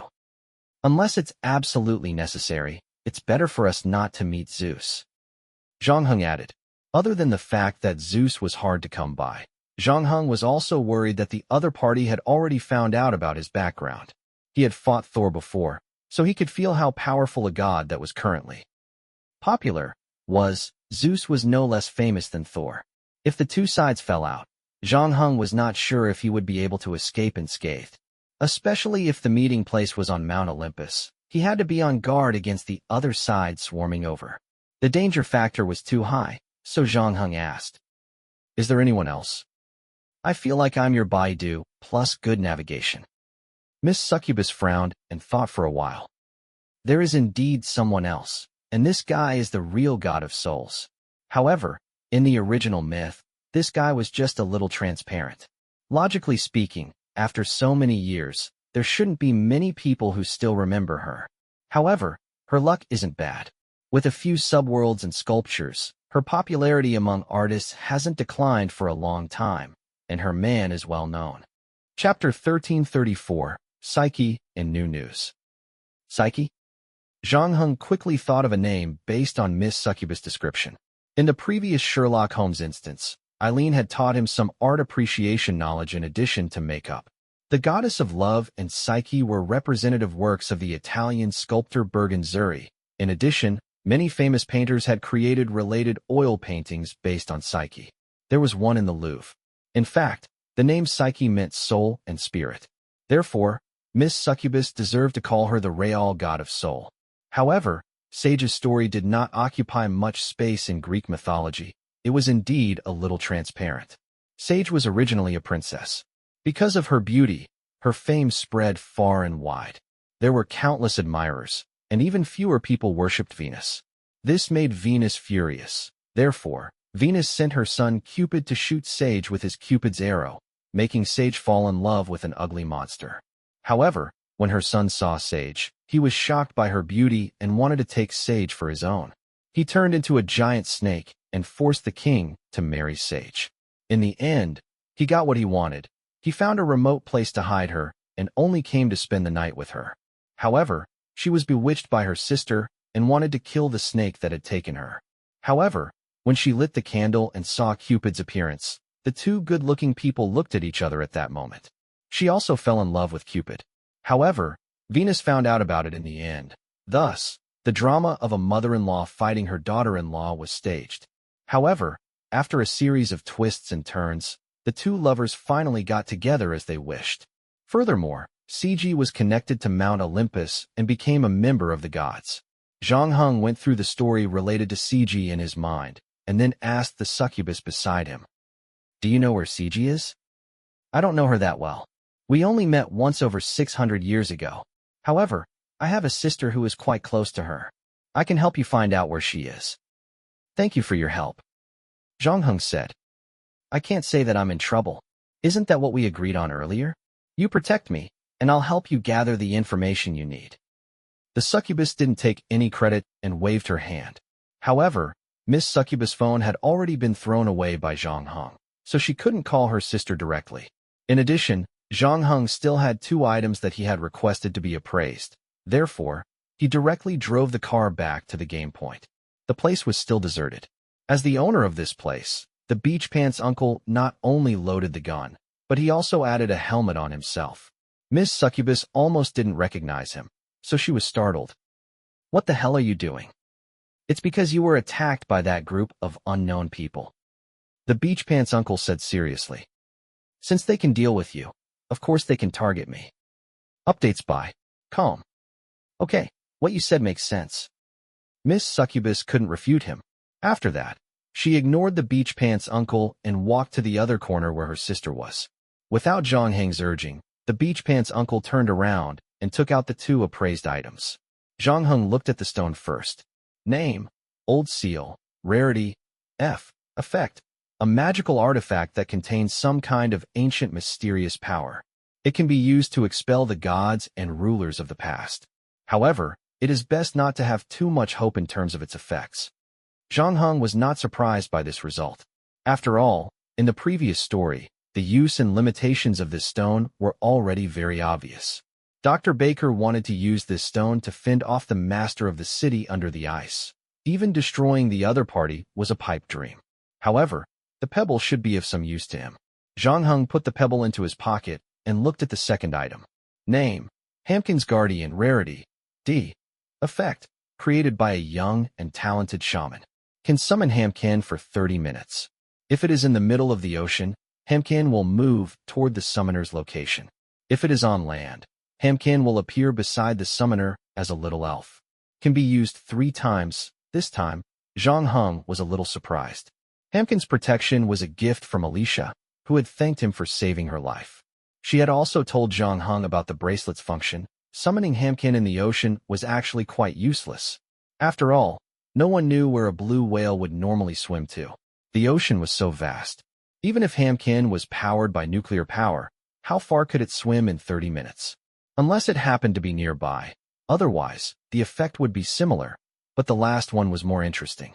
According to the literal meaning, if used on land, it could immediately summon Ham, who was in elf form. Zhang Heng had seen Kunaju's guardian before, a polar bear named Gamak. The polar bear could help Kunaju fall asleep and protect Kunaju in the dream, even though its power was limited. However, this was exactly what Zhang Heng needed right now. After accepting the 2 items, Miss Succubus said goodbye to her sisters and returned to Zhang Heng. However, her expression didn't look too good. "What's wrong?" Zhang Heng asked. "They said that about 4 hours ago, a succubus named Jewel was attacked and went missing. Even though she wasn't part of our small group, everyone was panicking, so they decided to leave the game and find a place to live for a while." Miss Succubus took out her cigarette box and lit it up. "If we had come a quarter of an hour later, we probably wouldn't have met them." The Beach Pants uncle smiled wryly. "If it weren't for the fact that I still have to guard the game point, I would have left as well. I just received news that the new gods and the old gods who went to find Thor had a fierce battle. During that battle, Thor injured 2 new gods who were blocking his way. However, he escaped by himself after that. However, because of his fierce battle, the remaining 2 gods didn't even bother with him anymore. In the end, they only stopped after killing 2 old gods and 1 new god." "Was Thor found again?" Zhang Heng interjected. "I don't know, but I heard that Seth died for some reason." The man in beach pants could not help but shudder. "Seth is an Egyptian pillar god after all. He died just like that, not to mention a nobody like me." Chapter 1335, New News. Miss Succubus couldn't help but glance at Zhang Heng when she heard what the owner of the beach shorts had to say. It couldn't be helped. She had just brought a certain someone to look for Isis when the man who had killed her husband, Seth, died. This was too much of a coincidence, not to mention the fact that Isis had left with Zhang Heng halfway through. The two obviously had some sort of agreement, but it was Isis who returned first, and it took a long time before it was Zhang Heng. However, Miss Succubus thought about the time that Zhang Heng would return, and she felt that it was rather unlikely. Unless this guy knew how to teleport, the speed of his return was too fast. So, in the end, she only opened her mouth. She didn't say anything. Since he had gotten Sage's address, Zhang Heng didn't hesitate and immediately booked the nearest flight. However, when the two of them arrived at the airport, Miss Succubus was shopping for clothes in the waiting room with Zhang Heng's computer in her hands when her fingers suddenly stopped. What's wrong? Zhang Heng bought 2 cups of coffee for Miss Succubus and 1 for himself. You asked me to keep an eye out for news from the organizing committee. I just received one. Miss Succubus said as she took the coffee. Tell me about it. Game is missing. Miss Succubus sighed. What? Game, the god of games, is missing. Miss Succubus repeated. Well, actually, Game hasn't shown his face for almost a month, and he hasn't issued any orders. Previously, everyone was curious as to why he hasn't intervened in the recent conflict. But didn't the organizing committee intervene? The organizing committee is operating on its own according to the rules and regulations he left behind. In fact, Game isn't a person who likes to manage things.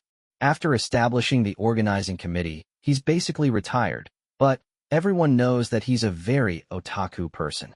Even if he doesn't show his face, everyone knows where he is. Miss Succubus took a sip of the coffee in her hand and continued.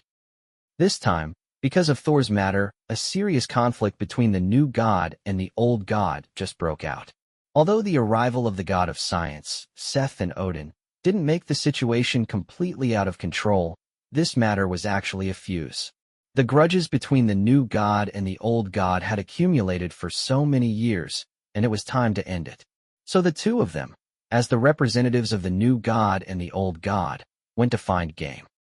Updates by Calm. And then, Game disappeared. Miss Succubus shrugged.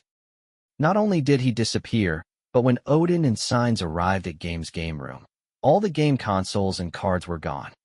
Does that mean that he left on his own? Is there no other way for the old gods and the new gods to contact him? Zhang Heng asked. No. Miss Succubus answered straightforwardly. He usually stays in that game room. No one expected him to leave there one day, but... After a pause, Miss Succubus continued. He's the god of games. The most likely place to go is still in the game. The problem is that there are too many games on the market right now. PC, mobile, handheld, board games. From 3A games to skin-changing games. No one knows which game is in. So, as of now, he is indeed missing. Doesn't that mean the only person who can stop the war between the old and new gods is also gone? Zhang Heng said. That's right. Miss Succubus couldn't help but blame herself for being the number one among the gods. You don't know, but the war between the gods has been going on for thousands of years. At that time, there was still no division between the old and new gods, but no matter when, there will always be the decline of the gods, and there will always be the rise of the gods. In essence, it is the same. The newcomers want to rise to the top, and the old are unwilling to be trampled on. It is a matter of decline and prosperity, and even life and death. Even if they don't want to fight, they have to fight. Actually, it's not just the gods. These wars often affect a wide area, and even the believers will be involved. After all, faith is the foundation of the gods. The Crusades' 2 Eastern expeditions were to directly destroy the foreign gods at the level of believers. However, our succubus race still has some self-awareness, and it's also quite special. Facing the church's pursuit, we basically just run away or hide. But even so, many of our clansmen still died. That's why I don't know what other people think. It's just me and my sisters. We're quite grateful to Game.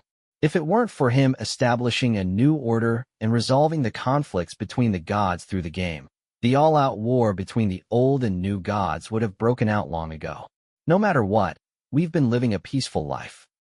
However, his disappearance at this critical moment is equivalent to removing the last layer of insurance before the war begins.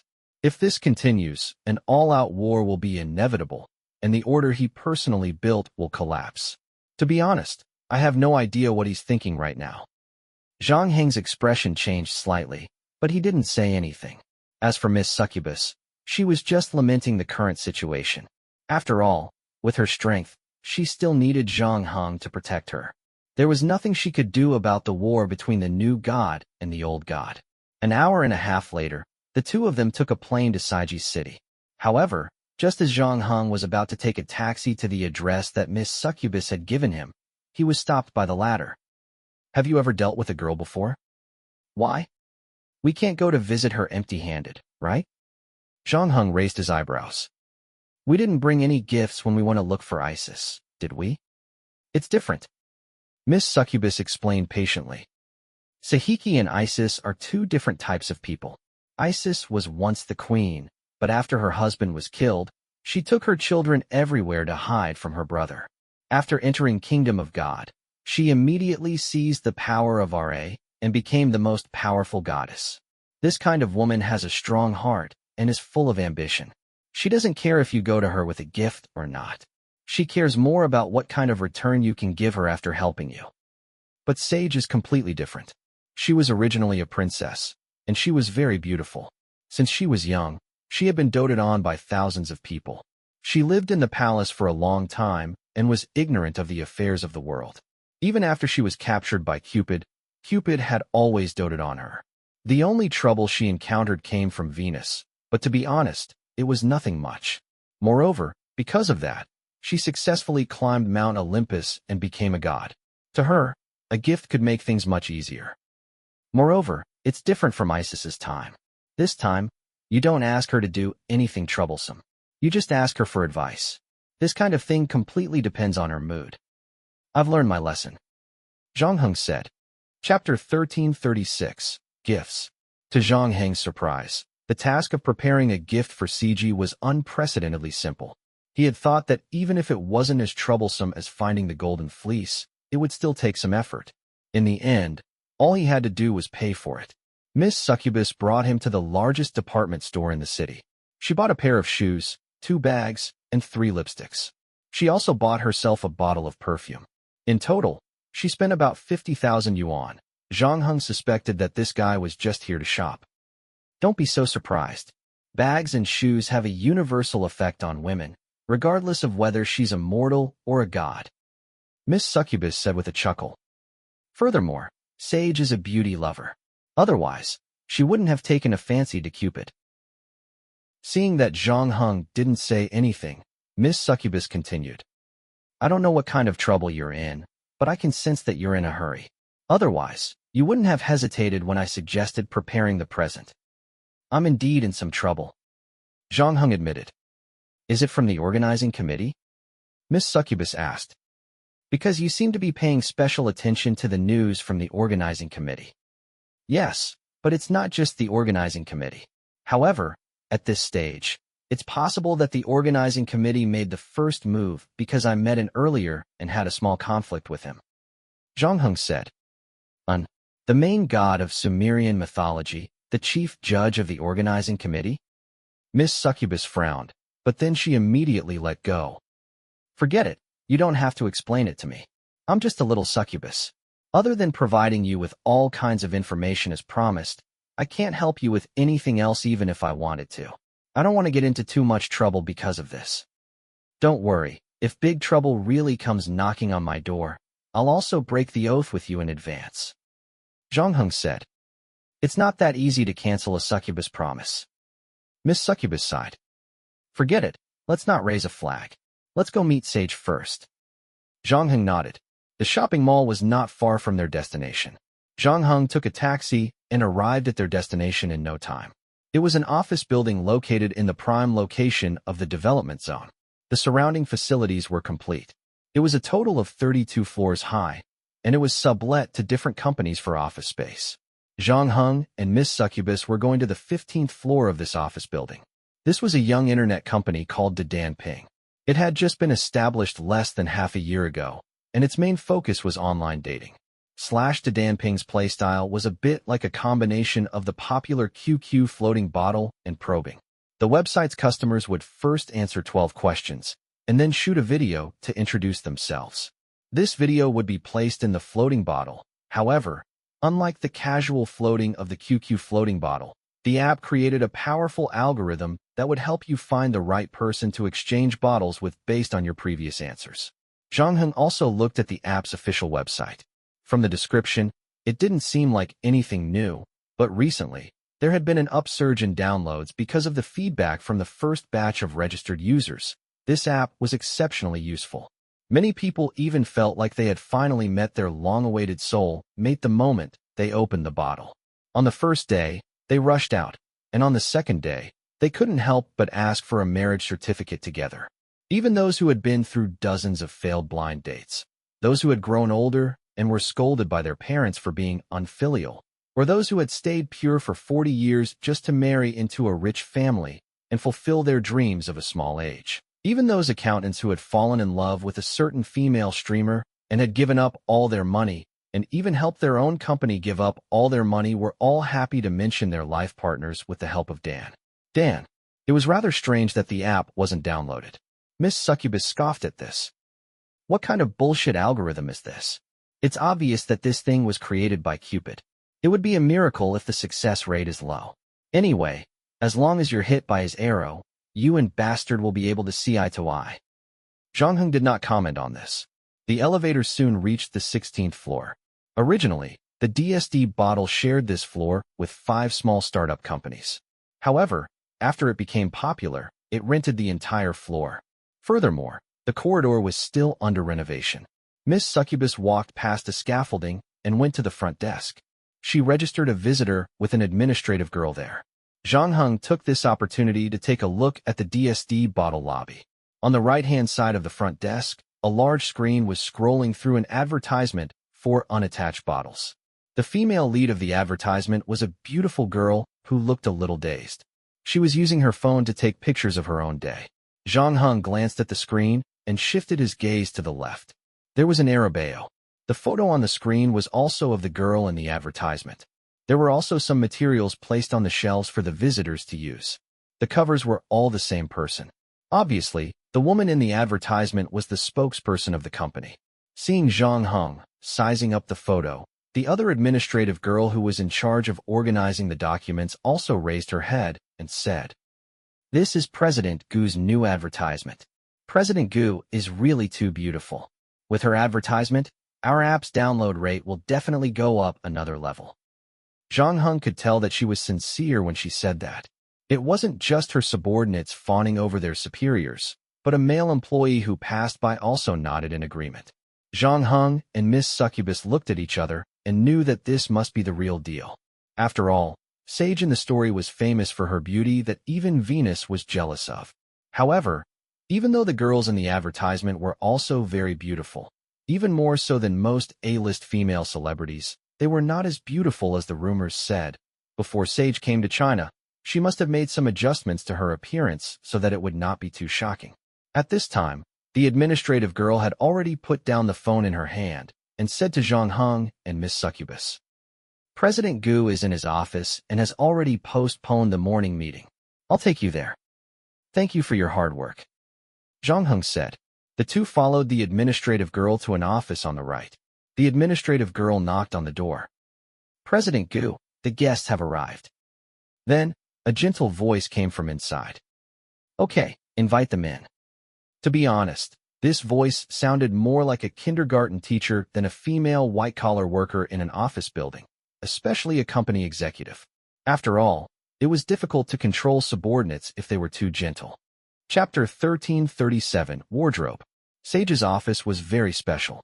Other than the 3-meter-long CEO desk in the middle, which seemed like something that would appear in an office, it also looked more like a princess-style small apartment. There were 24 wardrobes by the wall, forming a circle. Almost the entire office was surrounded. A large round bed with a curtain was located in the northeast corner of the room. On the right side of Miss Succubus, there was a small castle for fans with 2 Persian cats lying on it. CG was holding a British Shorthair in her arms. She was stroking the cat with one hand and reading a fashion magazine with the other. She was looking through the new clothes that were coming out next season. However, when she saw Zhang Heng and Miss Succubus, she did not show any arrogance. She put down the book in her hands and placed the British Shorthair on the CEO's desk. Then, she reached out her hand and smiled. "Emilia told me about your arrival. I didn't expect you to arrive so soon. You must be Trista?" Saiji shook hands with Miss Succubus. Then, she looked at Zhang Heng. Ma Wei." Zhang Heng introduced himself. "Hello, Mr. Ma Wei." Saiji also reached out her hand to Zhang Heng. She didn't treat him differently just because he was a human.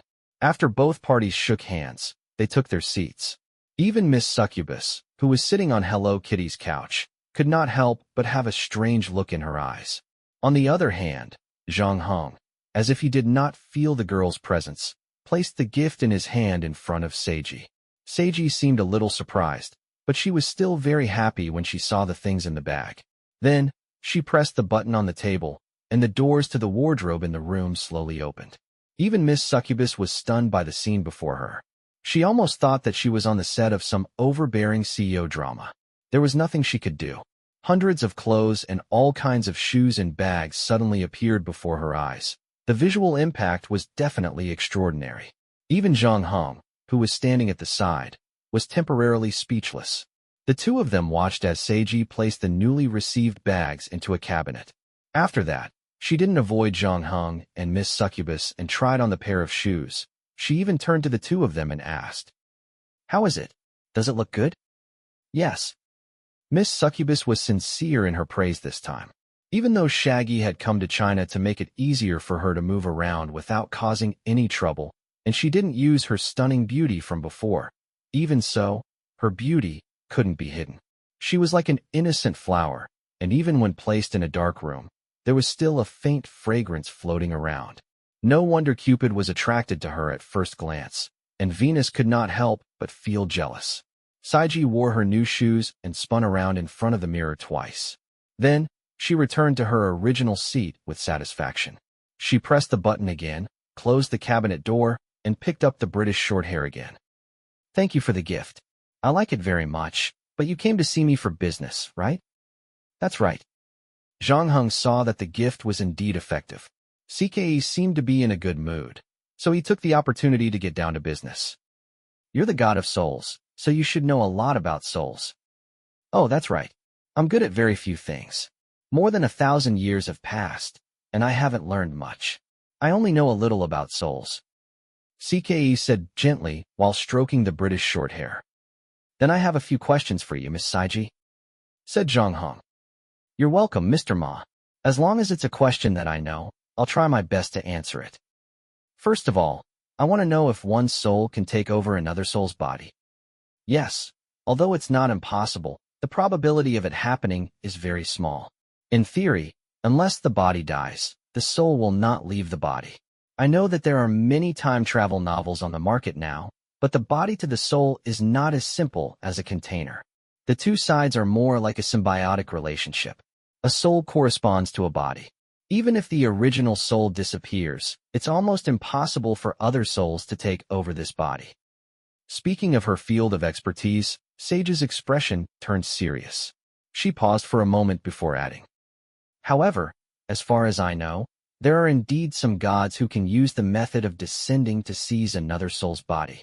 This is also the origin of the seance. However, seance is basically something that cannot last for long. After all, the body is not yours, and the original soul is still there. Rather than seizing it, it is better to say that it is better to temporarily control it. There is a high probability that the original soul will return the body after a few words of oracle. In fact, seance requires the cooperation of the original soul. Usually, the most devout believer will be chosen because if the original soul has the intention to resist, it will be difficult for the seance to continue.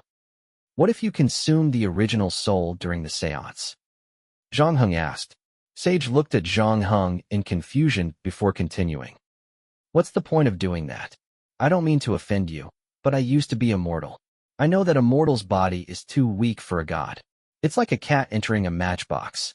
Even if you can forcefully possess it, it's meaningless. On the contrary, your soul will be trapped inside it. Furthermore, the descent of a god is one thing, but completely possessing the body is another. There will be many variables in the process. For example, if the wrath of the 7 deadly sins chooses to take over a mortal's body, the mortal might not be able to withstand his wrath before he succeeds. He might kill the person next to him in a fit of rage and be killed by the police. In other words, it is indeed possible to succeed." "That is the theory." Seiji nodded. Zhang Heng was silent for a moment before asking, "Actually, I've always been curious. After a person dies, their soul will be taken away by the Grim Reaper. What about after the soul dies? Will it disappear completely? You can put it that way, but strictly speaking, the soul will not disappear. It will only return to its purest state. This state is also very difficult for me to explain. For example, if your soul was originally a house, then after you die, your soul will return to the state of reinforced concrete. Then can the reinforced concrete still be used to build the original house? Impossible, Sage said firmly. Just like how there are no two identical leaves in this world, and there are no two identical souls. Let me be frank. Even if there is something powerful enough to pinch a dead soul back into its original form, it will no longer be your original soul, but a completely unfamiliar thing. Understood. Zhang Heng heard the facial expression does not change. On the contrary, the facial expression of Miss Succubus beside appears to be a little surprised and doubtful, seems to not understand why Zhang Heng would ask such a question. Chapter 1338, Sage's Answer. Zhang Heng ignored Lady Succubus' confused gaze and continued to ask. I want to know, if a person is faced with another soul occupying their body, is there any way to fight back? You've said it before, right? If the target of God's descent must be the most devout believer, because if the original soul has the heart to resist, then God's descent will be very difficult to carry on. That's right. A God's descent is easily interrupted, because most of the gods who choose to descend do not want to harm their own representatives in the human world. In itself, they are only borrowing the other's body for a temporary use. However, if it really is like what you've said, one soul devouring another, then the gods will no longer have any scruples. Sage could feel that the topic was moving in an unsettling direction. However, since she had promised Zhang Heng that she would answer all his questions, the God of Souls was still doing her best to answer a certain someone's question. She thought for a moment and continued. Under normal circumstances, the souls of mortals are weaker than that of gods. If the gods are really up to no good during the gods' descent, it will be very dangerous for them to invite the gods. However, they won't necessarily lose. As a player, you probably know about the game props. Although there weren't many of them, there were indeed some game props that could help defend against soul attacks. Other than that, it has a lot to do with your own mental strength. There are many humans whose souls are as tough as a god's. In those heroic poems, there are many humans who have completed tasks that a god couldn't. The last and most crucial point is still what I said before. Your body is your greatest reliance because it isn't just a container. There is an inextricable connection between it and your soul. However, an external soul doesn't have such a connection. Saji's voice was as gentle as ever, and her words were equally comforting. At least, Lady Succubus's expression had calmed down considerably. She could already guess the danger Zhang Heng might be facing from his question. However, Zhang Heng's expression didn't change at all. This time, after hearing Saji's answer, Zhang Heng remained silent for an exceptionally long time. Finally, he asked, what if the body belongs to the other side? Sage was truly stunned this time. Her mouth was wide open, and she wanted to say something several times, but she didn't know where to begin. After a while, even with her good temper, she started to get a little angry. This question of yours, is it deliberately made up to make things difficult for me? How can a mortal possess the body of a god? If that's the case, then if the soul of a god descends, no, I should say returns to the body, then there's no way a mortal can stop it, and there's no reason to stop it. I'm sorry, perhaps I didn't make myself clear. Strictly speaking, I don't know who the body belongs to. Zhang Heng said. Do you know about the blood exchange? Saiji's expression changed slightly when she heard those two words. Who told you that? A friend I just met.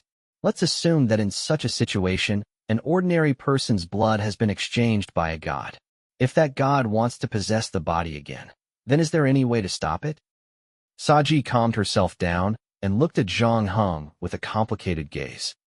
I don't know why you're assuming this, but a blood exchange requires the consent of both sides, and it's a very dangerous thing.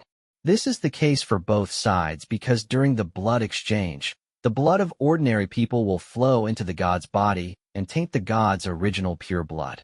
Furthermore, once the blood exchange is completed, the god's side will lose a portion of their power slash. But if that's the case, wouldn't it be easier for the gods to take over the mortal body? Sage nodded. That's right. Once the blood exchange is completed, the mortal body will, in a sense, become a god's body. Even if it's not as strong as the god's original body, it will still inherit a portion of the power that came from the god. If the god wants to take over this body, it will be easier because this body has a connection with his soul. Is there a way to cut off the connection? Zhang Heng asked. No way. I heard that the Tuli tree can isolate supernatural powers. That's right. But even the Tuli tree cannot isolate the connection naturally formed by the blood. Just like how if you put your hand into the Tuli tree's box, it will still be your hand. Then, is it still possible for the original body's soul to defeat the god's soul? It's impossible, said Saiji without hesitation. Stop joking. I've said before that the biggest advantage of the original soul over the foreign soul is its connection to the body. If there's no such advantage, how can we compete? So, there's only one way left, and that's to change the blood, right? Zhang Heng said calmly. Of the questions he had asked Saiji today, some of them had already been answered by Naratodip, and the other part had also been answered by Isis. He was only here to verify Seiji's answer, so Zhang Heng wasn't too surprised to hear her answer. On the other hand, Lady Succubus seemed to have thought of something, and she couldn't help but look at Zhang Heng. Seiji's hand that was stroking the cat also stopped in midair. Like I said, changing the blood is too dangerous. No god would be willing to do that just to save a mortal, and the success rate isn't high. Unless it's a baby under the age of 3, even if everything goes incredibly smoothly, a 30% success rate is the highest. If it doesn't succeed, the god's side will be severely injured, and the mortal will die without a doubt. But the blood exchange is effective, isn't it? Zhang Heng ignored the threat and continued to ask. Yes. Even though Saiji was reluctant, she had no choice but to insist. Thank you, my questions are over. Zhang Heng suddenly said, but he didn't press her any further. Saiji seemed to heave a sigh of relief when she heard this, and a smile returned to her face. Even though she was the god of souls, she preferred to talk about clothes, shoes, and bags rather than the priesthood she held, or perhaps she could just sit in her office and play with her cat. Especially since the man before her, Ma Wei, was asking questions that she felt were unrealistic. In fact, Sage couldn't think of any god in the world who would be willing to exchange blood with a mortal. This kind of thing only existed in theory, and not many people had practiced it before. Even if she knew the answer, it would be meaningless. Even though the previous question and answer session had been rather unpleasant, Sage still politely invited Zhang Heng and the succubus for lunch out of politeness and courtesy. However, Zhang Heng didn't decline politely. The next moment, a series of frantic footsteps suddenly came from outside the office. Chapter 1339, Oil Painting. Zhang Heng heard footsteps outside and knew that Sage probably had something important to attend to. He stood up from the sofa with Miss Succubus to bid her farewell. Sage had wanted to persuade her to stay, but, however, the next moment, there was a knock on the door. Sage could only smile apologetically at the two of them and said to the person outside, "Come in." Before she could finish her sentence, a woman in a Yaksha t-shirt rushed in from outside and whispered something into Saiji's ear. Saiji's expression changed slightly, and she asked subconsciously, "Have you told Chairman Xiao?" "Yes, Chairman Xiao has already booked a flight, but it'll be late at the earliest." Saiji nodded, and then said to Zhang Heng and Miss Succubus, "Well, there's an emergency at the company, so I won't be keeping you guys for dinner. You've already helped me a lot by taking the time to answer my questions. We won't keep you from your work anymore." Zhang Heng and Saiji shook hands again before leaving the office together with Miss Succubus. The two of them walked down the corridor and noticed that many of the people who were originally at their workstations had disappeared. Only a few people were gathered at a spot closest to the right wall. It seemed like they had encountered some technical difficulties. The bespectacled man who was surrounded seemed to be one of the company's most skilled technicians. Previously, when Zhang Heng and Miss Succubus had passed by, everyone had been working hard. He was the only one who had been eating potato chips while watching a drama. If this person who had openly violated the rules wasn't the boss's relative, then it had to be someone who had the ability to be part of the company. Other people might not know this, but how could Zhang Heng and Miss Succubus not know that the boss relatives wouldn't work here? Therefore, the latter was the only possibility. In reality, Sage and the Inuyasha t-shirt girl, who were following behind him, were also heading for that seat. However, this time, this god was obviously caught in a tough battle, and his brows were furrowed. The people beside him did not even dare to take a deep breath as they were afraid of interrupting his train of thought. However, the bespectacled man was a tough character after all. After thinking for a moment, he saw Sage appear from the corner of his eye. His entire person seemed to have been buffed, and his spirit was greatly boosted as he ended the precasting wave. His fingers flew like the wind as lines of code poured out. However, just as he finished typing the code confidently and knocked on the enter key, the computer in front of him suddenly turned black. Then, a sentence that had no beginning or end popped up on the screen. Don't waste your energy. No one in this world can beat me in terms of code. The bespectacled man was shocked when he saw this. The computer has been hacked. When? And this guy is too arrogant. As soon as he finished speaking, another oil painting popped up on the screen. At the same time, it was written in large red words. Found you. In fact, it wasn't just the computer. This painting had popped up on all the computers in the company that had internet access. When everyone saw this oil painting and the line of words that had no beginning or end, they were all baffled. They thought that this was a prank by someone. Only Sigel, who was standing beside them, had a drastic change in expression. She was even a little frightened. This was because the oil painting was Gerard's. Cupid and Sage. This meant that someone had already seen through her true identity. In other words, the other party knew that she was here. Sage herself was only a small transparent figure in Greek mythology. She had never made any enemies with anyone other than Venus. Moreover, the grudge between her and Venus had disappeared along with her marriage to Cupid. After being accepted by the gods on Mount Olympus, it had long disappeared. But because of this, she was now even more terrified. Because of Cupid, she had always lived her life as a princess. Although she was the manager of this department, she usually bought clothes and tried on lipstick. She did not care about anything else. However, she was aware of the recent series of conflicts between the new and old gods. The relationship between the two sides was getting more and more tense, and the only person who could possibly reconcile the conflict between the two sides, Game, had disappeared.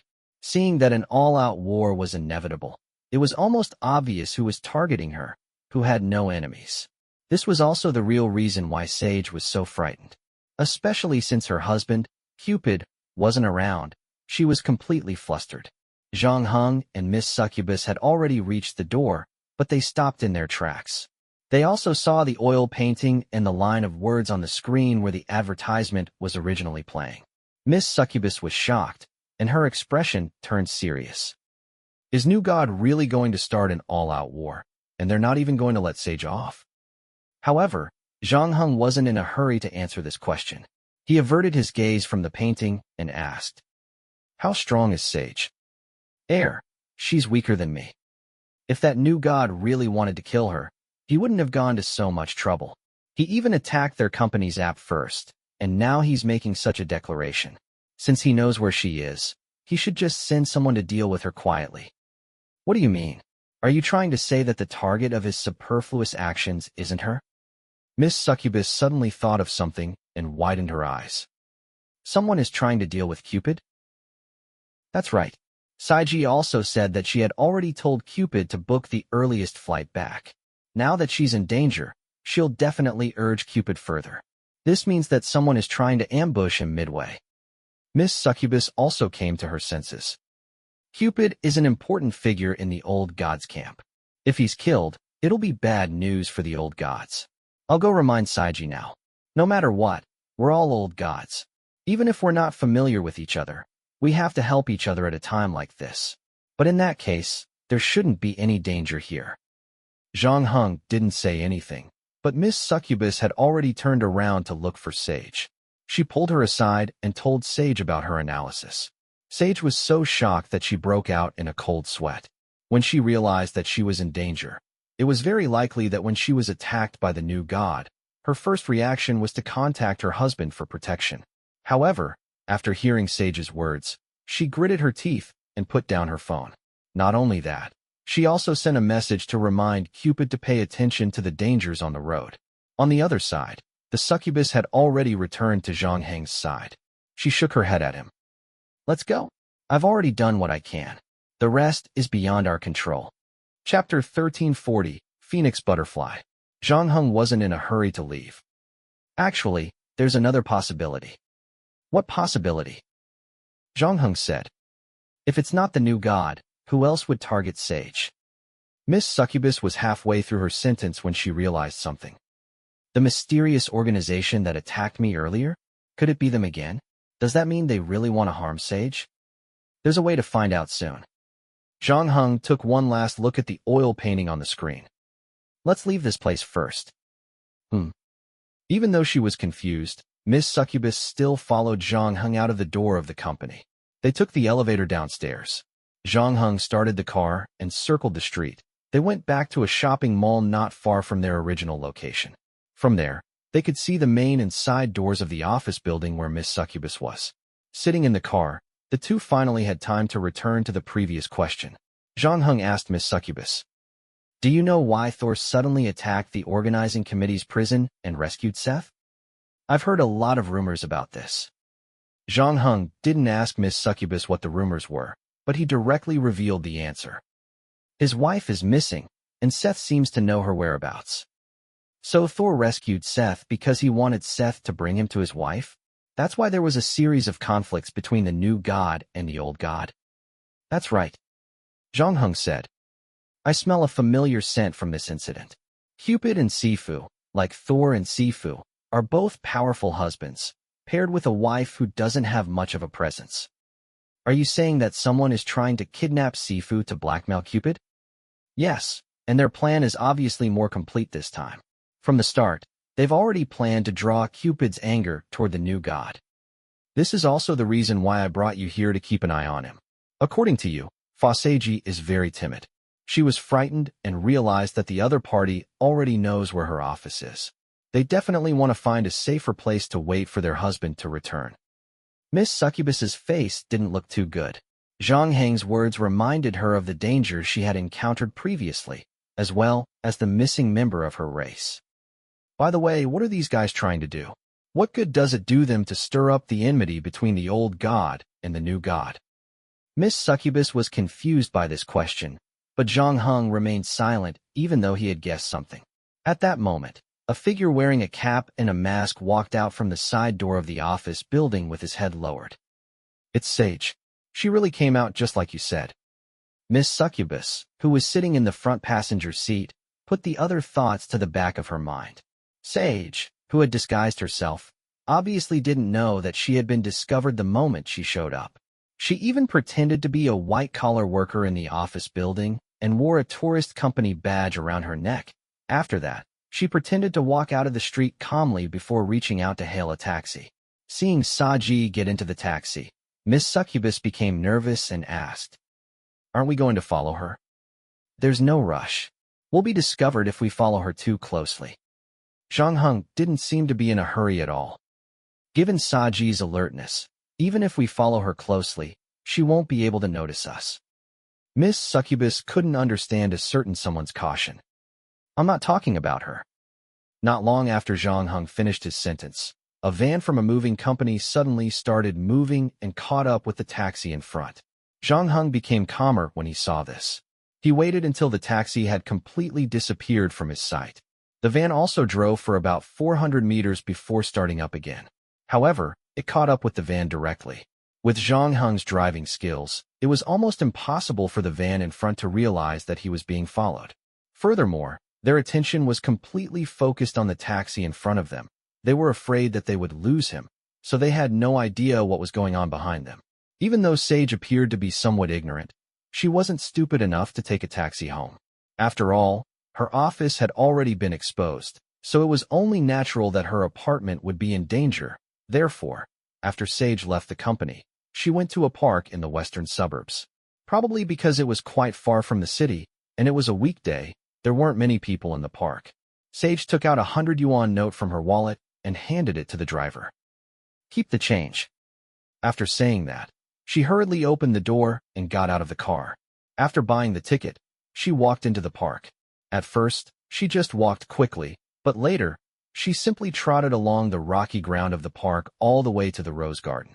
At this time, the roses were in full bloom. It attracted a lot of bees and butterflies to dance around the flowers. Sage looked around and saw that there was no one nearby, so she took off her shoes and wanted to walk into the flowers. However, after thinking for a while, she threw her shoes into the trash can beside her. In addition, there were her clothes and her bag. She threw them in as well. After doing all this, she lifted her feet and walked into the flowers. After a moment, there was only a ring and 2 earrings left in the flowers. At the same time, a beautiful butterfly landed on a rose. However, before the butterfly could have a good rest, in the next moment, an insect net suddenly fell from above its head and covered it. Then, a man put the butterfly that was covered in the net into a glass bottle that he had prepared beforehand. When his companion saw this scene, he couldn't help but laugh. What is this? Walking into a trap.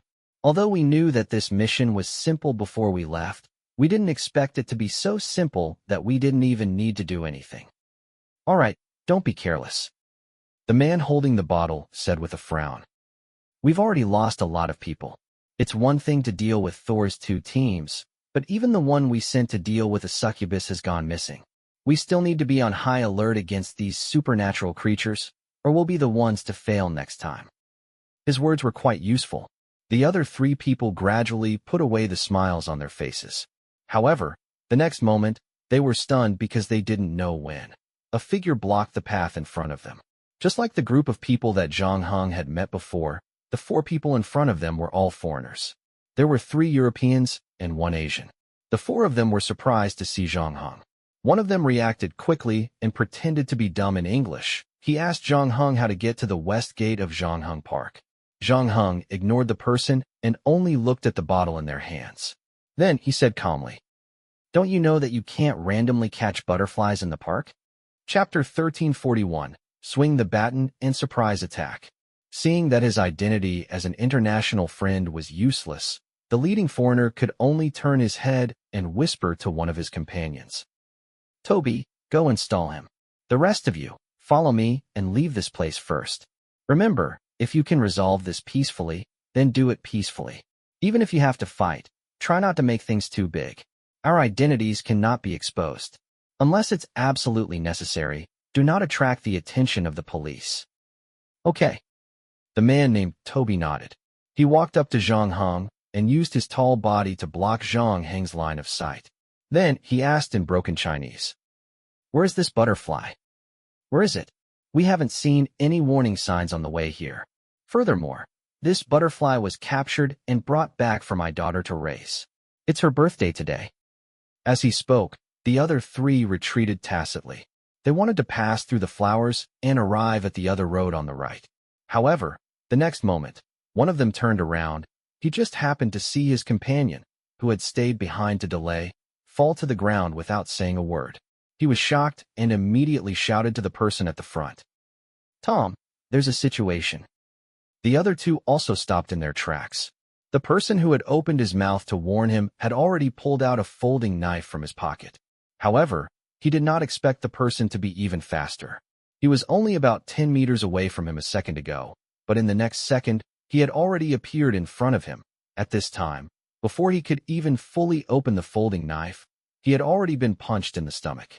Zhang Heng ignored the man who had collapsed with his stomach in his arms and quickly lunged at the Asian in front of him. However, with his companion's warning, he was already prepared. He took out a pair of finger tigers and held them in his hands. Unlike in the movies, finger tigers were not as flashy as they looked. In fact, the ferocious-looking finger tigers were more likely to cause damage to the attacker because the finger bones were a very fragile part. It was possible that the opponent might not have sustained any injuries, but his own finger might have already been fractured. The Asian was currently wearing the most common 4-fingered finger tiger. If worn correctly, it would be more powerful than beating someone up with bare hands. But under normal circumstances, it would not be fatal. This was also to carry out the order given by the foreign leader. Furthermore, Zhang Heng could clearly feel that the other party had received professional training the moment they exchanged blows. At the very least, in terms of boxing, He was already comparable to some amateur boxers. His punches were swift and full of strength. At the same time, his body was agile like a cheetah. In the blink of an eye, the two of them had exchanged several punches. Even though Zhang Heng had the upper hand, he was not able to take down the other party immediately. However, this was enough to shock the two of them. They could not help but think of the legendary Chinese kung fu. However, the fight had come out of nowhere. Up until now, the foreigners still did not know why the young man had suddenly attacked them. It could not really be because they could not randomly catch butterflies in the park, right? But at this time, there was no point in thinking about these things. The foreigner named Tom was only stunned for a moment, and immediately joined the battle. He first put the glass bottle in his hand to the side, and then his right hand subconsciously touched a bulge at his waist, but after a moment of hesitation, he moved up again and grabbed a black swinging rod. After taking off the swinging stick, he first shook it up, then swung it down again. After that, he finished swinging the stick, and a section of alloy head came out from the front of the stick. Holding the swinging stick, Tom rushed at Zhang Heng.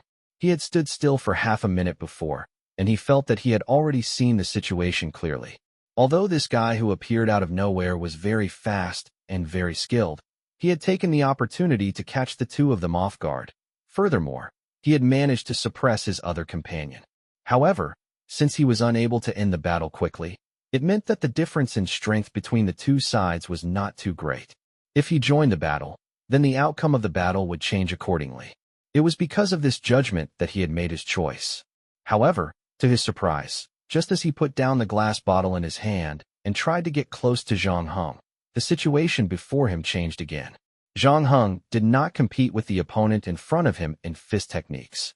Instead, he held the folding knife that he had obtained from killing the second foreigner. The Asian man, who had gradually gotten used to this fighting style, only saw a cold glint flash before his eyes. Before he could react, all four of his fingers were cut off, and the finger tiger that had been held in his hand fell to the ground. As the knife landed on Tom's body, a chill rose in his heart. He realized that he had unknowingly fallen into the opponent's trap. The opponent had been hiding his strength earlier. Of course, it wasn't to create a dramatic effect, but to lure him to put down the glass bottle in his hand and approach him at the same time. After realizing this, Tom stopped in his tracks. Even though he was the best among the four, he knew that he was no match for Zhang Heng. In the next moment, he threw away the stick in his hand without hesitation. At the same time, he reached for his waist again. The risk of this mission was not high, so he was the only one among the four with a gun. If he could pull out the gun before Zhang Heng reached him, he would be able to regain control of the situation.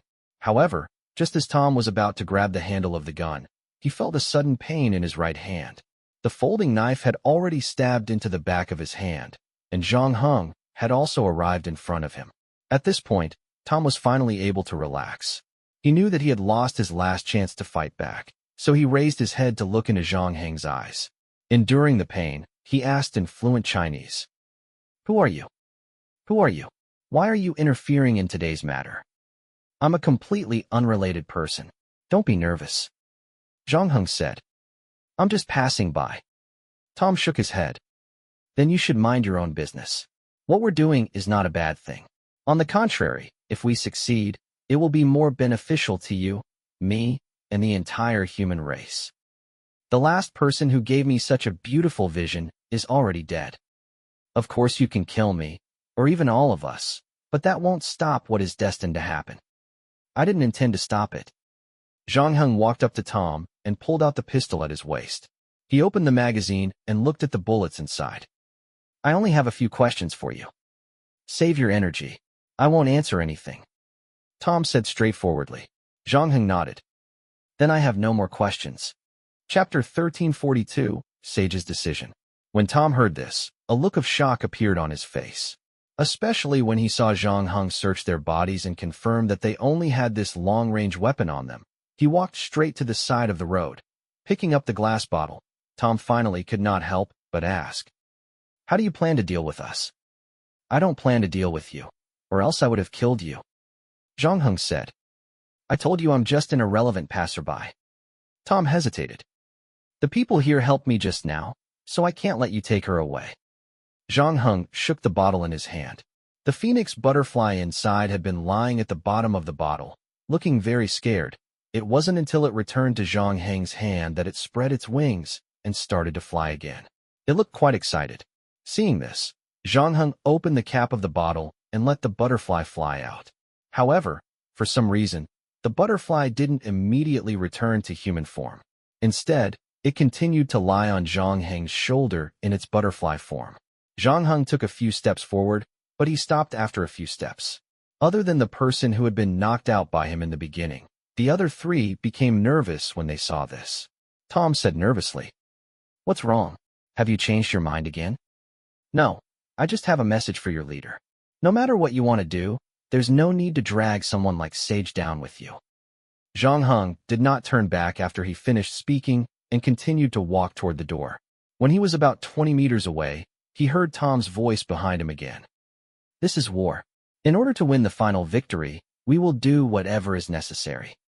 Zhang Heng was non-committal, but he had already walked away, leaving Tom and the other two to look at each other in dismay. Half an hour later, in the hotel's executive suite, Ciji had already put on her clothes and expressed her gratitude to Zhang Heng and Miss Succubus. However, her face was red and she wanted to say something, but she hesitated. Zhang Heng guessed what she wanted to say, so he agreed in advance. "We don't have anything else to do for the time being. We can wait for your husband to come back." "Really? Thank you so much." Ciji finally heaved a sigh of relief. She had always been timid, so she had been shocked by the oil painting and what had happened in the park. She was afraid that if Zhang Heng and Miss Succubus left, she would be captured by someone else. The three of them played a few rounds of landlord fighting in the house. After that, Ciji and Miss Succubus started chatting about the new clothes and foundation while Zhang Heng, who had nothing better to do, went to the bedroom next door. For the past 2 days, he had been running around 24 hours a day, busy solving various problems. Now that he had some time to relax, he took a nap. When Zhang Heng opened his eyes again, it was already dark outside.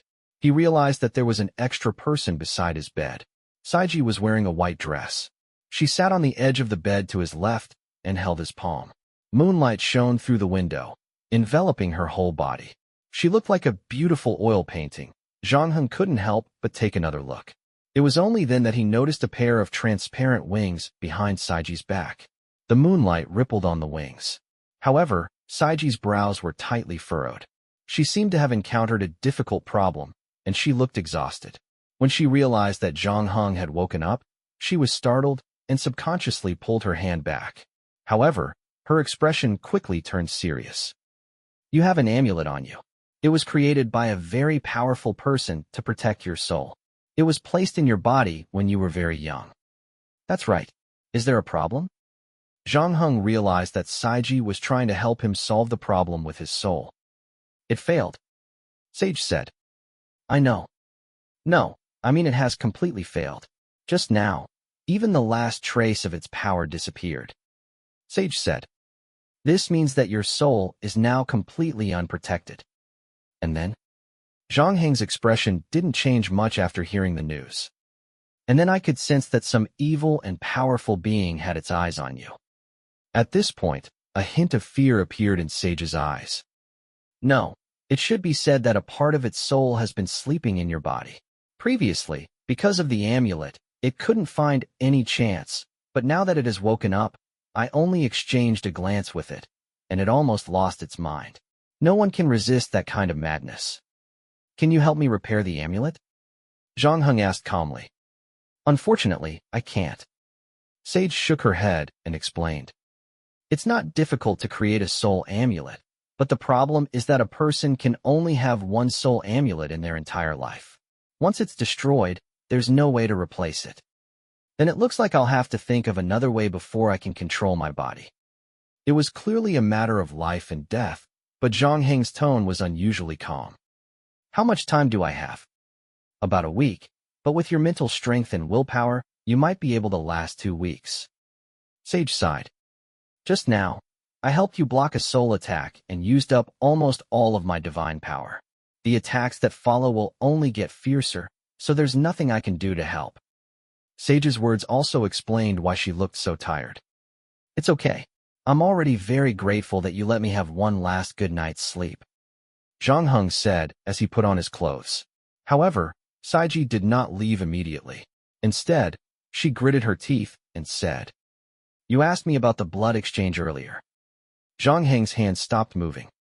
"If it's possible, that might be your only hope." Saiji continued, "Unfortunately, my strength is too weak. I can't withstand the madness and destruction in your blood. Of course, neither can Trista. It doesn't matter. There's still time. I can find someone else." "It's too late.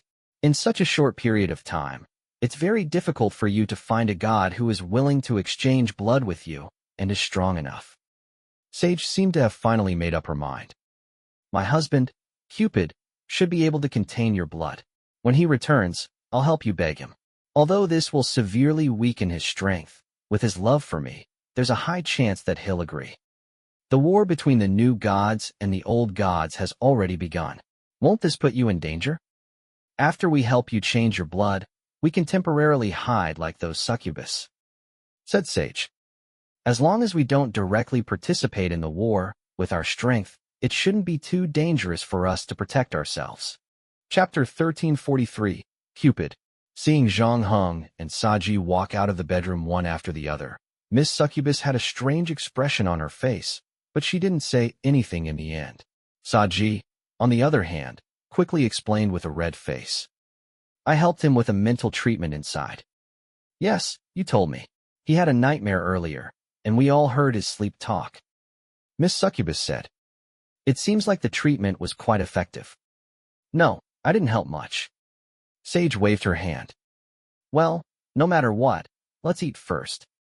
Miss Succubus took the initiative to change the somewhat awkward topic. "I'm hungry. Your husband should be arriving soon. We can go to the restaurant and order food first. That way, we can eat when he arrives." CG looked at the clock in the room. The time was now 9:12 p.m. Previously, she had contacted Cupid. The latter's flight would arrive at 8:35 p.m., taking into account the time of the flight and the arrival from the airport. Indeed, Cupid should be arriving in about 10 to 20 minutes. Therefore, the three of them left the room and went to the restaurant on the second floor. They didn't ask for a private room. Instead, they found a small table in the corner of the hall. Then, Zhang Heng observed the diners in the hall while Miss Succubus picked up the menu. She ordered 7 dishes in one go. However, other than the longer one, which required the chef to cook first, the rest of the dishes were served after the chef and the others arrived. During this time, Sage checked the time several times, but she didn't see Cupid appear until 9:30. Under Zhang Heng's suggestion, she had already thrown away her phone. She even informed her husband that he had also thrown away his phone.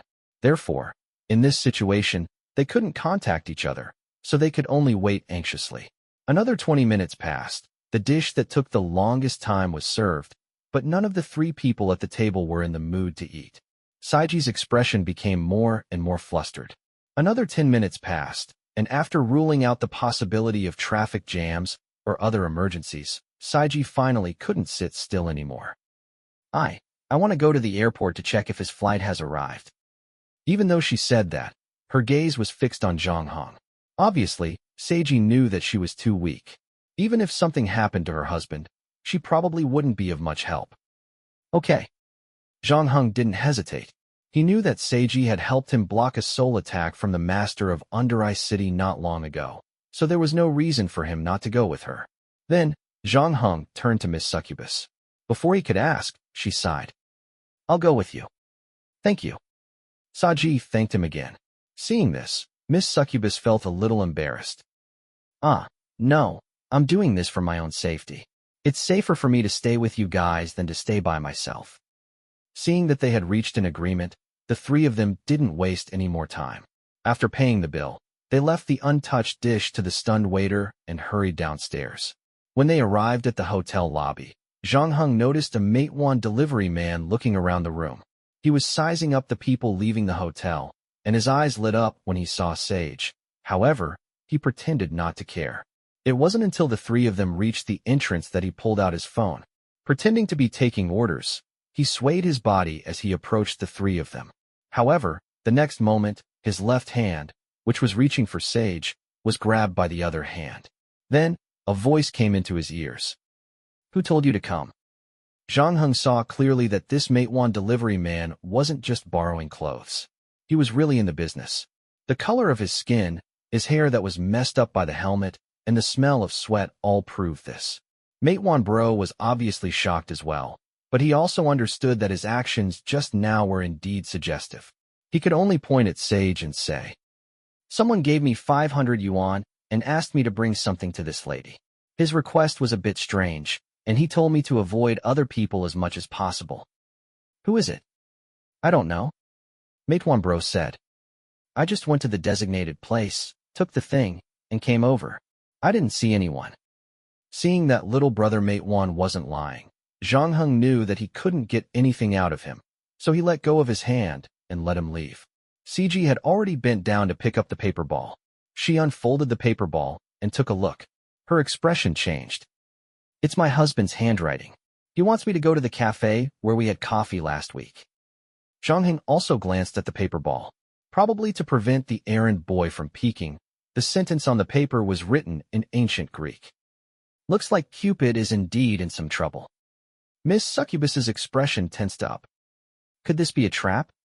Sage had already taken a step forward, but when she heard this, she looked at Zhang Heng with a pleading gaze. The latter thought for a moment. "Let's go take a look. We don't have any other clues at the moment. The other side has already made a move against Saiji once, and it didn't work. There's no reason for them to make a comeback so soon. Besides, if something really happened to Cupid, those people wouldn't need to deal with Saiji anymore." The three of them arrived at the location on the paper ball 20 minutes later. The coffee shop was about to close, and there weren't many people inside. After entering the shop, Sage didn't delay and immediately walked to the table she had sat at last week. There was indeed a figure there, wearing a suit and a pair of shiny leather shoes, lying on the table. Sage walked quickly to the person, but she stopped and showed a hint of panic on her face. The next moment, she heard a voice from the bar counter. "I'm here." The person who spoke was a waiter. He had been tidying up the coffee cans on the shelves with his back to Zhang Heng and the others when they entered the room. When he turned around, he realized that Zhang Heng was already sizing him up. This was a very handsome man. He had the body of a model and the face of a celebrity. At the same time, he had a frivolous and lascivious air about him. He could be considered the killer of all young girls. However, Zhang Heng's gaze only lingered on him for about half a second before it moved down to his lower abdomen. There was an obvious pool of blood there that had already seeped into his work uniform. It was obvious that he had chosen to turn his back to the door to hide his face from the public and to cover the wound. When Sage saw this scene, she let out a cry of surprise and turned from joy to sorrow. "What's going on? Did you also encounter the attack of those humans?" "Humans?" Cupid was stunned when he heard this. He immediately said, "What humans? The ones who attacked me were a group of new gods. I even killed one of them." Chapter 1344, A Strange Hijacking. Cupid paid the waiter who was pretending to be him 800 yuan. Then, he was helped to sit down by Sage. After listening to Sage's story of the whole afternoon, he began to tell his story. It turned out that after Cupid received the news that his company had been invaded, he immediately booked a plane ticket back. Then, he received a message from Sage, warning him that someone might attack him on the way. At this sensitive juncture, Cupid naturally wouldn't be careless. He immediately became vigilant and bought all the seats in the first-class cabin. As soon as he got on the plane, he told the stewardess that he needed to rest. He didn't want to be disturbed by anyone, and he didn't need any service. As a result, there was no one else by Cupid's side the entire way. Just when he thought that he could ensure his safety by doing so, and the plane was about to reach its destination, a sudden change occurred. Cupid saw an oval-shaped flying object fly out from behind a cloud through the porthole of the plane. It first traveled with the plane for a short period of time, and then flew up to the top of the plane. It caused some passengers to cry out in surprise. It couldn't be helped. The appearance of this thing was too classic. The only thing missing was the word UFO carved on its face. Some people even saw two short and ugly little green men in the opposite cockpit.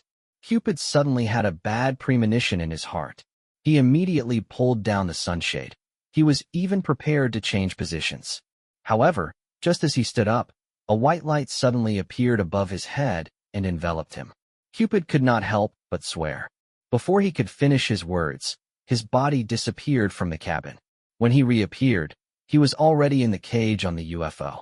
The two little green men outside the cage each held a spear with a defibrillator on the front and stabbed at Cupid's body. However, Cupid's actions were even faster. In the next moment, a golden longbow appeared in his hand. Before the long spear reached into the cage, he had already shot down the two little green men. However, before he could find a way to break out of the cage, then his body was shrouded in white light again. This time, he was teleported from the UFO to a warehouse. It was also there that Cupid encountered an ambush specifically targeted at him by the new gods. Although in the end, Cupid successfully killed one of them. However, he was also injured. Seeing that the remaining three had escaped, he was worried that there would be more ambushes, so he did not chase after them. Cupid left the warehouse in a hurry. After that, he did not even dare to go directly to the hotel. Instead, he called Matewan to run errands and sent a letter to his wife, Sage, asking her to come to this cafe. After Cupid finished telling his story, Sage also carefully opened his shirt. When she saw the wound on Cupid's lower abdomen, she could not help but cry. It didn't seem like any real weapon could do that. The wound was neat and round, about the size of a fist. The internal organs and flesh inside were gone. If Cupid wasn't a god, he would have died long ago. And he was still able to fight his way out of the siege of the new gods with such a wound. He was indeed strong. However, this was also his limit. Cupid gestured for Sage to put down his clothes before he spoke. The war between the new gods and the old gods has already begun. As a member of the old gods, I should have gone to help. However, neither of us are like Thor or Ares who enjoy fighting. Furthermore, with the injuries on my body, even if I wanted to fight, I wouldn't be able to. At this point, he patted Sage on the shoulder. Don't worry, I won't die yet. However, it won't be easy to cure me. Therefore, I plan to find a place that no one knows about and live in seclusion for a period of time. I will first heal my injuries. When the time comes, I will see how far the war has progressed before I make any plans. Sage wiped away the tears on her face and sobbed. All right, I will go home and pack my things now. Cupid shook his head.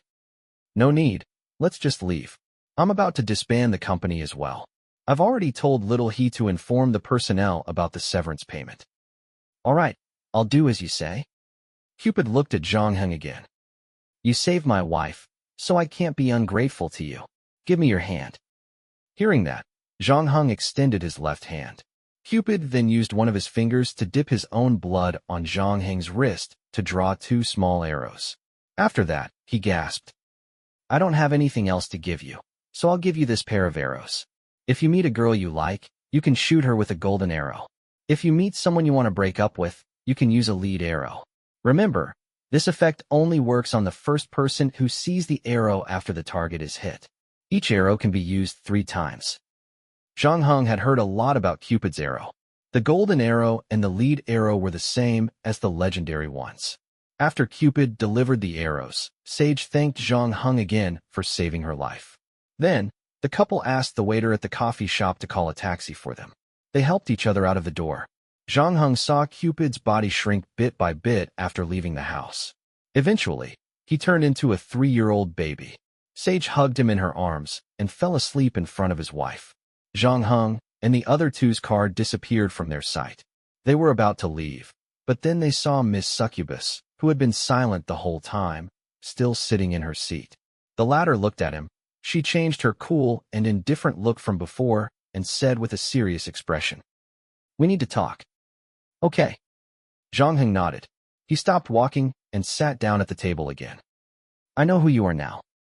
Miss Succubus's first sentence was earth-shattering. Zhang Heng's expression did not change. Yes, didn't you already know my real name and address when we first met? That's not what I'm talking about.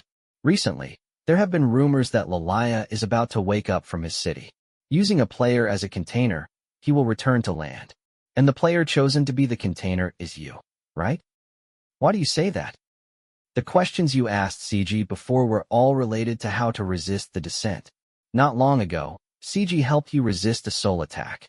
She's more simple-minded and may not think that much, but I'm not her. I know that this will prove that you asked those questions on your behalf. That's right. Zhang Heng did not deny it anymore. I brought you along because I wanted to find a way to resist the descent. Not only that, you brought me along because you want to know how the organizing committee and the other gods treat you. Indeed, this is also part of my consideration. Zhang Heng admitted. Saiji's expression became complicated as she looked at Zhang Heng. Chapter 1345, A Pity. Are you going to tell the organizing committee about me? Zhang Heng asked. Miss Succubus didn't answer the question. Instead, she asked, have you found a solution? Not yet. Then how much time do you have left? About a week or two. Of course, if you're willing to help me, I might be able to last a little longer. Zhang Heng said. Miss Succubus frowned. You asked me before if I could give you a sex dream. Are you trying to use it to block Master Lari's mental attack? That's right. To be honest, I don't think it'll have much of an effect. The difference in power between us is simply too great. It's fine. I'm just trying it out anyway. Zhang Heng remained calm. However, Miss Succubus looked a little annoyed. She took out her cigarette case and lit one. The waiter at the side seemed to want to remind her that there was no smoking in this place, but after she glanced at him, he pulled back. Sage said that you only have one option left. Fortunately, a small fry like me isn't qualified to trade with you. Otherwise, I would have been afraid that you would have tied me up. Miss Succubus took a puff of her cigarette and smiled self-deprecatingly. Didn't Sage also say that you can only trade blood if both parties are willing? Then, do you have a goal? To be honest, even Miss Succubus felt ridiculous after asking this question. How could there be a god in this world willing to sacrifice his own power to save an unrelated mortal? Furthermore, it was at this crucial moment when the new god and the old god were at war. Didn't you see how strong Thor and Cupid were? The latter had no choice but to find a place to live in seclusion. Every bit of power was extremely precious at a time like this. However, to her surprise, Zhang Heng said, I know someone who might be willing to exchange blood with me. Who? An old friend who has known me since a very young age. He always prided himself as my guardian angel and has been silently protecting me from behind. Zhang Heng said, So, do you want me to help you find him? Miss Succubus perked up. There's no need. He'll come to me when I need him. Then we'll just have to wait for him? Miss Succubus heaved a sigh of relief before asking again. He won't encounter any trouble along the way like Cupid did, right? By the way, the war between the old and new gods has already begun. It's not safe anywhere. With his strength and intelligence, I don't think anyone can threaten him. Zhang Heng said. Then, he looked into Miss Succubus' eyes. You haven't answered my question. What question? Are you going to report me to the organizing committee? If Game were still around, I'd most likely do that. Miss Succubus took a deep drag on her cigarette. You don't understand the organizing committee. Although there are many departments in the organizing committee, and even many new and old gods are working there, the only one who can put them together and work well is Game. Don't look at him as someone who rarely shows up to take care of things. It seems like the organizing committee can continue to operate without him. However, this is just an illusion. Once the news of his disappearance is known by all the gods, it's only a matter of time before the organizing committee splits up. Who knows what big things might happen in the future? Miss Succubus sighed. I'll stay with you for the time being. No matter what, it's safer than being alone with me. But if you really can't take it anymore, remember to let me know in advance so that I can run away. I don't want to be the first person to witness the Lord of Lalaya's return to the light of day. I really can't enjoy such an honor. Don't worry, I've said it before. I won't implicate you. Zhang Heng said calmly. Sex in the city bar. In the lounge on the second floor, the bartender was wearing a cheap how for the first time today. She wasn't hiding behind the bar counter, flipping through her comics, or catching up on her drama. Instead, she was wiping every single glass seriously for the first time ever. After putting away the tools she used to make drinks, she turned back to look at the place where she had been working for almost a year and threw a key on the bar counter. At this moment, the door of the lounge was pushed open from the outside, and a figure walked in. The bartender did not turn back, but as if she knew who the person was, she said calmly, You came later than I expected. But no matter what, I finally made it in time to send you off, didn't I? The person said, After today, you can be free. From now on, You don't have to be a receptionist here anymore. To be honest, with your temper, I didn't think that you could really stay here for such a long time. It's worth it, the bartender said solemnly. I've finally gotten what I've always dreamed of.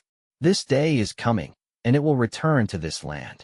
At that time, both the new and old gods will be shrouded in fear of it. That's right, it sounds very exciting. The person agreed. I can't wait to see this scene too. However, upon hearing his words, the bartender merely sneered. Forget it, Kronos. Do you really think that I will accept all your nonsense? I knew that you didn't have any good intentions from the first day you came to find me. The reason why I didn't expose your lie is because at least until today, we all want the same thing. The mighty Hydra, the overlord of the deep sea, has also learned those dirty political tricks and started to play coy with others. Kronos smiled. You suddenly don't trust me. Is it because Nyarlathotep found you and said something bad about me? Nyarlathotep did come to find me, but it has nothing to do with her. That guy is as annoying as you. He always thought that he was the smartest person in the room. That's hard to argue with. Kronos sighed. So, does this mean that our cooperation is over? That's right. Hydra said straightforwardly. I was happy to delay it for a few more days if you didn't come to find me. But since Game has gone missing, our cooperation has lost its last reason. You're going to find him? Yes, there are only a few days left. I don't want any more accidents to happen. I'll take him to a safe place and let him finish reading this book. Hydra waved the Myth of Cthulhu in his hand. It's a pity. Kronos shook his head. What's a pity? I thought that after spending so much time with him, you had some feelings for him. In the end, you just watched as his body was taken by the master of Lele, and you didn't forget to push him again. Hydra was silent for a rare moment, and then she spoke again. Each of us has a reason to exist. The reason for his existence is to become a vessel for my master, and the reason for my existence is to ensure that this matter can be carried out smoothly. The rest of the matters are based on this. Chapter 1346, The Rampaging Hydra. Well said. Kronos nodded. Even we can't resist the coming fate. No, to be more precise, it's because we are gods that we understand the meaning of fate. You still have a lot of nonsense to say. Hydra said coldly. Even if you're here to fight me, you still have to talk about your daily life. You don't feel good at all. Kronos smiled when he heard that, but he was not in a hurry to answer. He first glanced at the clock hanging on the wall of the lounge. There were less than 3 minutes left until midnight, and then he spoke again. Interesting. Back then, Game invited everyone to create such an unprecedented game to resolve the conflict between the gods. Although most people, including me, did not oppose it, they actually did not think much of it in their hearts. But now, seeing that it was about to close, they actually felt some regret and regret emotionally. It doesn't matter. I can cut off your head and leave it here to reminisce. Kronos shook his head. Although I also want to experience your legendary head, your opponent tonight is not me. He looked at the clock again. There's 1 more minute, and this place will no longer be protected. Since the wine you left here will be destroyed in the end, why don't you take a bottle and let this old friend of mine feast on it? Hydra was too lazy to answer, so she raised her middle finger. Just as the second hand was half a turn away from matching with the hour and minute hands at the top of the dial, all the players' phones started to vibrate. Even Zhang Heng, who had already thrown away his phone, received the notification of a new email. Zhang Heng happened to be browsing the players' forum at the moment, so he opened his email. The sender of the new email was the Game Organizing Committee. Zhang Heng's mouse paused for half a second on the title. Player's personal opening. Then he clicked on it. Dear Player 07958, you have been in the game for more than 10 months. You have cleared 10 rounds of dungeons and joined the proxy war. Your heroism in the game is unforgettable. We believe that you must have left behind many unforgettable experiences here. However, as the saying goes, all good things must come to an end. We regret to inform you that some of the online games will be temporarily closed at this point. After tonight, all players will no longer be able to enter the game world. The game points in the cities will be closed one after another, and the staff in them can evacuate themselves. Please note that after midnight tonight, the game points will no longer be protected by the power of oaths. They will no longer be able to resist and block supernatural forces. The players that were still inside the game points were requested to leave as soon as possible. After Zhang Heng finished reading the email, the starfish in his hand arrived at midnight. At the same time, Kronos and Hydra, who had received the news earlier, also turned to look at the clock in the lounge. Hydra retracted her gaze and looked at Kronos. Those ancient oaths are no longer valid. So, I'll only say this once. Anyone who dares to stand in my way tonight, I'll swallow them whole. Kronos, on the other hand, acted as if he did not see the fierce light in the bartender's eyes. He could not help but laugh. I've said it before. Your opponent tonight is not me. Although you no longer treat me as an ally, I still remember the good times when we worked together before. So, unless it's absolutely necessary, I won't attack you. This is the first time I've heard someone say something so refreshing and refined about being a coward. Hydra did not want to play any more games with Kronos, so, after saying this last sentence, she pounced on the man in front of her. However, almost at the same time, the iron wall behind Kronos suddenly fell off, revealing a well-equipped armed squad. As the leader of the team gave the order, bullets rained down on the bartenders as if they were free. Kronos' voice sounded again, mixed with the sound of bullets, and it seemed to be a little intermittent. A while ago, I went to Ireland to visit another old friend.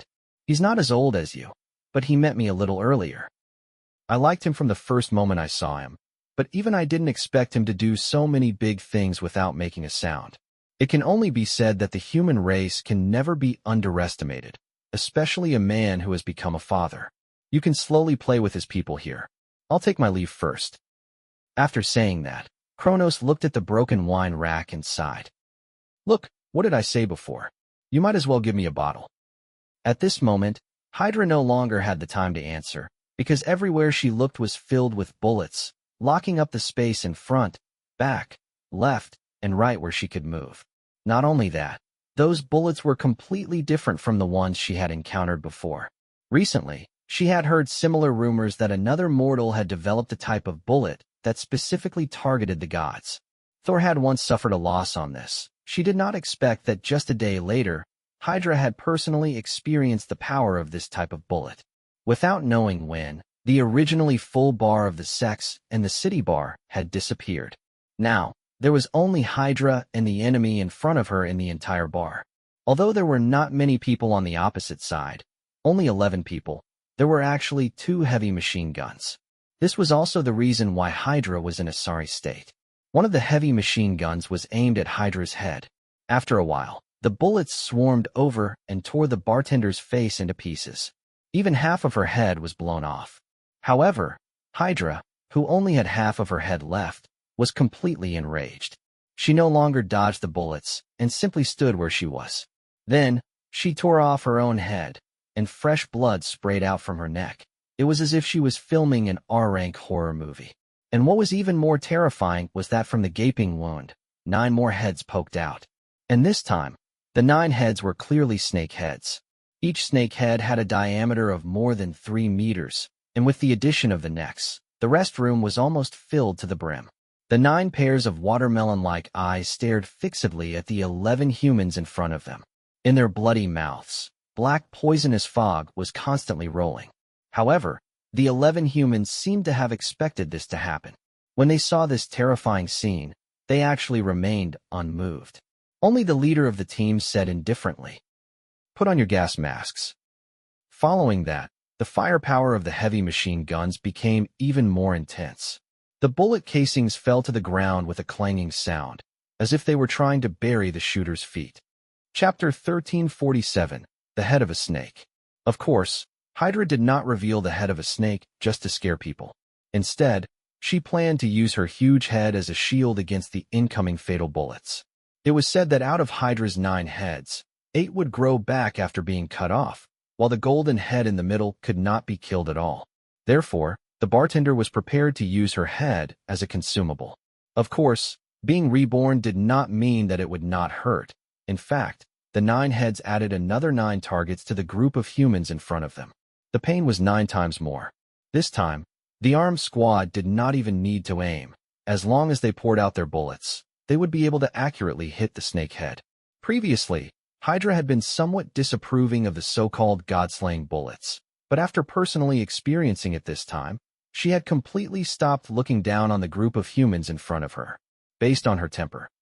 Originally, she should have left Kronos behind as well, but this time, for the first time, she ignored the god of time and allowed the latter to leave calmly. This was because Hydra knew that it would not be easy to deal with this group of humans. In the blink of an eye, 2 of her snake heads were smashed by bullets.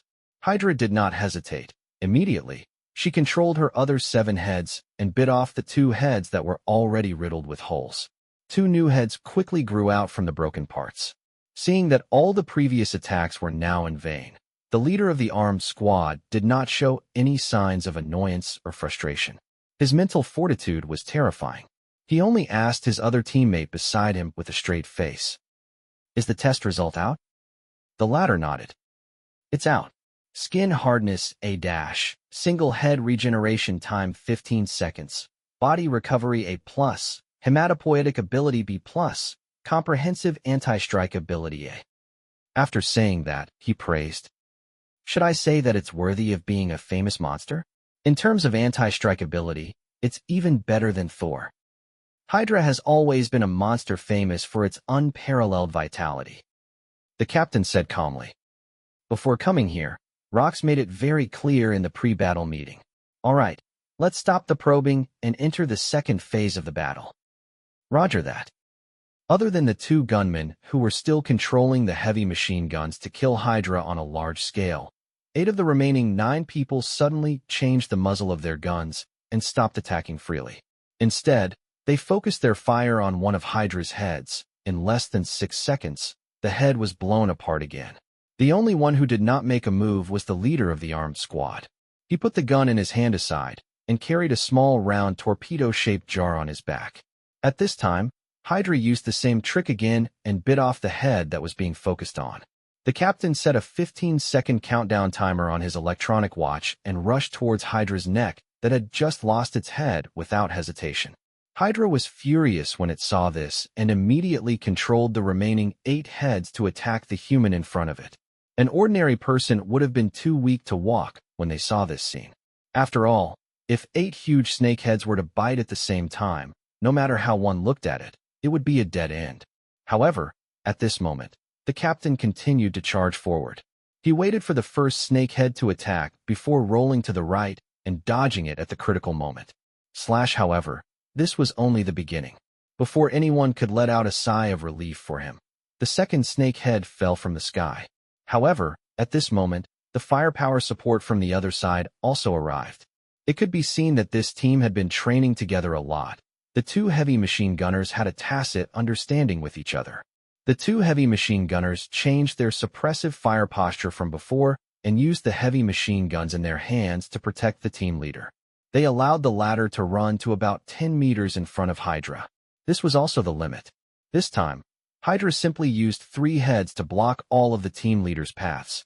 Therefore, the team leader did not continue forward. He directly took out a spray gun from the side of the small round can. Upon seeing this spray gun, the huge pupils on the snake's head suddenly shrank.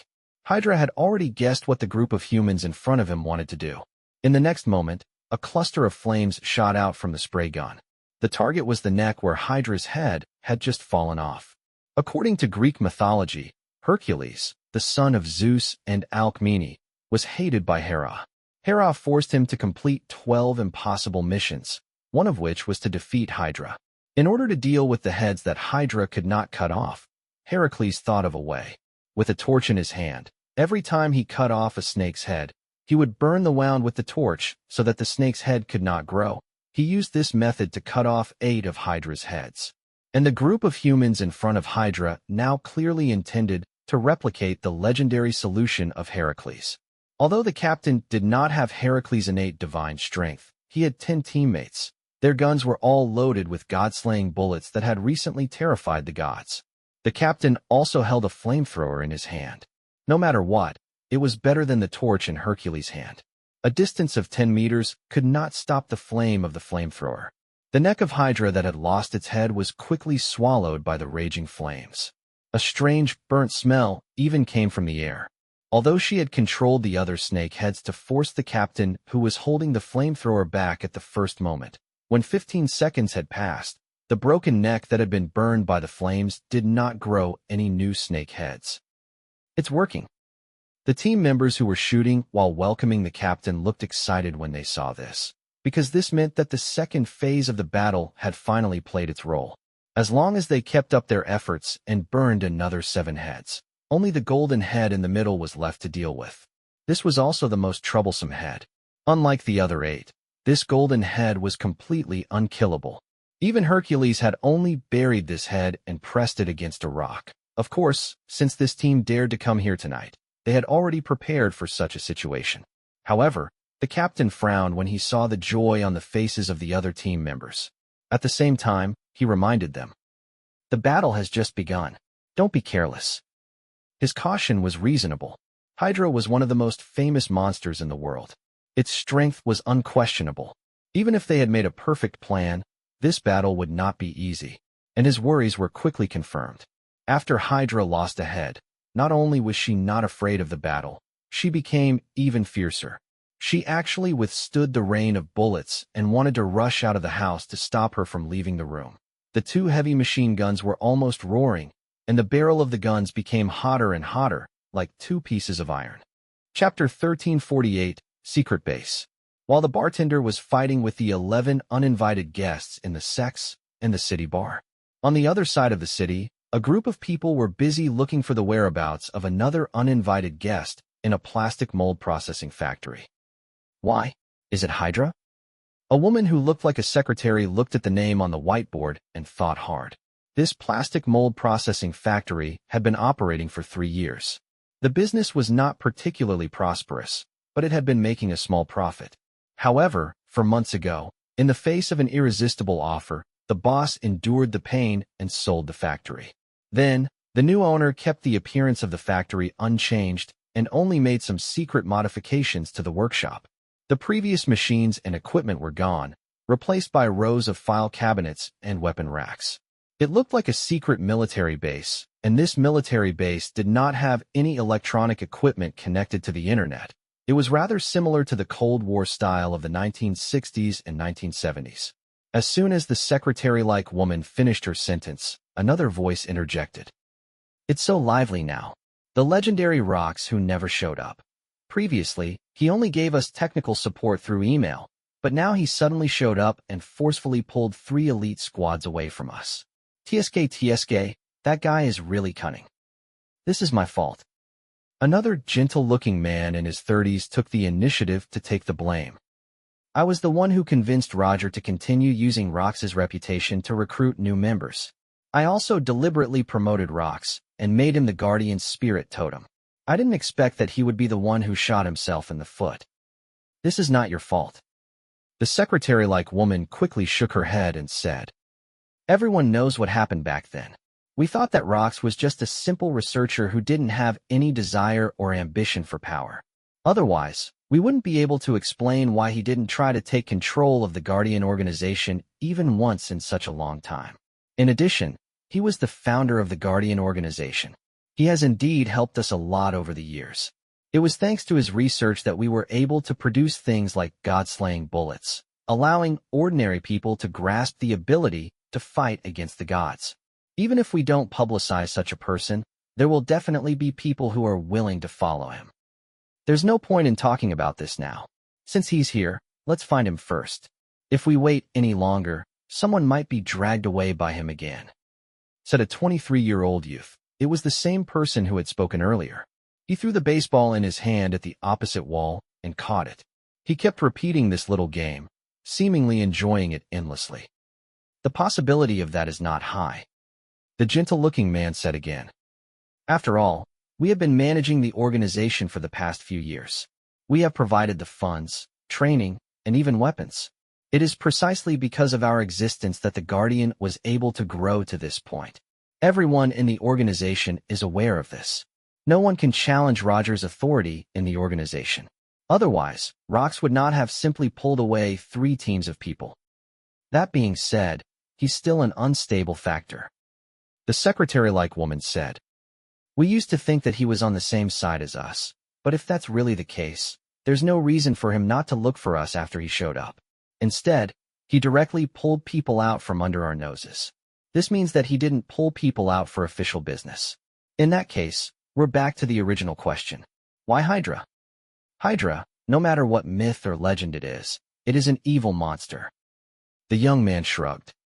Maybe Rox just wants to get rid of the evil for the people first. He did not expect that the woman who looked like a secretary would be shocked and blurted out. What did you say?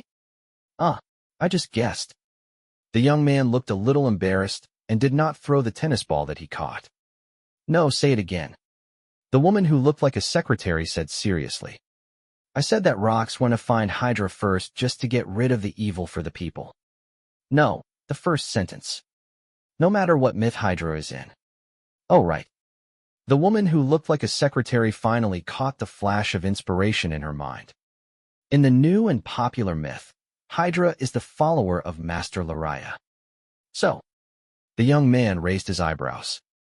Do you still remember the recent rumor among the gods that the Master of Lariev will wake up from his slumber and return to this world with a player as a vessel, bringing destruction, fear, and endless madness? Oh, are you trying to say that Rox suddenly appeared to stop this? The young man suddenly realized. He wants to kill its follower, Hydra, before the Master of Laria descends. Wait, if that's the case, why didn't he tell us directly and let us take action? We should be able to come to an agreement on this issue. There's no reason for him to pull a few teams to do it alone. You're right. So he must have some ulterior motive to kill Hydra. The gentle-looking man said at this time. Also, Rox knows that we won't help him on this point. We might even stop him. Has there been any news about the player who was chosen by Laylee's master as a vessel? While everyone was discussing this matter, a scallop on the table suddenly opened its mouth, and a man's voice came from inside. When they heard this voice, the small meeting room instantly fell silent. Then, the secretary-like woman spoke. The new god and the old god have entered a state of war. Everyone's attention is focused on the organizing committee stopping operations and the game shutting down. For the time being, there's no time to care about other things. However, I've heard some vague rumors that the player chosen to be the vessel is outstanding and has a very strong willpower. In addition, he has gradually lost all human emotions. The scallop shell's voice was silent for a moment, then it spoke again. That player is in our city, or to be more precise, at least once in our city. Hydra is hiding in that game point for a reason. It's most likely to protect that container. Didn't the player information already leak out? Find out who's nearby. Yes. The few people in the meeting room replied solemnly. The purpose of the Guardians is to solve the problems brought by the gods. Logically speaking, our target should only be the gods. However, the situation this time is rather special. If we really let that fellow who is sleeping in the underwater palace of Lele escape, even if it is only for a day, it will be a huge disaster. If killing one person can save the entire world, there is no reason for us not to do this. At this point, the voice in the shell also slowed down a little. Everyone's early work is going well. Although there are some unsatisfactory areas during this period, the basic strategic goals have been completed as scheduled. Now that the war between the new and old gods is unavoidable, we can also shift the focus of our work and quickly resolve the current problem. Chapter 1349 Mail. Miss Succubus woke up early for once in her life. She looked at the time and realized that it wasn't even 7 a.m. yet. She didn't even bother to change into her pajamas and leaned over the peephole. Seeing that there was no one in the corridor, she opened the door. Then, she tiptoed over to Zhang Heng's room next door and placed her ear against the door to listen carefully. Of course, she didn't hear anything. When she was about to sneak back into her room, she saw Zhang Heng, who had just bought breakfast downstairs. Miss Succubus looked embarrassed. I dropped my earring. Look for it on the floor. Did you find it? Zhang Heng handed one of the breakfasts to Miss Succubus. The latter sighed. She knew that her lie wasn't convincing, so she didn't insist. I didn't mean to pry into your privacy. I know. You want to make sure that the next night is over and that my body still belongs to me. It's okay, I understand. Zhang Heng said. That would be great. Miss Succubus heaved a sigh of relief. Have your breakfast first. Miss Succubus had already stepped into her room, but she stopped in her tracks. Where are we going after breakfast? Nowhere. Just stay at the hotel. I have something to pack. Zhang Heng said. Of course, if you're bored, you can go out for a walk. I won't restrict your movements. Miss Succubus shook her head. Forget it. I'm not going to wander around at this juncture. It'll be troublesome if I run into those guys who kidnapped Sage again. Actually, it's very unlikely that those guys will make a move on you again. Zhang Heng said. The things they've done previously were basically to intensify the conflict between the new gods and the old gods, and to start a war. Now that the war has come, their mission at this stage can be considered completed. There's no reason for them to still focus on you guys. What will they do next? I don't know. I'm not one of them. Zhang Heng said. However, after he said that, Miss Succubus still didn't return to her room. Instead, he sighed again.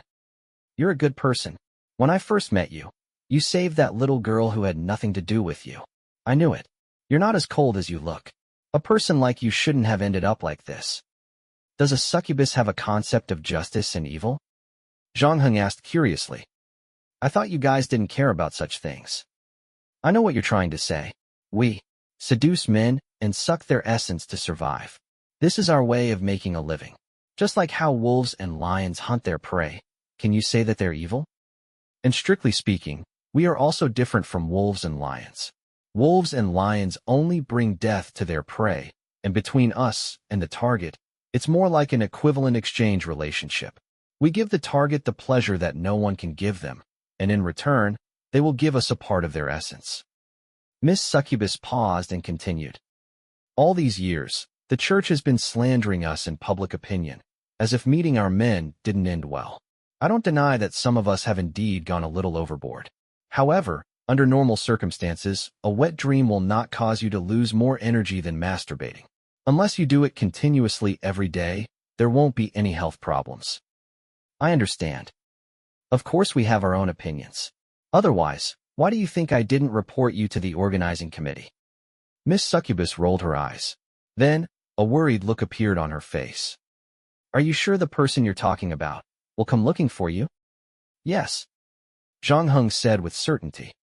He has waited for so many years. There's no reason for him to give up at the last moment.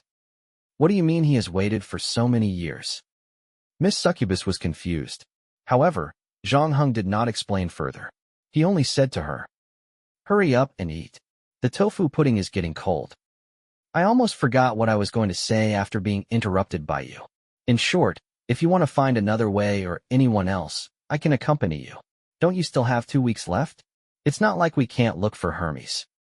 Thank you. Zhang Heng said politely. If I need anything, I'll come to you. Miss Succubus did not expect Zhang Heng to stay in his room for the whole day. It was not until dinner time that she knocked on the door and saw a certain someone. Zhang Heng had probably just taken a shower, and his hair was still wet. It was only then that Miss Succubus noticed the unnoticeable tiredness in Zhang Heng's eyes.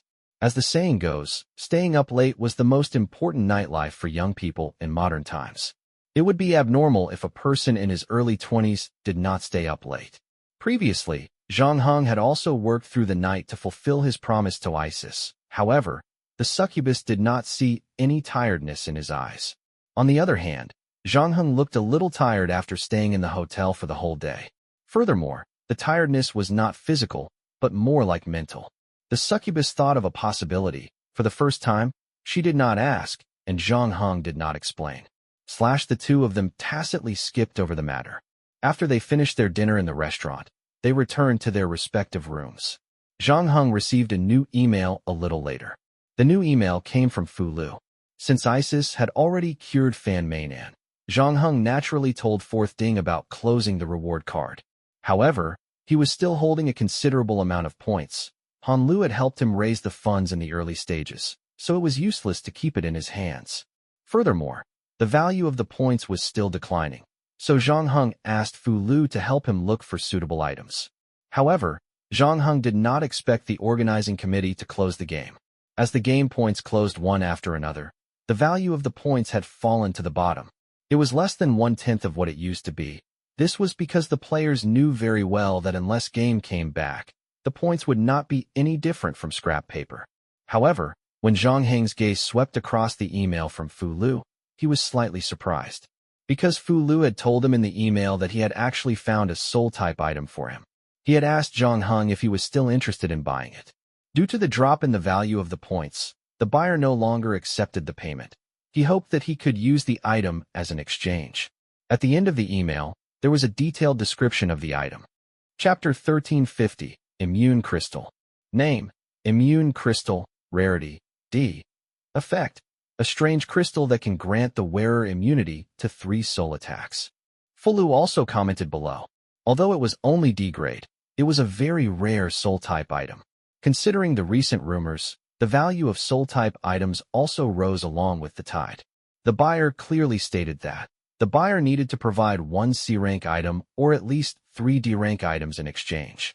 Zhang Heng found Desai on the forum and opened a chat room, pulling the latter in. This was the situation. The background of the seller had been investigated. However, according to the rules of the Chamber of Commerce, I could only reveal what he was willing to reveal. He was a member of one of the 3 major guilds. However, this sale is his private act. However, he didn't just find one of our chambers of commerce. As far as I know, there are at least 4 other chambers of commerce that are interested in this item. For typed. Moreover, there aren't only 4 buyers behind these 4 chambers of commerce. Take our Fook House for example. If you are also interested, then we have 6 buyers on our side alone. Are so many people interested? Soul-related items had always been rare. Normally, it was fine, but now, things were different. There was a rumor that the owner of LaRue was going to return to the human world. The players had to be prepared, so the price of soul-related items had been raised. You asked me to keep an eye on these items for you, but most of them were bought by the big guilds as soon as they were released. Then why hadn't this item been bought by the big guilds? Zhang Heng asked. Because the new god and the old god had already started a war, everyone couldn't care less about this matter for the time being. Many gods had summoned their own agents. Oh right, you're also an agent, right? You were once the number 1 on the list of agents in the war. Did your god not summon you? Not yet. Then he was lucky. It seemed like he wasn't involved in the war yet.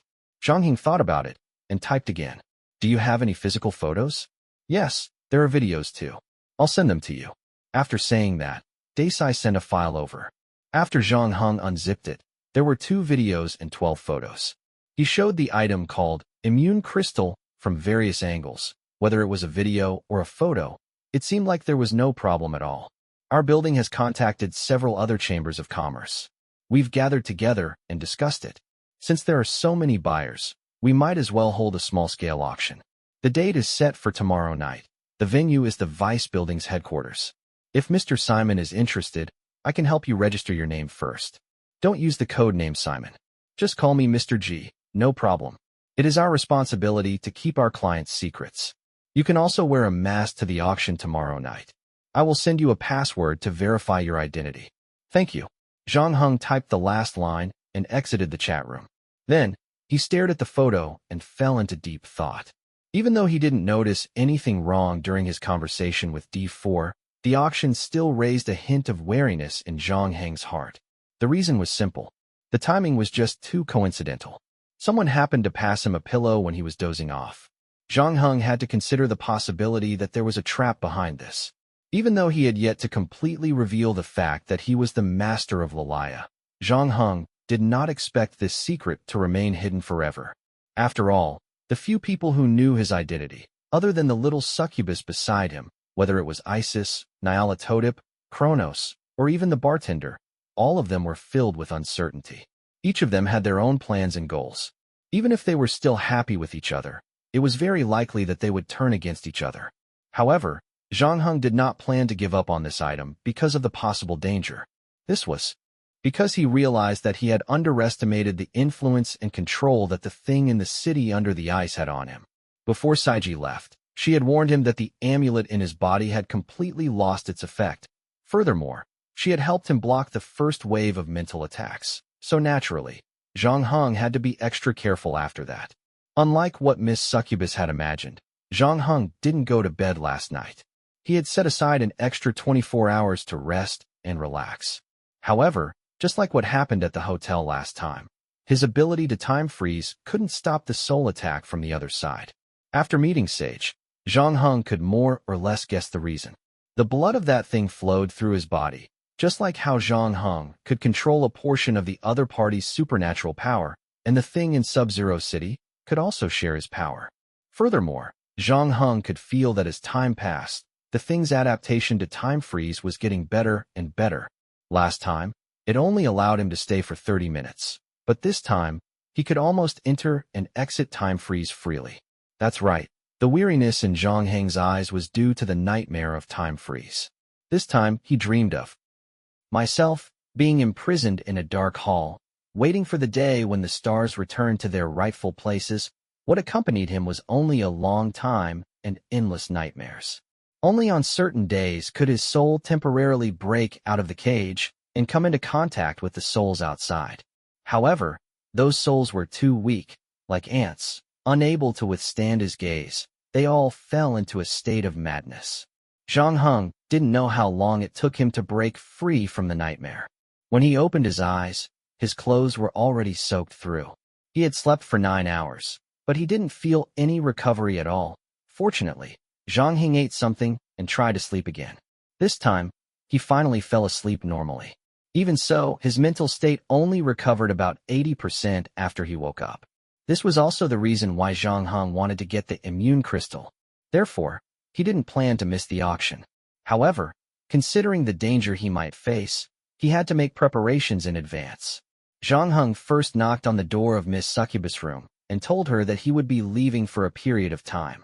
Miss Succubus wasn't surprised, because in her impression, Zhang Heng wasn't a person who would sit around and wait for death.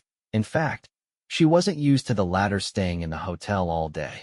So she asked Zhang Heng what she could do. It's simple. You just need to keep an eye on the situation with the gods for me. Zhang Heng said. Let me know if there's any new developments. Not only that, but also game's whereabouts.